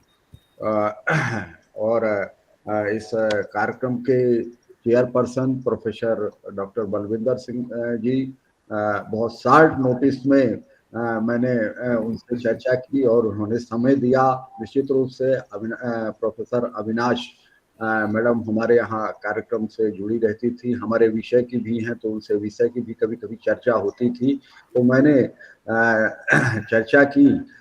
तो बहुत कम समय में कल 1-2 घंटे का समय था हम लोगों के बीच में, और फिर सुबह का ये कार्यक्रम था।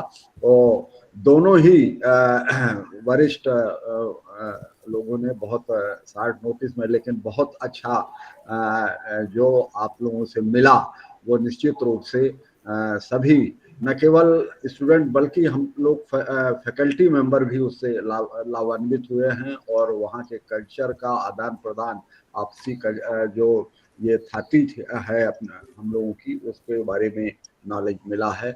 दोनों वरिष्ठ जनों को बहुत बहुत धन्यवाद हमारे संस्था की ओर से, ऑर्गेनाइजिंग कमेटी की ओर से, और शौकत साहब को हमारी कंट्री की ओर से। ये भाई मेरी एक रिक्वेस्ट है, जैसे आप बिनती कहते हैं कि जब रिकॉर्डिंग इसकी मुझे भी भेज दीजिए, वीडियो रिकॉर्डिंग मुझे जरूर पोस्ट कर दीजिए। हाँ हाँ बिल्कुल बिल्कुल सर, मैं शेयर करूंगा। सभी जो चेयर को चेयर और एक्सपर्ट हैं उन सबको मैं ये रिकॉर्डिंग जो है वो, ये रिकॉर्डिंग और पूरे वेबिनार की रिकॉर्डिंग, जो पूरे सीरीज की रिकॉर्डिंग है वो मैं दूंगा। इसमें कुल मिलाकर के आज 83 टॉक्स जो हैं कंप्लीट हुई हैं। 78 कल तक थी, आज महत्वपूर्ण 5 टॉक्स हुई हैं और सभी महत्वपूर्ण रही हैं। और इसमें हमने श्रीलंका, भारत, पाकिस्तान, नहीं अभी नेपाल, ये करिए, कंबोडिया, बांग्लादेश, वियतनाम, ऐसा कुल जो अपने इस साउथ ईस्ट एशिया कंट्री हैं, वो पूरे 10 कंट्रीज के एक्सपर्ट ने यहाँ पर टॉक दिया है। और यहाँ पर जो हमारा विषय था, socio cultural heritage, archaeological heritage, monument, museum, natural और जियो हेरिटेज, सभी पर बहुत उम्दा टॉक हुई हैं और बहुत अपने विषय के बहुत ही एक्सपर्ट लोग हैं उनने टॉक दी है। और मैंने कोशिश की है, हालांकि आर्कियोलॉजी मेरा विषय नहीं था, लेकिन मुझे सहयोग सभी कंट्री के एक्सपर्ट से मिला और ये जो कुल मिलाकर के अंतिम परिणाम आया वो बहुत ही सुखदाई है और बहुत ही फ्रूटफुल है सभी ऑडियंस के लिए। तो एक बार पुनः मैं आप लोगों के प्रति साधुवाद ज्ञापित करता हूँ अपनी ओर से और संस्था की ओर से। धन्यवाद सर। और अगले थोड़ा तैयारी के बाद मैं ये लिंक चालू रहेगी और वैलिडेटरी प्रोग्राम होगा सर।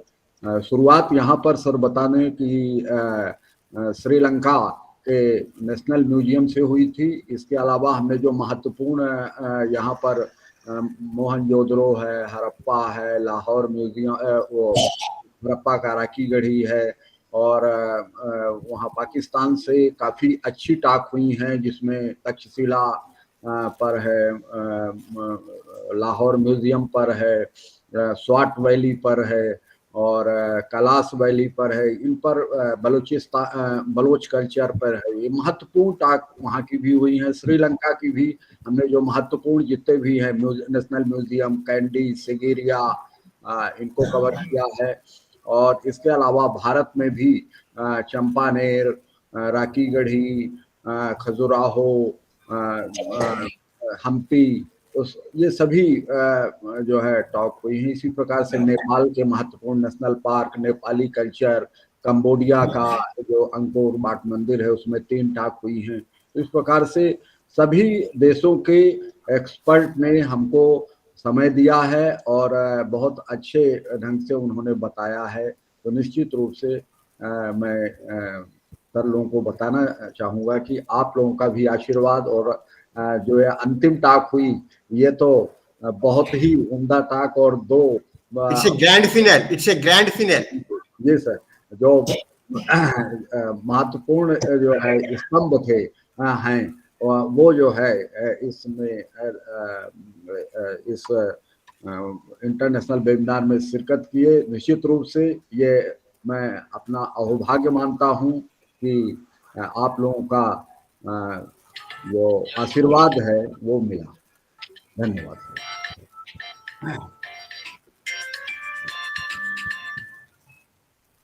हेलो जी, वालेकुम सलाम। 350 पे जुड़ना है। इसमें लिंक में जो लोग जुड़े हैं वो जुड़े रह सकते हैं। और इसके बाद हम 4 ये वैलिडेटरी सेशन करेंगे। 5 वैलिडेटरी सेशन होंगे। Okay, thank you. Okay, thank you Mishra Saab, thank you Shaukat Saab for such an enlightening talk.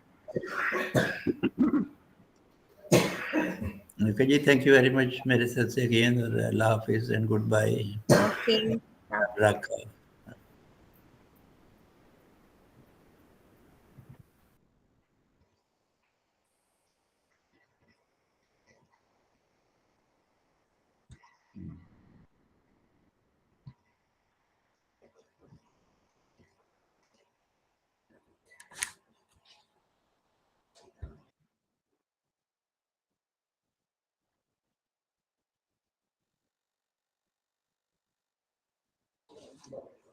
सभी को आमंत्रण है वैलिडिटी सेशन का। मैंने आपके व्हाट्सएप में मैसेज कर दिया है, सबको आमंत्रण दिया है। और जी जी मिश्रा जी, जी जी समय बिल्कुल। जी अरे अरे तबीयत बराबर नहीं है, कुछ कुछ अटेंड किया मैंने।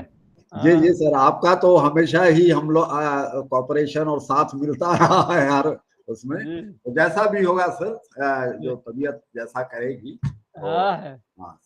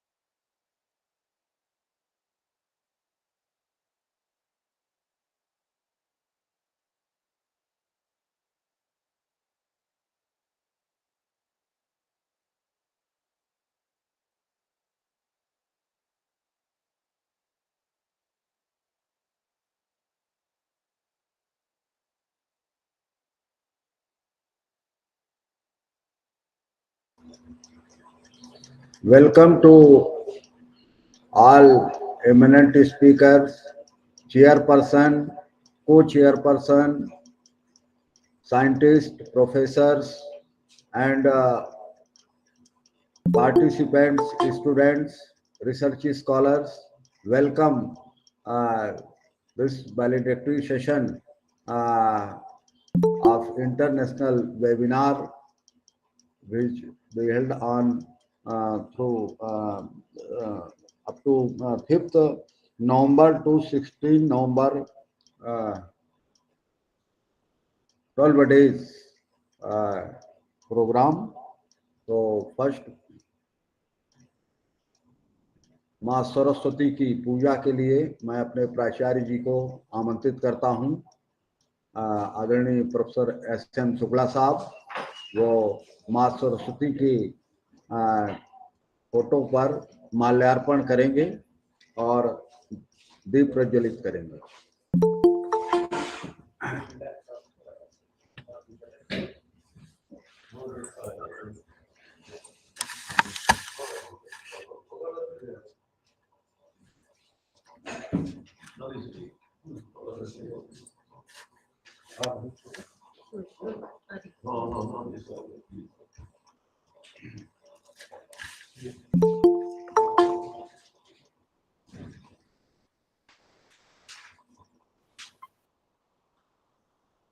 या पुण्येन्दु तुषार हार धवलाया सुंदर वस्त्रावृता चिरागीना वरदंड मंडिशकराया श्वेत पद्मासना या ब्रह्मा च्युत शंकर स्तुति प्रभा वंदिता तां वाद Saraswati Bhagwati श्रेष्ठया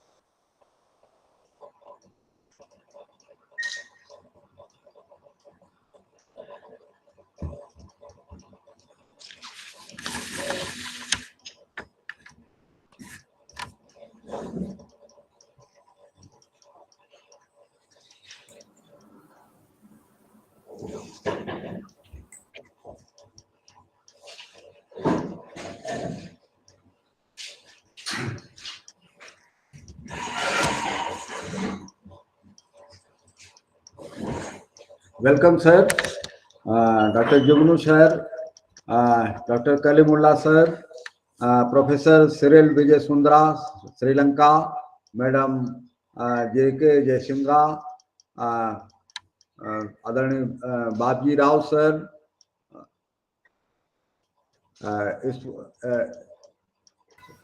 Sofet Khan sir from Cambodia, Professor Sanjay Acharya ji from Bhubaneswar,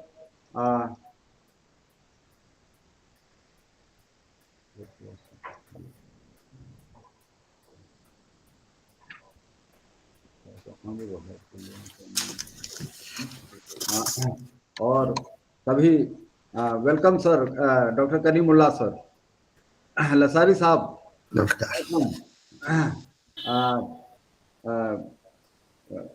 doctor Thakkar sir, professor Ansari साहब, सभी का स्वागत है वैलिडेटरी सेशन में आज के कार्यक्रम में। सबसे पहले मैं थोड़ा सा संक्षिप्त जानकारी जो है दूंगा, उसके पहले मैं आप सभी का स्वागत करना चाहूँगा आदरणीय जगन्नाथ अधिकारी जी, प्रोफेसर सिरिल विजय सुंदरा साहब, अंसारी साहब और अन्य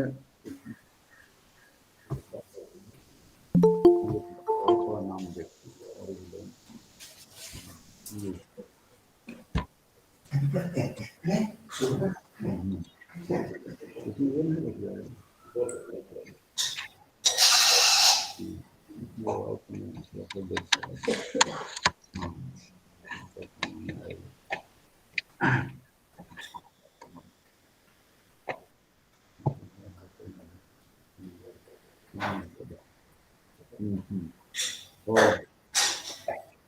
सबसे पहले मैं इस बुके के माध्यम से सभी का स्वागत है मेरी ओर से, मेरे महाविद्यालय की ओर से स्वागत है सबका।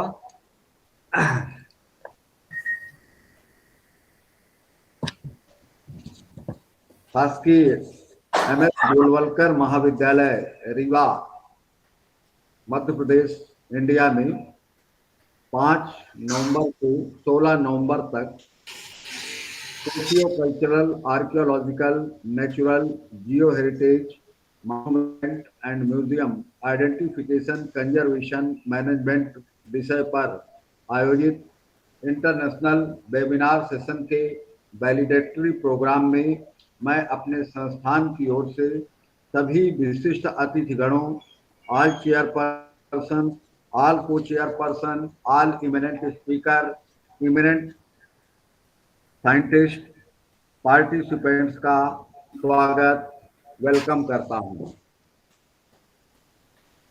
5 नवंबर 5 नवंबर से 16 नवंबर तक आयोजित इस अंतर्राष्ट्रीय वेबिनार सीरीज में एमिनेंट स्पीकर्स द्वारा साउथ ईस्ट एशियन कंट्रीज के 10 देशों एवं दक्षिणी अफ्रीका से संबंधित विभिन्न विषयों पर कुल 83 लीड एमिनेंट टॉक प्रेजेंट की गई। इस इंटरनेशनल वेबिनार में South East Asia countries Asian countries में India, Pakistan, Sri Lanka, Nepal, Bangladesh, Bhutan, Thailand, Vietnam, Cambodia, Malaysia के eminent archaeologist, professors, scientist, indologist, expert, research scholar ने भाग लेकर इन देशों के UNESCO world heritage site, archaeological site, important monuments, other archaeological sites, museum, socio cultural heritage, Hindu, Gandhara, Islamic, Sikh monument, gurdwara, tribal culture, festival, ceremonies, geo heritage, geo tourism, Nepali history and culture, national park, wild life, Malayan tiger, snow leopard, rhino conservation पर चर्चा हुई है। सभी सत्र में सभी देशों के प्रमुख वैज्ञानिक गण, आर्कियोलॉजिस्ट, विश्वविद्यालय प्राध्यापक, WWF, NPWL तथा अन्य संस्थानों के वरिष्ठ वैज्ञानिकों ने चेयरपर्सन और को चेयरपर्सन के रूप में भाग लेकर के अपने विचारों साझा किए हैं। सभी व्याख्यानों का YouTube तैयार किया गया है जो शीघ्र ही ग्रुप में है, लेकिन हम पर्सनली सबके व्हाट्सएप में तत्काल भेजेंगे। सभी इन जो 12 डेज में कार्यक्रम हुए उसमें प्रतिदिन 7 से लेकर के 8 टॉक तक हुई हैं और इसके बाद हर सेशन के बाद प्रॉपर डिस्कशन हुआ, जो प्रश्न पूछे गए उनका समाधान किया गया और आज अंतिम दिन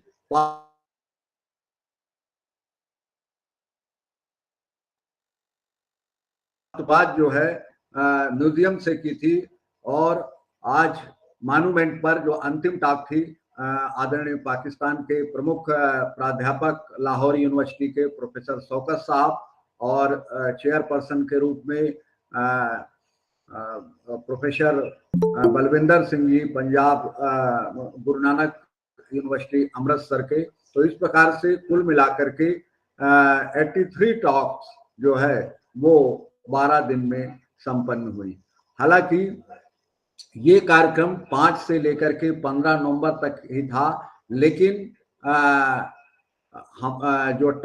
जो हमें महत्वपूर्ण टॉक मिली और सबका जो हुआ तो वो 5 दिन के अलावा भी हमें 16वें दिन जो है इस कार्यक्रम को हमने बढ़ाया और ये टॉक्स कंप्लीट हुई हैं।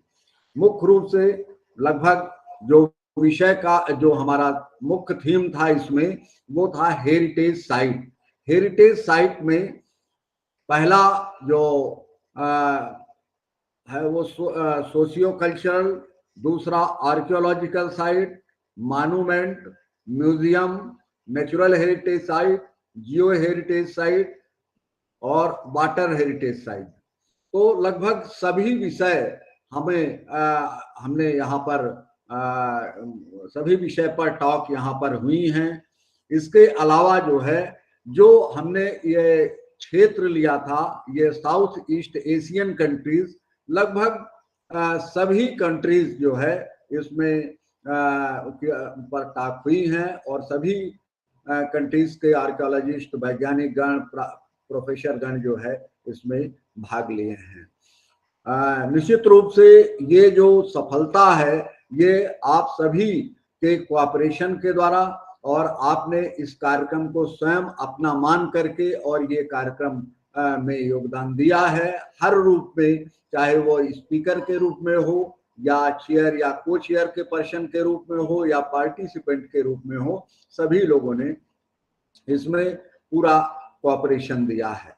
साथ ही लगभग जो इस कॉन्फ्रेंस में, इस वेबिनार में जो वरिष्ठ वैज्ञानिक गण हैं, प्राध्यापक गण हैं, इसके बाद जो मीडियम में अभी सहायक प्राध्यापक और एसोसिएट प्रोफेसर हैं, और इसके अलावा रिसर्च स्कॉलर्स और जो असिस्टेंट लेक्चरर रिसर्च स्कॉलर हैं, उनने भी, यानी कि सभी स्तर के जो स्पीकर्स हैं वो सभी थे। यहाँ पर रिसर्च स्कॉलर्स ने भी अपनी बात रखी, प्रोफेसर्स ने बात रखी, जो वरिष्ठ प्राध्यापक हैं उनने भी रखी, और इसी प्रकार से वैज्ञानिक गणों में भी सभी ने बात रखी है। जहाँ तक अलग अलग विषय का सवाल है, सोशियो कल्चरल के क्षेत्र में आज बलोच कल्चर पर चर्चा हुई, स्वाट पर वैली पर चर्चा हुई, इसके अलावा कैलाश वैली पर चर्चा हुई। ये पाकिस्तान के प्रमुख कल्चरल सेंटर हैं और कल्चरल क्षेत्र हैं, तो उन पर पूरी चर्चा हुई। इसी प्रकार श्रीलंका में भी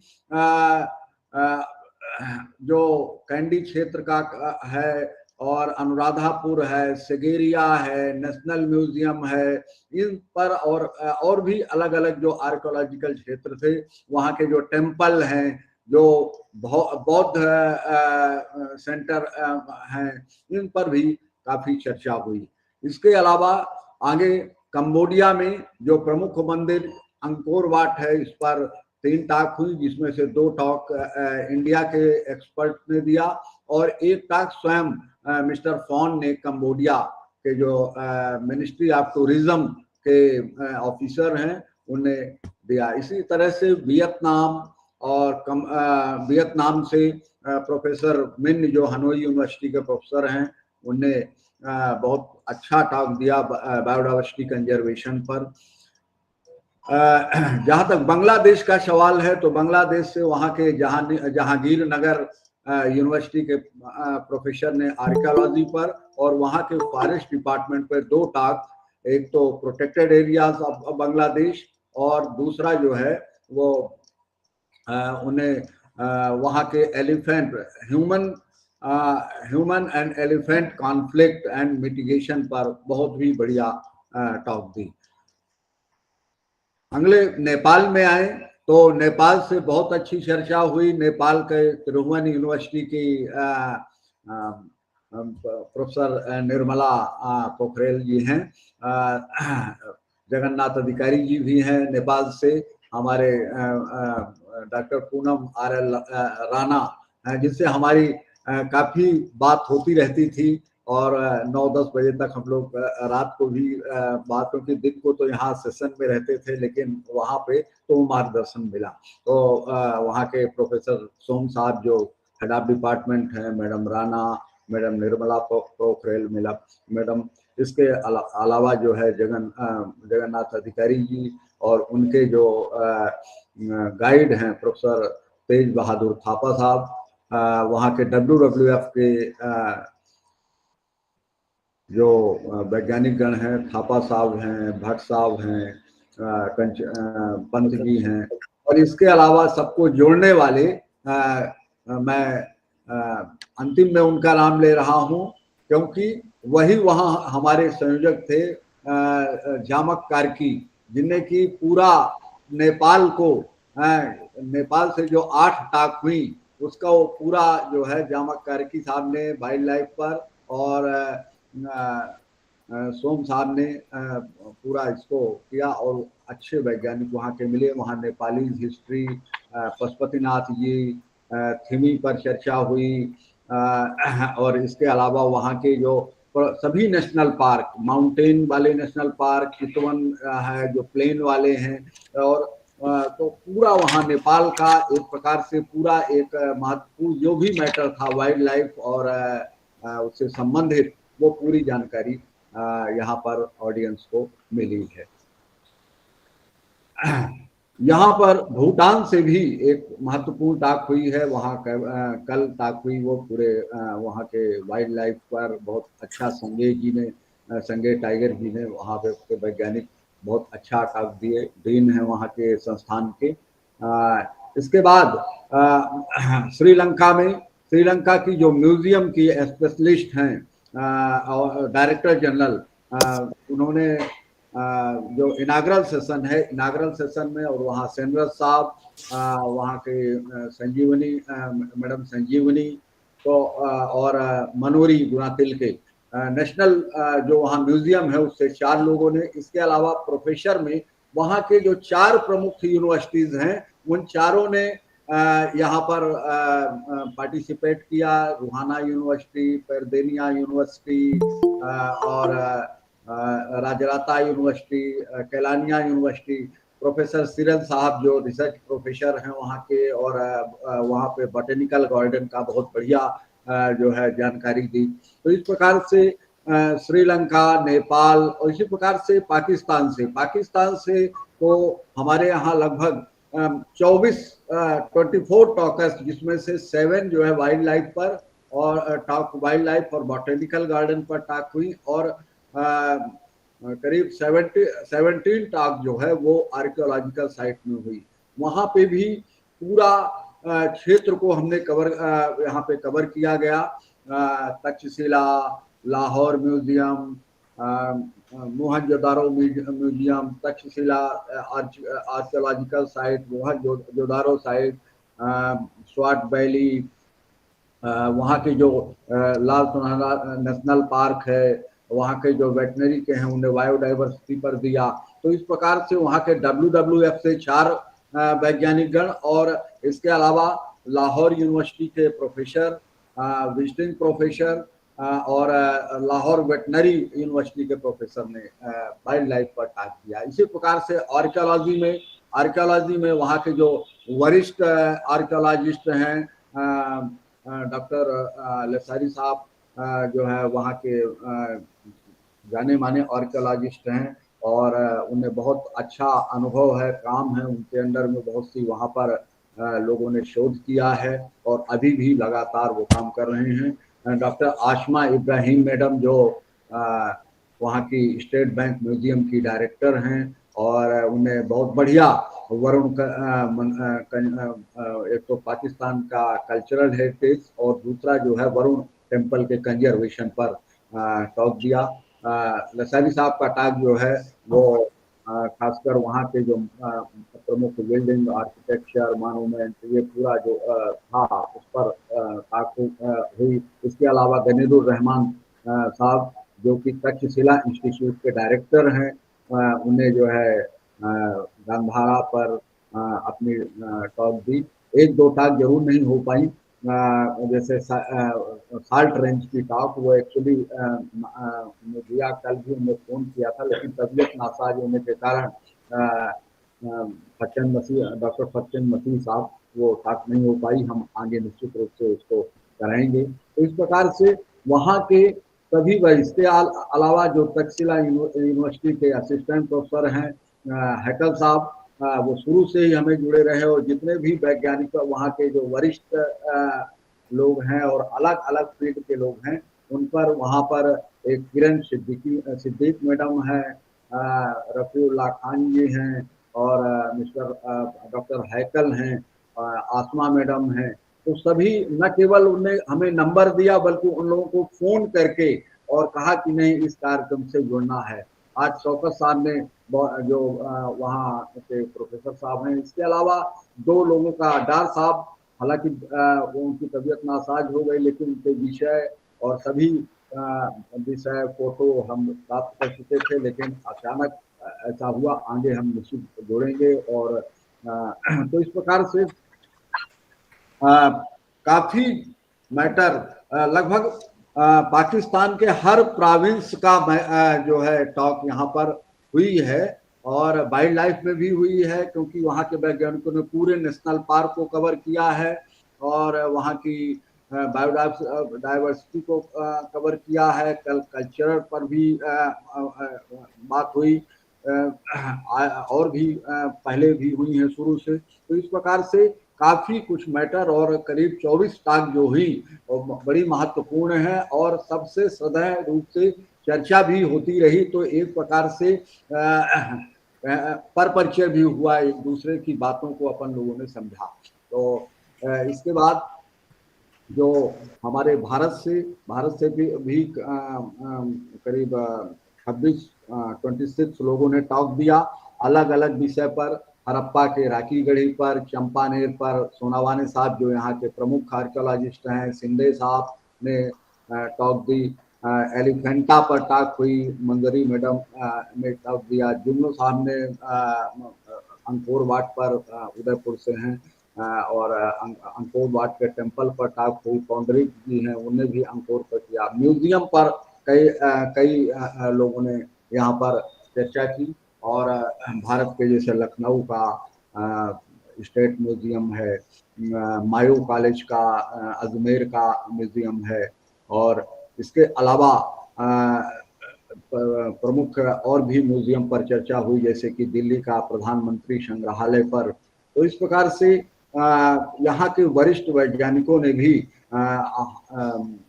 बहुत अच्छी एक हम्पी पर टॉक जो है वो शिवशंकर बाबू जो तमिल हेरिटेज ट्रस्ट चेन्नई से हैं और साथ ही वरिष्ठ सभी वैज्ञानिकों ने चेयर और को चेयर पर्सन के रूप में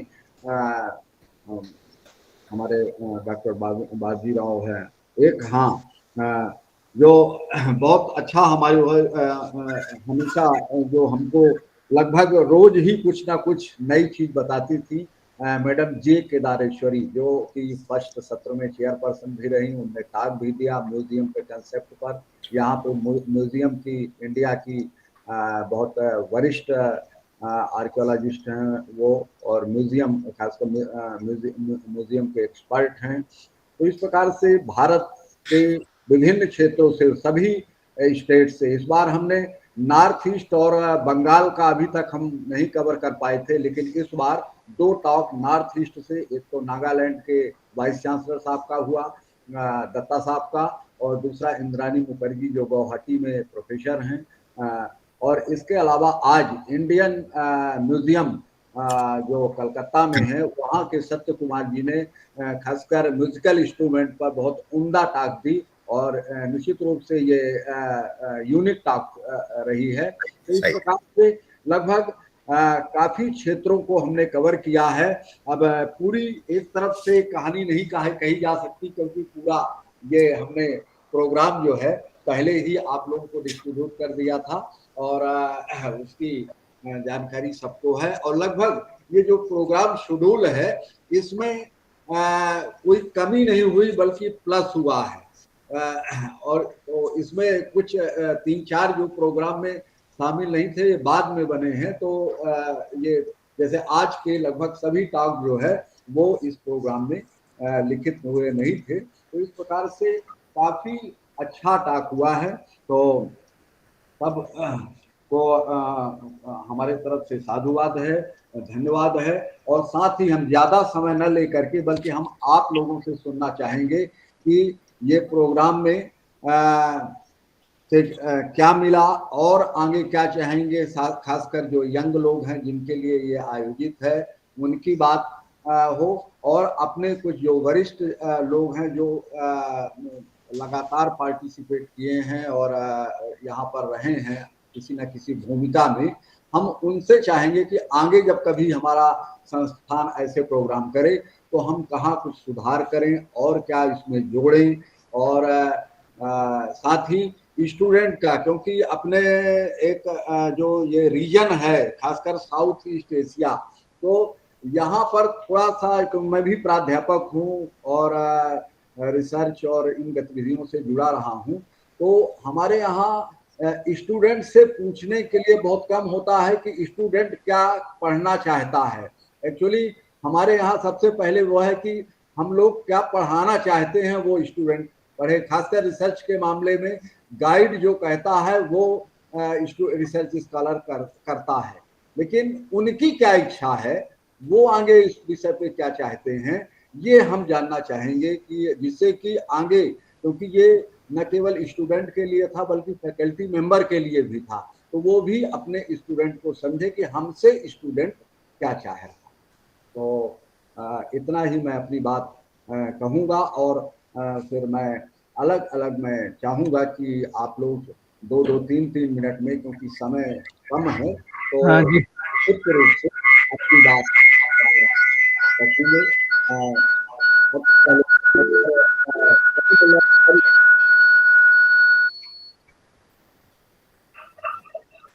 डॉक्टर कलीमुल्लाह साहब,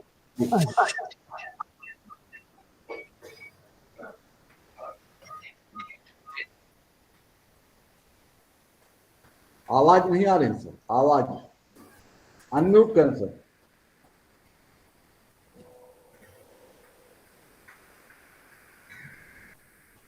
अभी भी नहीं आ रही सर, आवाज नहीं आ रही, आवाज नहीं आ रही सर।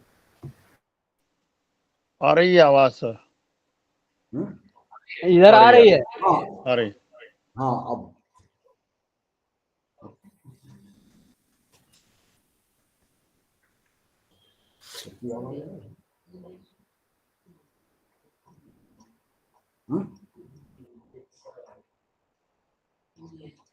आवाज नहीं आ रही, नहीं, फिर there is some problem it seems. आवाज नहीं आ रही सर। आवाज आ रही है? नहीं, हम लोगों को नहीं आ रही क्या बात? आवाज आ रही है, हम लोग सुन रहे हैं। अच्छा अच्छा, ठीक है, ठीक है। Okay, great. हमको भी नहीं सुनाई पड़ रहा। अच्छा, दे।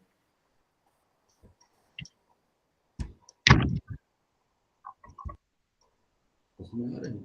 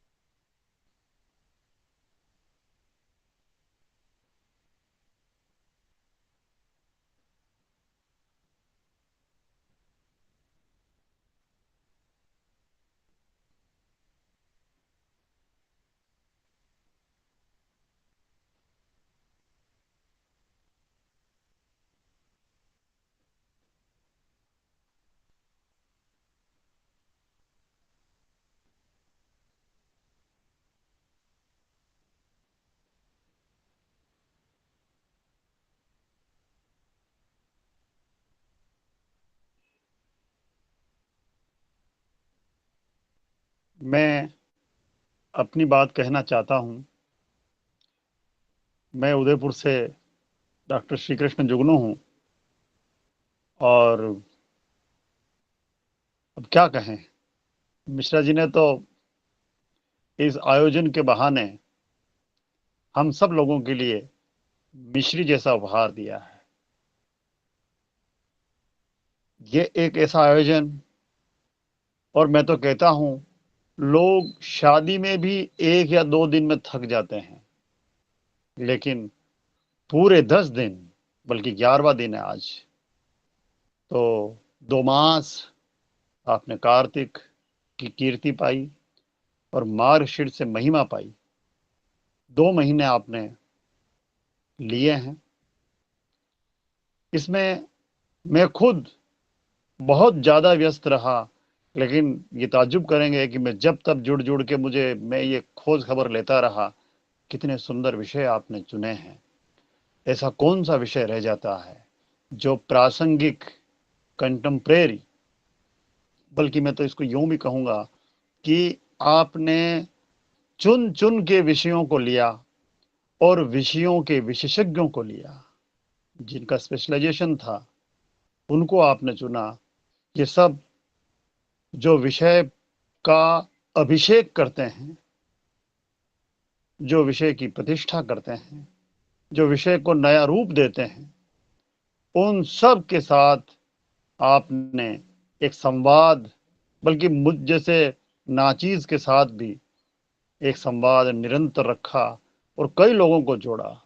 ये वो लोग हैं जिन्होंने विषय को अपनी दृष्टि से, अपने दृष्टिकोण से चुना और उन्होंने प्रेजेंट की।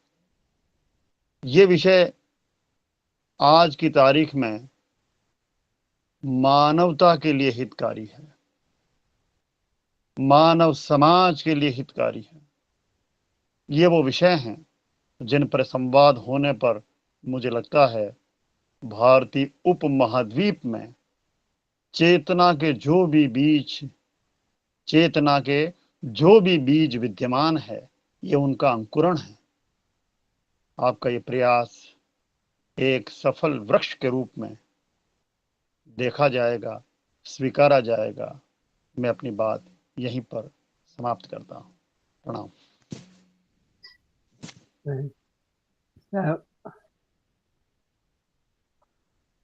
जी जी, जुगनू साहब ने तो बहुत उम्दा बात कह दी जी। आपने तो अलंकृत भाषा भी इस्तेमाल की और वाकई ये जो है सब कॉन्टिनेंट में जोड़ने का काम किया है। मेरे ख्याल से मेरी भी 70 साल उम्र हो रही है, इस तरह के आयोजन बहुत कम हुए हैं।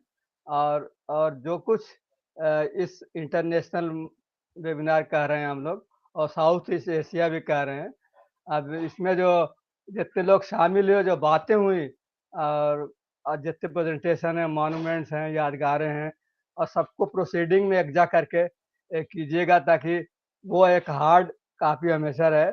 ये जरूरी है। ये पिछली दफा भी ये बात हुई थी और शायद बन भी रही है। चल रहा है, जैसे जैसे आते जाएंगे मैं करता चला जाऊंगा। एक्चुअली एक पुस्तक तो लगभग मेरी बन चुकी है, जो बायोस्फीयर रिजर्व जो फर्स्ट प्रोग्राम था, और क्रमशः अब आगे बढ़ाऊंगा। बीच में इस प्रोग्राम में लग जाता था तो टाइम जो है, और अभी ये जो आर्कियोलॉजी और इस पर जरूर हमारे पास अभी कम है। शायद इस बार के आयोजन के बाद और भी मिल जाए तो अलग से ही एक वॉल्यूम हम जो है, अभी तक हम उसको जोड़ रहे थे, केवल 6-7 हमको राइट अप मिले हैं, लेकिन इस बार काफी टॉक हुई हैं, तो इस बार मिलेंगे तो अलग से ही वॉल्यूम तैयार करेंगे। तो मतलब हम 2-3-4 महीने के अंदर 2-3 वॉल्यूम पूरे निकाल के हर एक फील्ड का, एक वो बायोस्फीयर रिजर्व बॉटनी गार्डन का तैयार है, नेशनल पार्क टाइगर रिजर्व का सेकंड है, और इसके बाद हम आर्कियोलॉजी साइट पे आएंगे और इस पर करेंगे जी। शौकत साहब का जो था लास्ट लेक्चर जो था वो तो रियली जेम था। वो शौकत साहब ने जो लास्ट में प्रेजेंट किया था, वो वहाँ के बहुत अच्छे आर्किटेक्ट के मतलब वो जैसा कि उन्होंने कहा ना कि ये तो मॉन्यूमेंट है खुद में ही। जो बरविंदर सिंह जी ने कहा चेयरपर्सन, तो वाकई है बहुत बड़ा अनुभव। अरे जुगनू साहब बता रहे थे, उनके जो साथ में बोल रहे थे 5 लाख आदमी अंगूर बट में काम किए थे, 5 लाख शायद ना। 5 लाख आदमी। हाँ जी जुगनू साहब, मैं सही बोल रहा हूँ? तो जी 5 लाख आदमी लगातार कितने साल तक काम किए, तो वो सब चीजें जो बयान की गई थी लंका वाकई। से प्रोफेसर सिरिल साहब हैं। जी हेलो प्रोफेसर सिरिल। जी जी जी, कोई नहीं। आपको बहुत बहुत मुबारक हो। मैडम जयसिंगा हैं, मैडम जयसिंगा लंका से, Sri Lanka, रुहुना university, madam जयसिंगा।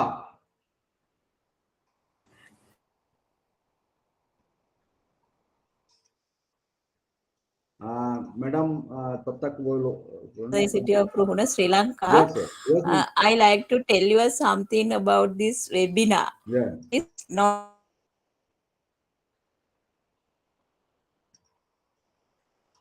you did it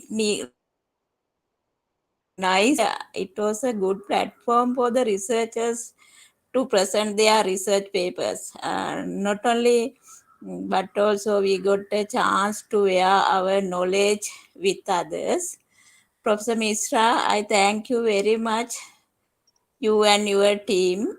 Also, dear all researchers, your presentation was very interesting. I participated as much as got time. Thank you all of you. Wish you all the best. Shall we meet again this type of webinar? Thank you so much. Yes, madam. Yes. Yes, Madam Poonam Rana, Dr. Poonam Rana, Nepal से। Rana madam, आवाज आ रही मेरी? Nirmala madam, आप सुन रही हैं? आवाज आ रही है? आवाज आ रही मेरी? नहीं, पूनम का आवाज नहीं आ रहा है। का आवाज आ रहा है। पूनम मैडम अनम्यूट करना है शायद। अभी भी नहीं है पूनम, फिर चेक करो। बेटा नमस्ते। नमस्ते नमस्ते। Okay, thank you, organizing university, Professor Mishra sir, for organizing such a Herculean, taking such a Herculean task, and organizing this international webinar on socio-cultural, archaeological, national geo-heritage sites, monuments, museums, artifacts, identification, conservation, and management. My God, such a huge thing. But it went on successfully from 5th to 6th November. I think this is really a task where you have to be clapped and appreciated, because no one can do such a, everyone gets tired, as one of our scholars said, but you went on, you are such a, what to say, you are inspiring person that we should learn from you.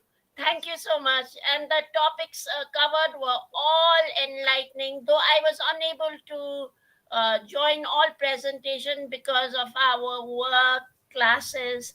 But whatever I heard, it was very knowledgeable. Thank you once more from Tribhuvan University and Central Department of Nepalese History, Culture and Archaeology. Thank you for this opportunity. Thank you, madam. Cambodia से Mr. Phan, yes, please. Chudripsu from Cambodia. Very good morning. Namaste. Thank you, Professor. Well organizers. Thank you so much. I so appreciate that you give a chance to join this program and to show my expression the closing this program. So let me say again, good evening from Kingdom of Cambodia. I'm so glad that I have been joining this validatory session of international online webinar series right now. It is also my great honor in order to speak out of my expression honestly from this program from 5 to 16 November 2022. since the program has been starting until end of the day, yes, I would like briefly of this program. Firstly, is professors. How can I say, Professor Rivas? Yes, he said yes, and also I since first of all, I would like to say again during talking the deliver that my presentation, that professor, that expert, my present and the former officer of archaeology, museums, etc. And also the guest speaker, eminent speaker from around the world, like India, Pakistan, Sri Lanka, Nepal, Bhutan, Bangladesh, Thailand, Vietnam, Malaysia, and me also, and also South Africa. I do enjoy and got many input and outcome.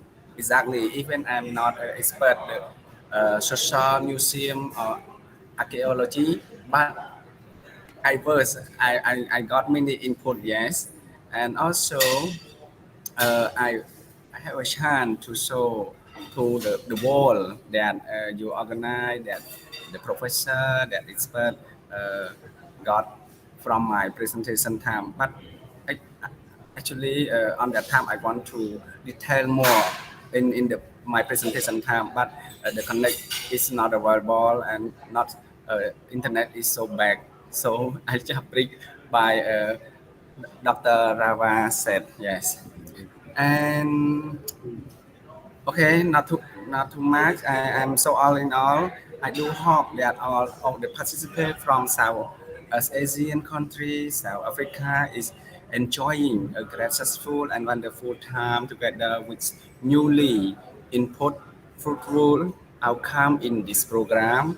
I do hope that we might keep in touch together for everlasting.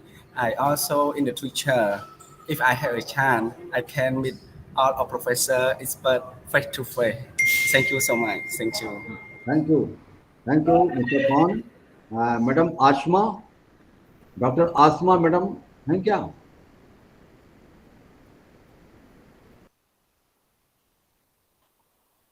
Dr. Kedareshwari, Madam.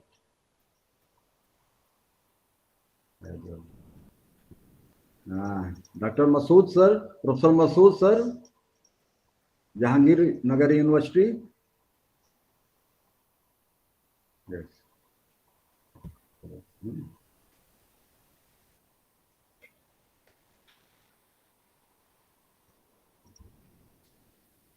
Professor Sanjay Acharya, sir. Sanjay Acharya, sir. Yes, sir. Sir, namaskar. Namaskar. Good evening to all members, experts present here. First, I must congratulate Professor Mishra for having organized such a wonderful meeting in the form of a webinar, holding this seminar, connecting all people from different parts of Asia.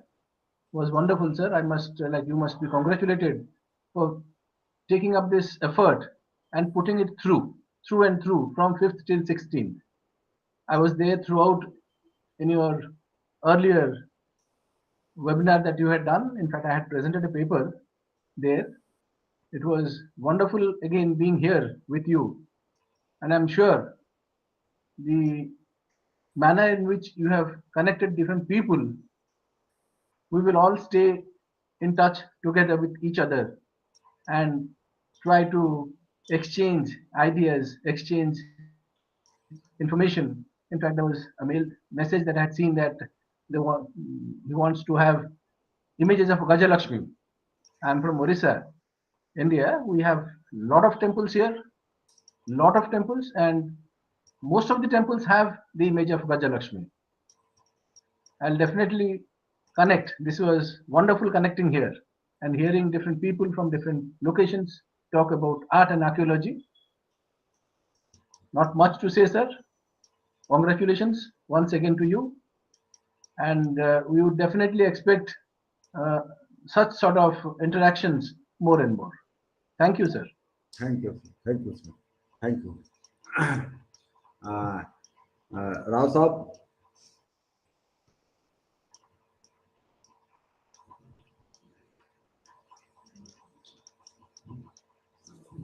Sir, unmute yourself. Rao Saab. Okay, Mishra-ji, Yeah. Dr. Asma has come. Let her speak. I will. Yes, yes. Yes, madam. Dr. Asma.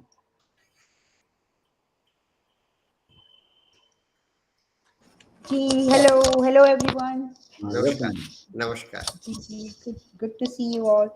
Like I really enjoyed. First of all, my appreciation and my thank you to Mishra ji to introduce me to all of you. And I mean, as far as I could hear, most of the talks I was there to listen to all of you. But like there were so many, and it was such a I must say it was such a gigantic task of Mishra ji के we couldn't compete with him. इन्होंने तो इतने अच्छे अच्छे Galaxy of stars जमा किए हुए थे कि जो भी लेक्चर छोड़ो तो अफसोस होता था कि why we are leaving this. And but the good thing is that he said that the recordings will be available on YouTube, so I will surely go to the YouTube and listen to the ones which I have missed. But I must say that I have never come across such a big webinar in my life. Like all my life, I've been into this field, but and the hard work I see Mishra ji is doing, it's really appreciative. Kyunki in the night, late night, he's coordinating, then early in the morning, and it was just his spirit that I tried to follow him, and I tried to do whatever I can do in my capacity for him and for the sake of the scholars and the heritage field. So I also tried to do my best, but I have learned a lot, I must say that, by all the scholars. And we will be in touch, and I don't want to miss you all. I will be in touch with all of you. And I've asked Mishra ji to compile a list of the emails so that we can be in touch. Yes, madam. Ji WhatsApp पे तो we are there, but like email is also added advantage. So I would appreciate that and would like to thanks again. And I'm so happy to meet you all, and I hope that we will be together some other time whenever Mishra ji requests us. So there should be another series of talks because so much is left which we wanted to share. हम लोग इतनी ज़्यादा fields में काम कर रहे होते हैं कि उसको कवर अप नहीं कर सके हैं.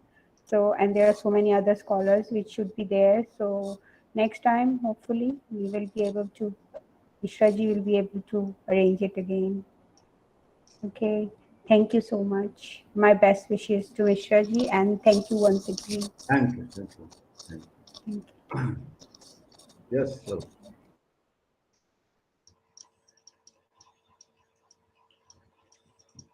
Madhav साहब.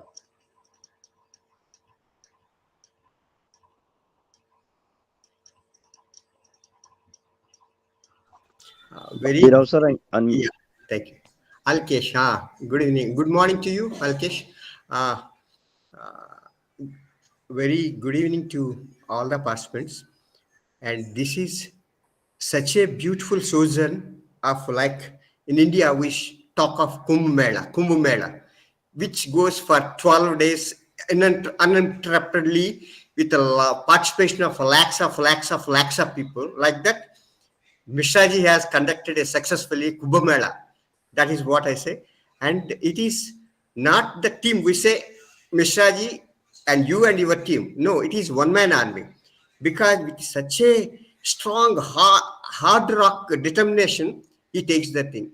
And once he takes the thing, he never goes, forget about the sleep and all of that. 24 hours. I remember at 2 o'clock, he gives message early morning, 2 o'clock. And then at sometimes he looks into our message at 1 o'clock night. Such a busy. But despite all the thing, the way he has collected the intellects of across our what should we call it, is South Asia or Southeast Asia, or since American speakers also taken part, it is like but now I think Mishra ji, next time you are supposed to take a global webinar intercontinental that includes Africa and Europe and all of that. That's possible. That's not a good thing. That's possible. But the way we are got benefited, especially due to so many aspects, so many factors are there, like publication in the media, due to lack of that, or due to proper communication across the thing. Much of us, despite the fact we are all experts in our respective fields, there are a lot of things we don't know across the borders, what is happening and all of that. And such a beautiful thing, especially, I said in the afternoon one, that is like a grand finale. The Sikh architecture of Pakistan, this thing was such a beautiful presentation that opens up how the things are there. Then immediately that also gives idea to visit what are the other gurudwaras are available here in country to visit and see the thing. And especially that was incredible. The big architecture is unparalleled. It has matchless an architecture of wonder. That's such a beautiful thing. And then across the people, how they are managing their own things, like museum setups are different from one area to another area. It depends upon your governing body. If it is under government, you have government rules, and if it is under private this thing, and it is under educational system, it has a different thing. But how all these things are getting run successfully, that also gives up an opening. And then one more thing is that of all the things, because I was so busy, since I am also expert in some other things, I was busy. Some of the things I could not attend. The reason being I was to be there in the field, and wherein there is no connectivity, and I was busy too. So I have missed so many things. One of the not archaeology, one of the one of the botanical this thing, which I highly appreciate, is that I remember it is from Vietnam. The scientist has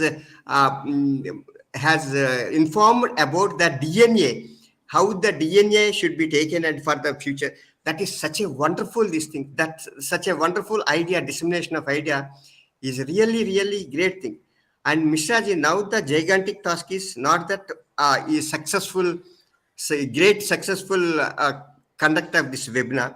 How you make a gist of this thing in such a way that will cater the needs of the younger students and younger researchers, because what we discuss is, and some of the things are maybe at an advanced level one, whereas the students requires basic things.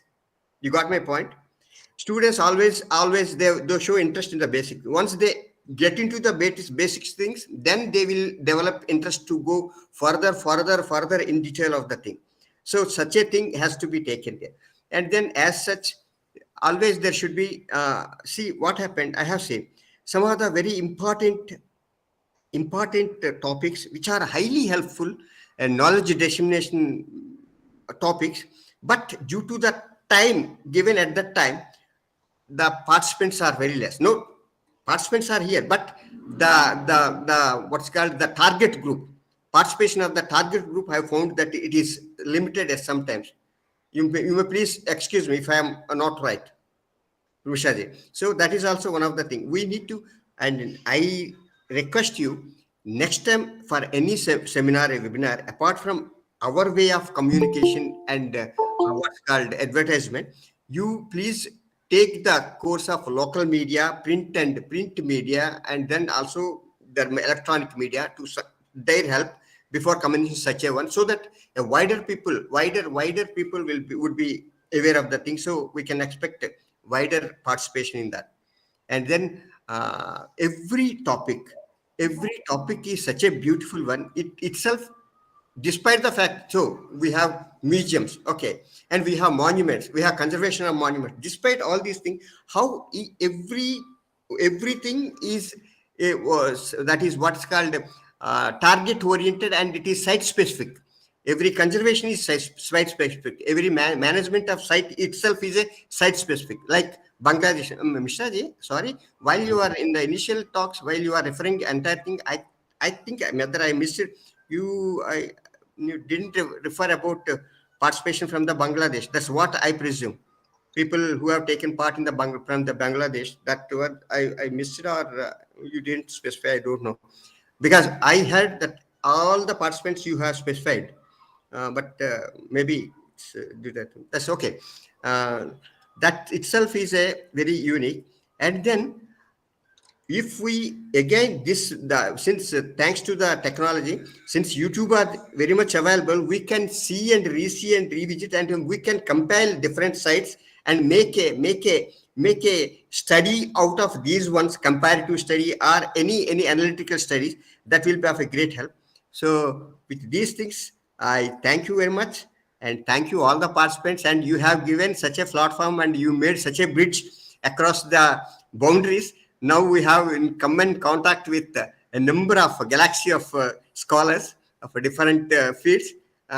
That itself is a beauty of the thing. Hope the show will go on running. You are a Bahubali. Thank you very much. Thank you. Thank you, sir.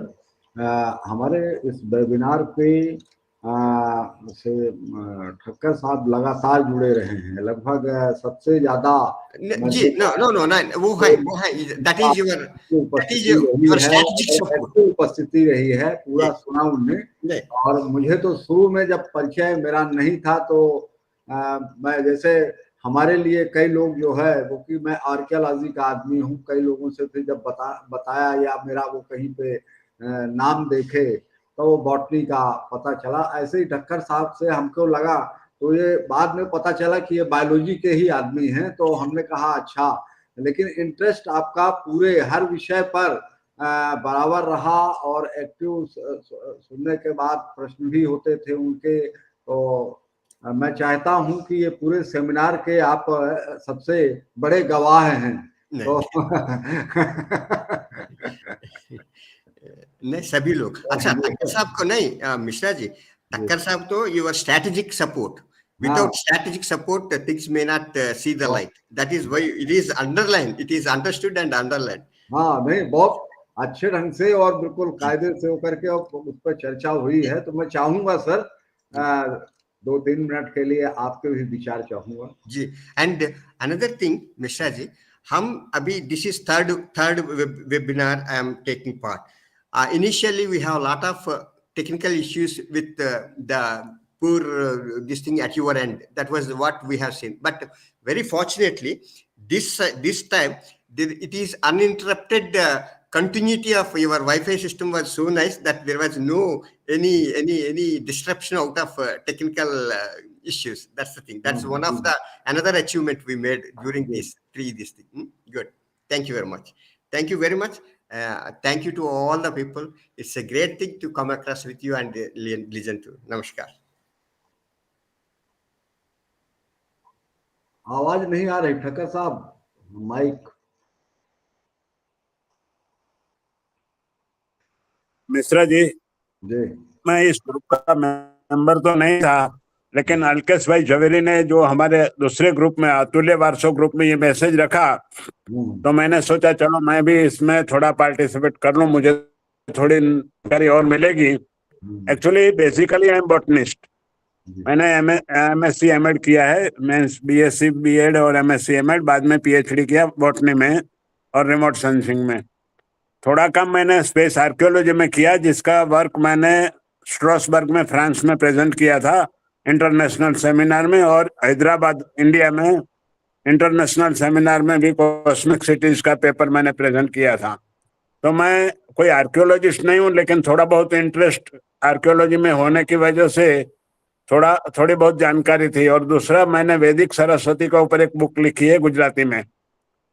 तो मुझे एक तो subject botany की वजह से और forestry में बहराइच में नेपाल में जब काम किया है, और इंडिया के मोस्टली सब स्टेट में आर्कियोलॉजिकल साइट का मैंने काम किया है। आपके रीवा के एक मेरे दोस्त थे डॉक्टर AK सिंह, जिन्होंने कलीचुरी कल्चर के ऊपर काम किया था, वो भी हमारे साथ काम किया हुआ था। तो मैं थोड़ा बहुत ये इंटरेस्ट से अटेंड कर रहा था, और मुझे ये बहुत जानकारी मिली आपके वेबिनार से, और ऐसे वेबिनार आप करते रहो, यही मैं तो आपको बताऊंगा। जी धन्यवाद सर। जी जी, आप लोगों का सहयोग रहेगा तो चलता रहेगा। है सहयोग तो है, सबका कोऑपरेशन मिलता है और अच्छा है। एक प्लेटफॉर्म तैयार हो गया, मतलब इंडिया का तो था, अब इंडिया से और भी देश सबसे हो गया, तो कम से कम ये जो अपने बीच के यहाँ पे 9-10 कंट्रीज हैं, उनके सभी लगभग हर कंट्रीज से लोगों से परिचय हुआ और लोगों का कोऑपरेशन भी मिला। तो आगे चल करके अभी हम देखते हैं 2-3 महीने तक तो अभी थोड़ा नैक है कॉलेज का, तो उसमें समय देना होगा और उसके बाद हम देखते हैं एक आयोजन हम शायद मार्च में, फरवरी मार्च तक में यदि समय मिला तो निश्चित रूप से करेंगे। एक पॉइंट में और रखना चाहता था जी कि मैंने ancient universities of India Bharat, उसमें नेपाल, पाकिस्तान और श्रीलंका भी कवर हो जाता है, उसके ऊपर भी थोड़ा बहुत काम किया है। जी तो कभी कुछ होगा तो मैं बोल बिल्कुल सकता हूँ। बिल्कुल, अगली बार के आप हमारे इमिनेंट स्पीकर रहेंगे, ऐसा ये तो हमको, हम तो ऐसे ही पता लगाते हैं कि कौन क्या कैसा है, कहाँ से क्या मिलेगा। तो हम बाद में गूगल में बाद में जाते हैं, पहले ये जो है लोगों से परिचय के आधार पर ही जो है पहले सर्च करते हैं। जब वहां सफलता नहीं मिलती तब मैं गूगल सर्च की ओर बढ़ता हूँ। तो और भी अपने विचार जो कोई रखना चाहे, निर्मला मैडम। नमस्ते एवरीबॉडी।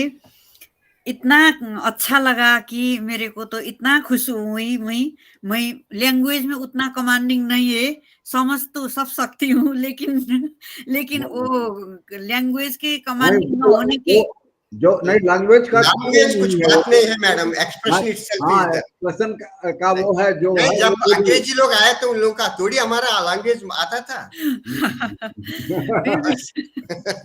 वो मंदिर के बारे में मैं बहुत कुछ बताना चाहती थी, लेकिन टाइम भी ऐसा ही हुआ, टेक्निकली वहाँ मिस्टेक भी हुआ। इस सब के बावजूद थोड़ा थोड़ा टूटे हुए लैंग्वेज में जो कुछ भी बताना चाहती थी वो थोड़ा हो गया। फिर अगली बार मैडम आप हिंदी में बोलिएगा, वैसा कोई हमारी तरफ से कोई ऐसा बाधा नहीं थी। जो क्या है, अपने को विषय कह दी, हम लैंग्वेज के उसमें फंस जाएंगे तो हम फिर अपना सही ढंग से अपना एक्सप्रेशन नहीं दे सकते, यही तो हिंदी भी तो उतना अच्छा नहीं है ना, मेरा हिंदी भी उतना अच्छा नहीं है। नहीं, हम ये कहते हैं कोई ना कोई भाषा आपकी है जिसमें आप अपना एक्सप्रेशन, हिंदी है वो है, नहीं है तो मिक्स है, नहीं तो नेपाली में बोलिए। यदि उसको सुनना होगा अच्छी चीज तो वो पता लगाएगा खुद ही। नहीं मिश्रा जी, हम अपना ज्ञान भी दें और फिर भाषा का भी उन्हीं के आधार पर चुने तो नहीं, वो ज्ञान लेने वाला खुद हमारी भाषा को चुने। नहीं मिश्रा जी अगले बार आप है ना इंटरनेशनल इंटरप्रेटर को रखिए, लाइक यूएन जैसे सभी लोग, since it is going to be global webinar, आप वेबिनार किया तो सभी लोग का अपना अपना इसमें वो मन से इतना आता था, मन के जो भाव है वो हमारा अंदर में जो भाव था, वो भाव का फेशियल एक्सप्रेस से और लैंग्वेज से सभी तरीके से बोलना चाहती थी, लेकिन वो उतना अच्छा लैंग्वेज का कमांडिंग न होने के कारण होता है कई बार, तो थोड़ा सा जितना बोलना चाहती थी उतना नहीं हुआ। फिर भी वो थोड़ा इतना अवसर पाया। आपने बाल कुमारी के बारे में, नेपाल के बारे में बहुत बढ़िया बात बताई, बहुत अच्छा वो थे आपके, जो प्रेजेंटेशन था वो बहुत अच्छा था, है ना। वो आपको लग रहा है, हम लोगों ने जो देखा है वो हमें तो अच्छा लगा नहीं मिश्रा जी, कुमारी worship of Kumari itself is a great thing, integral part of the culture of the Nepal. कुमारी का टेम्पल है, उसमें मैडम का प्रेजेंटेशन था और बहुत अच्छा प्रेजेंटेशन उन्होंने दिया था नेपाली कल्चर पर। वहाँ के त्रिभुवन यूनिवर्सिटी में आप वहाँ पे वरिष्ठ सहायक प्राध्यापक हैं और अच्छा काम था।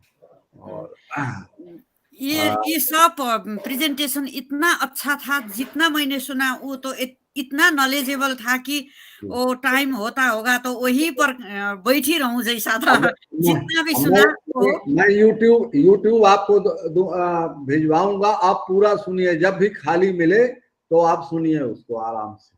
Okay okay, thank you. और मैं भी इतना और खुशी हूँ। पहले के सेशन का भी भिजवा दूंगा, पहले का वो हम ग्रुप में शामिल कर, जो ग्रुप बना हुआ है व्हाट्सएप ग्रुप, उसमें हम पहले के सेमिनार का भी डाल देंगे जो नेशनल हुए थे, तो उसमें भी काफी कुछ अच्छा है। तो पूरा सब, क्योंकि हमें चाहते हैं कि ज्यादा से ज्यादा जितना हुआ है वो सब हम उसमें रख दें। जो सुनना चाहता है, जो जिसके लिए इंटरेस्टेड है वो सुनेगा, और अपने अपने संस्थानों में जहाँ पे भी है उनके स्टूडेंट को भी आप शेयर करिए, वो भी सुने, क्योंकि उन्हीं के लिए है। ये तो है ना, है, सबके लिए फायदाजनक है ये। तो अब इतना अच्छा है कि हम भी यही कई बार जो है इंतजाम में लग जाते हैं तो उतना ध्यान नहीं, क्योंकि ध्यान से सुनने पर होता है। अब जैसे बैठे हैं लेकिन ध्यान दूसरी तरफ है तो उतना आदमी ग्राह्य नहीं कर पाता है। तो जब बीच में होता है, अब खाली जब मैं रहता हूँ तो मेरा 9-10 3-4 घंटे मैं देखता हूँ, फिर वो पुराने जो हमारे मतलब यही इसके वेबिनार के यूट्यूब है उसको मैं 3-4 घंटे रोज देखता हूँ। ऐसा ही करना चाहिए। हम तो वो रूम में बैठकर इतना चांस पाया कि इतना खुश हूं कि हम लोग कि हम अपने रूम में है, इतना नॉलेज ले रहे हैं। ऑर्गेनाइजर तो बहुत बड़ा, मेरे लिए तो इतना बड़ा अंसारी साहब प्लीज, कुछ आपकी तरफ से हमारे सबसे वरिष्ठ और पुराने साथी हैं मैडम। आप इलाहाबाद में बॉटेनिकल सर्वे ऑफ इंडिया के हेड रहे, और यहाँ का जो नोएडा का गार्डन है सबसे अच्छा गार्डन है इस समय, वो आपने ही बनाया है। और इलाहाबाद का, प्रयागराज का 2 गार्डन जो है वो, और BSI के हैं, और काफी अच्छा। हमारे यहाँ 2 टाक हुई सकी, तो इलाहाबाद गार्डन पर और नोएडा गार्डन पर। तो मैं चाहूंगा सर आपका, और लगभग हर वेबिनार में पर्याप्त समय, जब भी खाली समय मिलता है बिल्कुल अटेंड करते हैं। जी जी मिश्रा जी शुक्रिया। हयात लेके चलो, कायनात लेके चलो, चलो तो सारे जमाने को साथ लेके चलो। ये आपने साबित कर दिया। अब देखिए, पहले जो सेमिनार हुआ करते थे सेकअप के हुए, और BHP में गया था, हमारे यहाँ बॉटनी सर्वे में भी हुआ था, लेकिन इतनी अटेंडेंस नहीं थी, बाहर से लोग आते थे। लेकिन इस बार तो जितना आपका इतने वसी पैमाने पर हुआ है, इतने ज़्यादा लोगों ने किया है। और जो आखिरी जो बाबूजी राव जी का शौकत साहब को जो था, वो तो बिल्कुल, मैं सोच रहा हूँ कि उनको निशानी इम्तियाज मिला भी है, वो उस लायक हैं। और 300 से ऊपर उनकी पब्लिकेशन भी बता रहे थे वो। तो इस तरह से जो आपकी जो मेहनत रंग ला रही है, और यहाँ आवाम को समझना चाहिए कि बाहर के मुल्कों में क्या पोजीशन है, यहाँ जो होता है उसके बरक्स है, वो वहाँ छाइयाँ हैं जो यहाँ नहीं आती हैं। तो ये चीज़ मैं खास तरीके से कह रहा हूँ। I am telling you because what the media is telling in the print media or electronic media is not true, and the true condition we are getting through this webinar. See, people that preserving the monument there, you see, how many people there, some US embassy is giving fund for maintaining temples there, and the people are involved there. And the Bangladesh also, they presented, they were telling that they are also presenting. And Pakistan also, we have heard so much.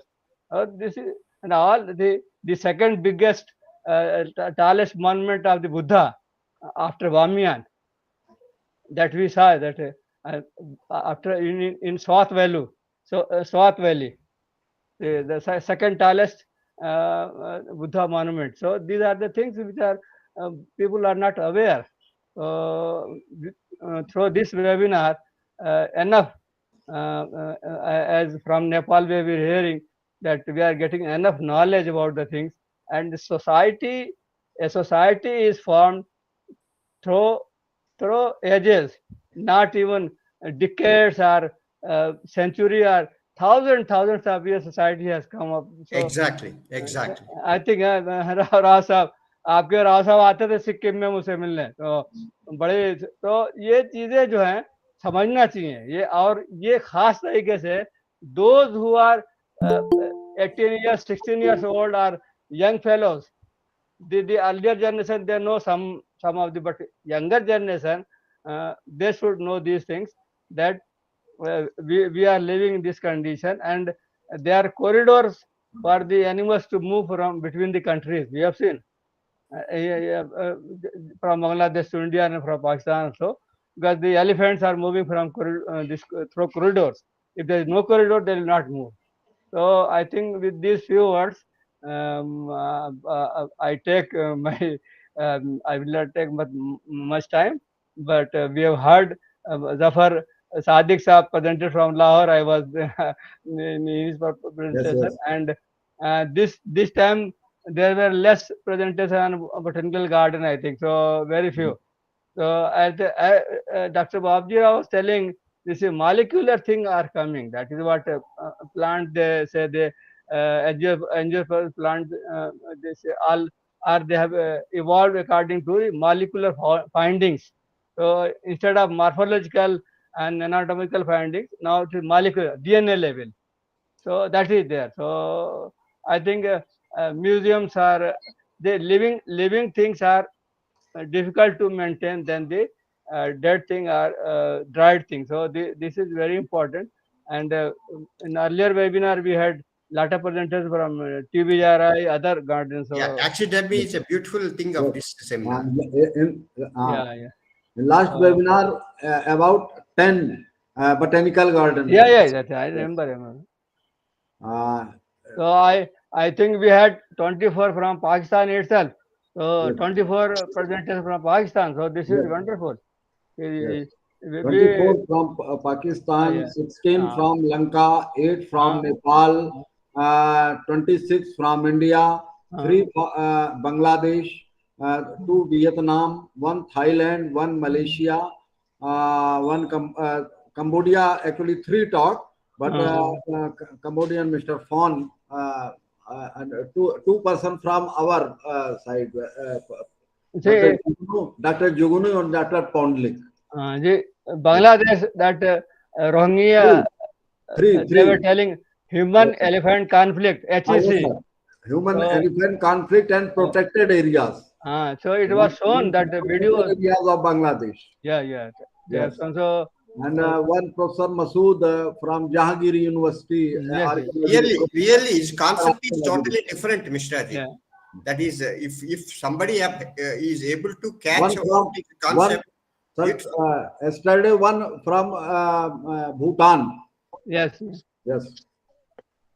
I was in Sikkim. I saw Bhutan is near that. So going was not necessary, but we have seen that area. So with these few words, I congratulate you and wish you best of luck. And Mishraji's efforts should go. It will go a long way in bringing the people of these neighboring nations together and build up a friendship. And we will.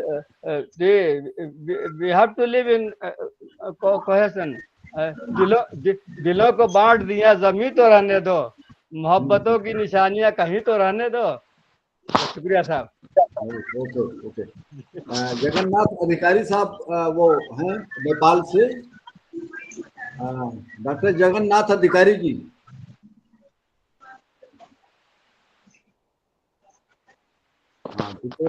अधिकारी जी. Sir फरहीम साहब के साथ मुझे भी एक बात याद आ गई है जी, और मुझे कहना है कि झूठ के साथ दरिया बहता है और सच बोला तो प्यासा ही मर जाएगा, और एक मदारी के जाने का गम किसको है, गम तो ये कि कल मजमा कौन जमाएगा. शुक्रिया सर. भाई जुगनू की रोशनी है काशान है चमन में। अच्छा मिश्रा जी मैं भी कुछ कहना चाहता हूँ। बिल्कुल सर, झा साहब बिल्कुल। हाँ, मेरा पहले तो मैं फिर सब लोगों ने कंग्रेचुलेट किया आपको, मैं भी फिर कंग्रेचुलेट कर देता हूँ।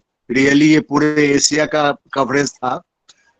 मैं इस माध्यम से थोड़ा सा अंसारी साहब अभी हैं, उनसे रिक्वेस्ट करना चाहता हूँ कि दरभंगा में सो राज गार्डन था, मेंटेन्ड नहीं था, अब उतना मेंटेन्ड नहीं है, और बहुत सारे प्लांट्स के कलेक्शन यहाँ है, खास करके पाम ग्रुप के अब सब वो नेग्लेक्टेड स्टेट में है। तो एक बसंत कुमार सिंह आपके बीएसआई कोलकाता हावड़ा में पाले थे, मेरा अंडर था, मेरा अंडर ही ज्वाइन किया। हाँ, तो इसी इलाके के रहने वाले हैं, वैशाली के, यहाँ से 100 किलोमीटर दूर। हम भी ताजपुर के हैं। आप ताजपुर के हैं? हमारे परदादा दादा वहीं से आए थे जी। अभी आजकल? अच्छा, मऊ में बस गए आके। अच्छा, मऊ में बस गए। हाँ डॉक्टर साहब, तो ये मेरा रिक्वेस्ट था कि बहुत सारे पाम्स यहाँ हैं जो बाहर से भी इंट्रोड्यूस किए हुए हैं, और ये यहाँ नेचुरलाइज कर गए हैं। तो एक हम लोग कम्युनिकेशन बनाना चाहते हैं बसंत जी के साथ, और आपसे रिक्वेस्ट है, वो मैन्युस्क्रिप्ट हम भेजना चाहते हैं आपको, आप जरा उसमें शामिल होइए हम लोगों के साथ, क्योंकि हम टैक्सोनॉमिस्ट नहीं है, बॉटनिस्ट हैं, टैक्सोनॉमिस्ट नहीं। भेजिए, आप भेज दीजिए हमको। हाँ, ईमेल तो होगा ही मेरा ना। हम वो प्रोक्योर कर लेंगे डॉक्टर साहब। दूसरी बात ये है कि हमारी मिनिस्ट्री में MOEFCC में असिस्टेंट टू बॉटनी गार्डन एक स्कीम है, ठीक है ना? अच्छा, उसमें अप्लाई कर दिए, बसंत बोलिए, मैं भी देखता था उसको हेडक्वार्टर में BSI में, तो उसमें अप्लाई कर दिए, कुछ फंड मिल जाएंगे और उसको आपको पैसा मिल जाएगा, ठीक है ना? हाँ, पाम ग्रुप के प्लांट्स जो हैं उनको देखना यहाँ जरूरी है। बहुत सारे राज दरभंगा के टाइम में इंट्रोड्यूस किए गए थे, अब तो कोई उसको देखता नहीं, लेकिन कुछ जो नेचुरलाइज कर गए हैं, मोनोकार्पिक नेचर के हैं, वो नेचुरलाइज कर गए हैं। मैं बसंत जी को बोलता हूँ कि आपसे भी बात कर लेंगे, और आपसे रिक्वेस्ट होगा आप उस काम में शामिल होइए हम लोगों के साथ। नहीं, बिल्कुल, आप भेजिए ना, कोई बात नहीं, इंशाल्लाह मैं देखता हूँ। और ये ठीक है, स्कीम में शामिल होइए, पैसा लीजिए मिनिस्ट्री से, ठीक है? ठीक है डॉक्टर साहब, ठीक है। बहुत बहुत धन्यवाद। जगन्नाथ अधिकारी। Yes, sir. Good evening and namaste from Tribhuvan University, Nepal. Congratulations, Professor Mishra, for successfully complete such 11 days, 7 days long webinar. It is not a joke, and very it needs the effort as well as the great zeal to complete this. For that, I want to congratulate you again and want to clap to you for this successful this program. And this webinar is really faithful to all the learners as well as the researcher that covers all the field. And happy to know about I am related to the biodiversity, therefore a bit maybe the bias, and happy to know about the biodiversity conservation effort, and that is linking with the archaeological heritage as well as the cultural value. We of the South, especially the South Asian countries, and this is really the platform to the researcher, all of the conservationists, and for sharing their ideas with each other, and happy to be a member of these webinars. Again, congratulations and thank you and namaste. Thank you. और कोई अपनी बात रखना चाहे? स्वागत है, welcome. हाँ अलकेश जी, हाँ बिल्कुल, कहाँ छुपे थे आप? वो दो लोग का बात हो रही थी तो मैंने बीच में इंटरप्ट करना नहीं अच्छा लगा। It was a very good webinar and it's a cross country webinar. We also had some participants from Western world too, Dr. Stein, then Daniel Simon and some other. तो बहुत अच्छा एक सेमिनार हुआ और स्टूडेंट्स के लिए बहुत अच्छा होगा। तो अभी नेक्स्ट टाइम हम इसको मीडिया और उसके माध्यम से टारगेट ग्रुप स्टूडेंट भी रखे, तो उनको मतलब पता चलेगा कि क्या हो रहा है। यहाँ मैंने ट्राई किया दो चार यूनिवर्सिटीज में, लेकिन यूनिवर्सिटी since में तो I am मैं not इंफॉर्मेशन connected to भेजता रहता हूँ, क्योंकि no माध्यम वही since है, I am not connected माध्यम to तो the कुछ नहीं teaching है। staff, they sometimes don't take a like हो किसी कोई नोटिस है और वो चला गया। But we should try to contact another universities all around the world and put it up, so that way यहाँ के जो क्रॉस कल्चर स्टूडेंट्स पढ़ते हैं उनको भी फायदा होगा उसका। And I had started this with my presentation in the last time, Gajalakshmi over Pan Asia. You put a Saraswati over Pan Asia. Thank you very much, sir. Thank you, sir. Oh. Nirmala मैं वो temple है उसके बारे में I would like to know more about it. Okay. Yes, I can explain more better Sure, in no problem. Nepali language. I have It's so okay. many things to say, but No, it's fine. अगर आप English में type करके भी देंगे तो हम इसमें रख देंगे तो चलेगा ग्रुप में, please. We have Gajalakshmi image also in Nepal from 1st century AD. Sir, I need that picture of that. I am getting pictures from internet, but I needed that real picture. Somebody said, and I had asked them to. So if anybody has it, please share. I also have the picture that Asma ma'am, Gajalakshmi. I'm asking you also if you have any in Pakistan or other areas. I need, because that is the main part, because those two lands are connected lands, so there should be there. It is my conjecture. So I'm trying to get them.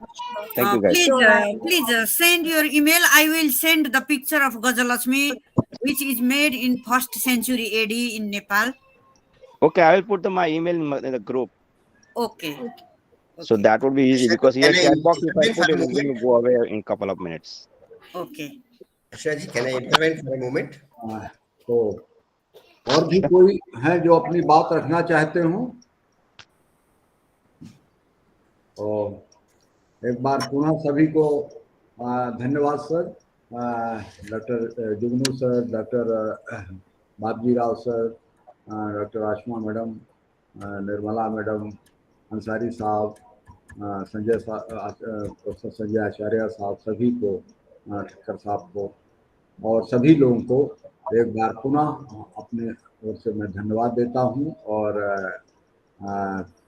WhatsApp group तो है ही, और इसके अलावा भी बीच बीच में हम लोग करते अपनी बात साझा करते रहें, अपने यहाँ के प्रोग्राम को एक दूसरे के बताते रहें जो भी हैं, तो एकेडमिक रूप से आदमी जुड़ा रहेगा। और फिर आप लोगों का कोऑपरेशन और के अनुसार फिर से हम देखिए 2-3 महीने बाद लगभग कोशिश करेंगे कि एक लंबा ना हो लेकिन पेपर में मीडिया में छापी है वो, जिससे इसी बहाने जो है सब लोग एक दूसरे से मिलते रहेंगे। जी यस, कुछ कहना चाहते हैं? I was saying that मैं बोल रहा था कि आप इसका है ना न्यूज़पेपर में छापिए। क्रॉस कंट्री सेमिनार था, सभी स्क्रीनशॉट को इकट्ठा करके। यहाँ का तो हम लोकल में देते हैं सर, और कुछ मतलब यहाँ आता है भोपाल और इसमें भेजते हैं, लेकिन ज्यादातर हम लोकल में यहाँ पे देते हैं। हाँ, लेकिन देख के हम सबको भी इसका स्क्रीनशॉट शेयर कीजिए, तो हम उसको न्यूज बना करके और भेज देंगे हर फेसबुक मीडिया उस पे रख के उसको ज्यादा पब्लिश कर सकते हैं। वो एक्चुअली क्या, फेसबुक हम चलाते नहीं है, वो कुछ टेक्निकल जो है उतना तेज नहीं है, मतलब कोई प्रॉब्लम नहीं सर, हम आपके हेल्प करेंगे। और ये फेसबुक में नहीं चला पाता है, मैंने चलाता थोड़ा बहुत तो है, लेकिन बहुत ज्यादा नहीं अपने को आइडिया है उसकी। Mishra ji, next time what we do is that this is our plan of the next seminar.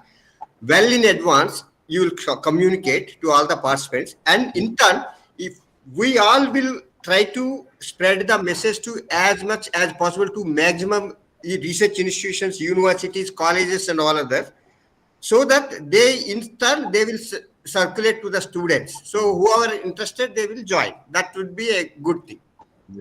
अब इस बार हमने सर करीब अक्टूबर से शुरू किया था, अगर नहीं सितंबर से ही शुरू कर दिया था। जैसे एक वो मिनट वाला के लिए वेबिनार सोचिए। खत्म हुआ है, उसके बाद में सितंबर में खत्म हुआ, 10 डेज बाद हमने शुरू कर दिया था, मतलब बनाने। नहीं, एक मिनट के लिए आप सोचिए, अगर इसमें सभी स्टूडेंट्स के लिए इंफॉर्मेशन गया तो इस वेबिनार में कितना लोग आ जाते थे, यंगस्टर्स, पूरा यूथ आ जाता था। उसमें दो बातें सर रहती हैं। एक तो क्या होता है, जो टाइमिंग है हमारी वो एग्जैक्टली यूनिवर्सिटी के साथ है, वो मिलती है। दूसरी बात क्या है कि स्टूडेंट का माध्यम तो यही है, जैसे हम लगभग हमारे यहाँ के जो यूनिवर्सिटी और प्रोफेसर्स हैं उनको हम सूचना देते हैं, मतलब यहाँ की इंडिया की कम से कम 50-60 तो यूनिवर्सिटी के प्रोफेसर ही अपने साथ जुड़े हुए हैं, तो उनको मैसेज जाता है। तो अब और उसमें हम लिखते हैं कि अपने यूनिवर्सिटी में और स्टूडेंट को आप बताइए। तो माध्यम तो यही है हमारा, मतलब जैसे जो ग्रुप में प्रोफेसर जुड़े हुए हैं, लगभग हम समझते हैं इंडिया में ही हर स्टेट के 10-10, 12-12 प्रोफेसर हमारे यूनिवर्सिटीज के जुड़े हैं। तो यदि पूरा कहें तो कवर हो रहा है पूरा एरिया। अब तो और भी हुआ, जैसे लगभग जैसे पाकिस्तान के लगभग सभी यूनिवर्सिटी से वेरी इंपॉर्टेंट, एक 2 प्रोफेसर हर यूनिवर्सिटी के आए। ऐसे ही लंका में भी 4-5 यूनिवर्सिटी का हुआ, त्रिभुवन यूनिवर्सिटी नेपाल में, तो इस तरह से मतलब बांग्लादेश में भी 1-2 यूनिवर्सिटी हो गई। तो इस तरह से हम उनको भेजते हैं, यदि वो लोग ज्यादा अच्छा हो कि आगे चैनल जो है वो बढ़ जाए, है जैसे कि जो हम वो एक्सपर्ट जो हमने किया कि जैसे इफ्त मैडम ने हमारे यहाँ एक वहाँ पाकिस्तान से ही जब शुरू हुआ तो हैकल मैडम ने नाम दिया किरण का, किरण ने इफ्त मैडम को दिया, इफ्त मैडम ने आसमा मैडम का दिया, आसमा मैडम ने लसारी साहब का दिया। तो ऐसे चैनल बन गया, तो हमको वो हो गया नेटवर्क। लेकिन यहाँ पे जो हम इंफॉर्मेशन के लिए भेजते हैं तो वो 1-2 स्टेप के बाद जाके रुक जाता है, ये बात हो जाती है। Next time it will be more participate because नहीं सुनिए, ultimately this such A exercise, the outcome and its fruits should reach the younger generation. That is what is our objective of this webinar. So we should always think in terms of how our object has been reached and how our aims have been fulfilled. That is one of the aspects we should seriously take into consideration. That's the thing. Information तो जो मैं देता हूँ उसमें बराबर देता हूँ कि अपने यूनिवर्सिटी के faculty, research student, PG student, इनको आप जो है उन तक ये बात पहुंचाइए। ये तो मैं हमेशा ही देता हूँ। मतलब यूनिवर्सिटी में, डिपार्टमेंट में भी, जैसे डिपार्टमेंट से भी जुड़े लोग रहते हैं, रिसर्च में के लिए जाते हैं कि भाई तो उनके यहाँ पास रिसर्च स्कॉलर्स आते हैं। तो और मुख्य ये है कि अब ये प्रोवाइड भी करा देते हैं हम, जो ये तो वो लोग देखते हैं आगे चल करके, क्योंकि यूट्यूब में जब वो देखते हैं तो उनका संख्या रहती है।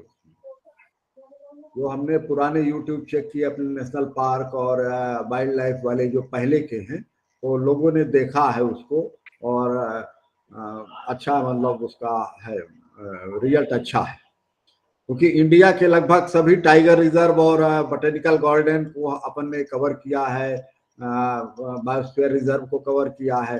तो मतलब वो वो हमारे यहाँ की यूट्यूब में आपको मैंने अपने यहाँ का इंडिया का काफी मतलब लिटरेचर में रिच मिलेंगे वो है, क्योंकि अच्छे लोगों के टॉक हुए हैं और लगभग सब कवर हुआ है, खासकर wild life, national park, biosphere reserve. और अब तो आर्कियोलॉजी में भी लगभग अपन 100 से ऊपर टॉक हो गई।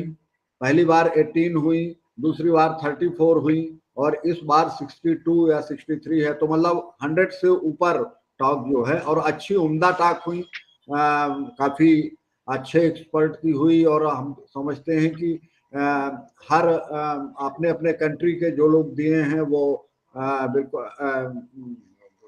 बहुत अच्छे स्टॉलवर्ट ही हैं अपने यहाँ के सब। Really great. That's a beautiful. अपने इंडिया में ही जैसे मनी साहब हो गए, विश साहब हो गए, मोहम्मद साहब के मोहम्मद साहब हो गए, हाँ के आर्कियोलॉजी मोहम्मद साहब तो इधर सिंधे साहब हैं, और क्या नाम है, सोनावानी साहब, ये पदम लोग श्री मिली है टॉप हैं जो है, जिनके लेक्चर हुए हैं। उटा जी हैं, तो निगम साहब ने बहुत बढ़िया दिया था वो द्वारका का, जो पिछली बार दिया था, द्वारका लोथल धोलावीरा क्यों डूबा, हाँ हाँ जी जी जी जियोलॉजी के जो गोवा के उसके हैं एस्ट्रोनॉफी। बिष्ट साहब ने दिया था, बिष्ट साहब ने बिष्ट साहब ने दिया था।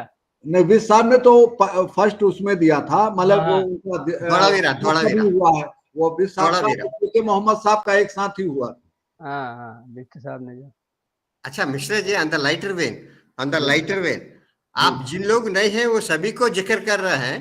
जहाँ मैं मौजूद हूँ, मेरा बारे में तो मेरा सब्जेक्ट के बारे में तो पता नहीं, मेरा टॉपिक आप ये क्या है, मैं जा रहा हूँ सर, देखिए आपकी साल्वेज टेक्नोलॉजी हमने वो आर्कियोलॉजी आपको हम बता चुके हैं पहले ही। पिछली बार जो साल्वेज आर्कियोलॉजी पर हुआ था और मनी साहब ने वो किया था। मनीष साहब के बाद में मेरे फोन मैं बताऊं, सुनिए मैं बताऊं, I have done research for 30 days for that one. It is outcome of the 30 days serious research. I was away from the people at this stage before presenting that one, because compiling the entire data for Indian monuments which have been salvaged, which have been protected and salvaged to a different areas under different project, that was a big thing. But that information should go reach the people. Otherwise, many people we think only when salvage means Egypt, that is the thing. Far as Ramses to Nile, that is very well published among the people. But we have done much more than things here in India. That's what my aim of that presentation was. Thank you. Okay, sir. Thank you, all of you. Thank you, sir. Madam Asma madam जी जी बिल्कुल। आपका वो मिश्रा पूरा कर दूं जुगनू साहब। जुगनू की रोशनी है, बहुत धन्यवाद सर। या शम्म जल रही है फूलों की अंजुमन में। बीच में अब होगा, बातें होती रहेंगी। जी जी जी अरे जी जी जी जी चलिए शुक्रिया। Thank you. चलिए साहब हो गया।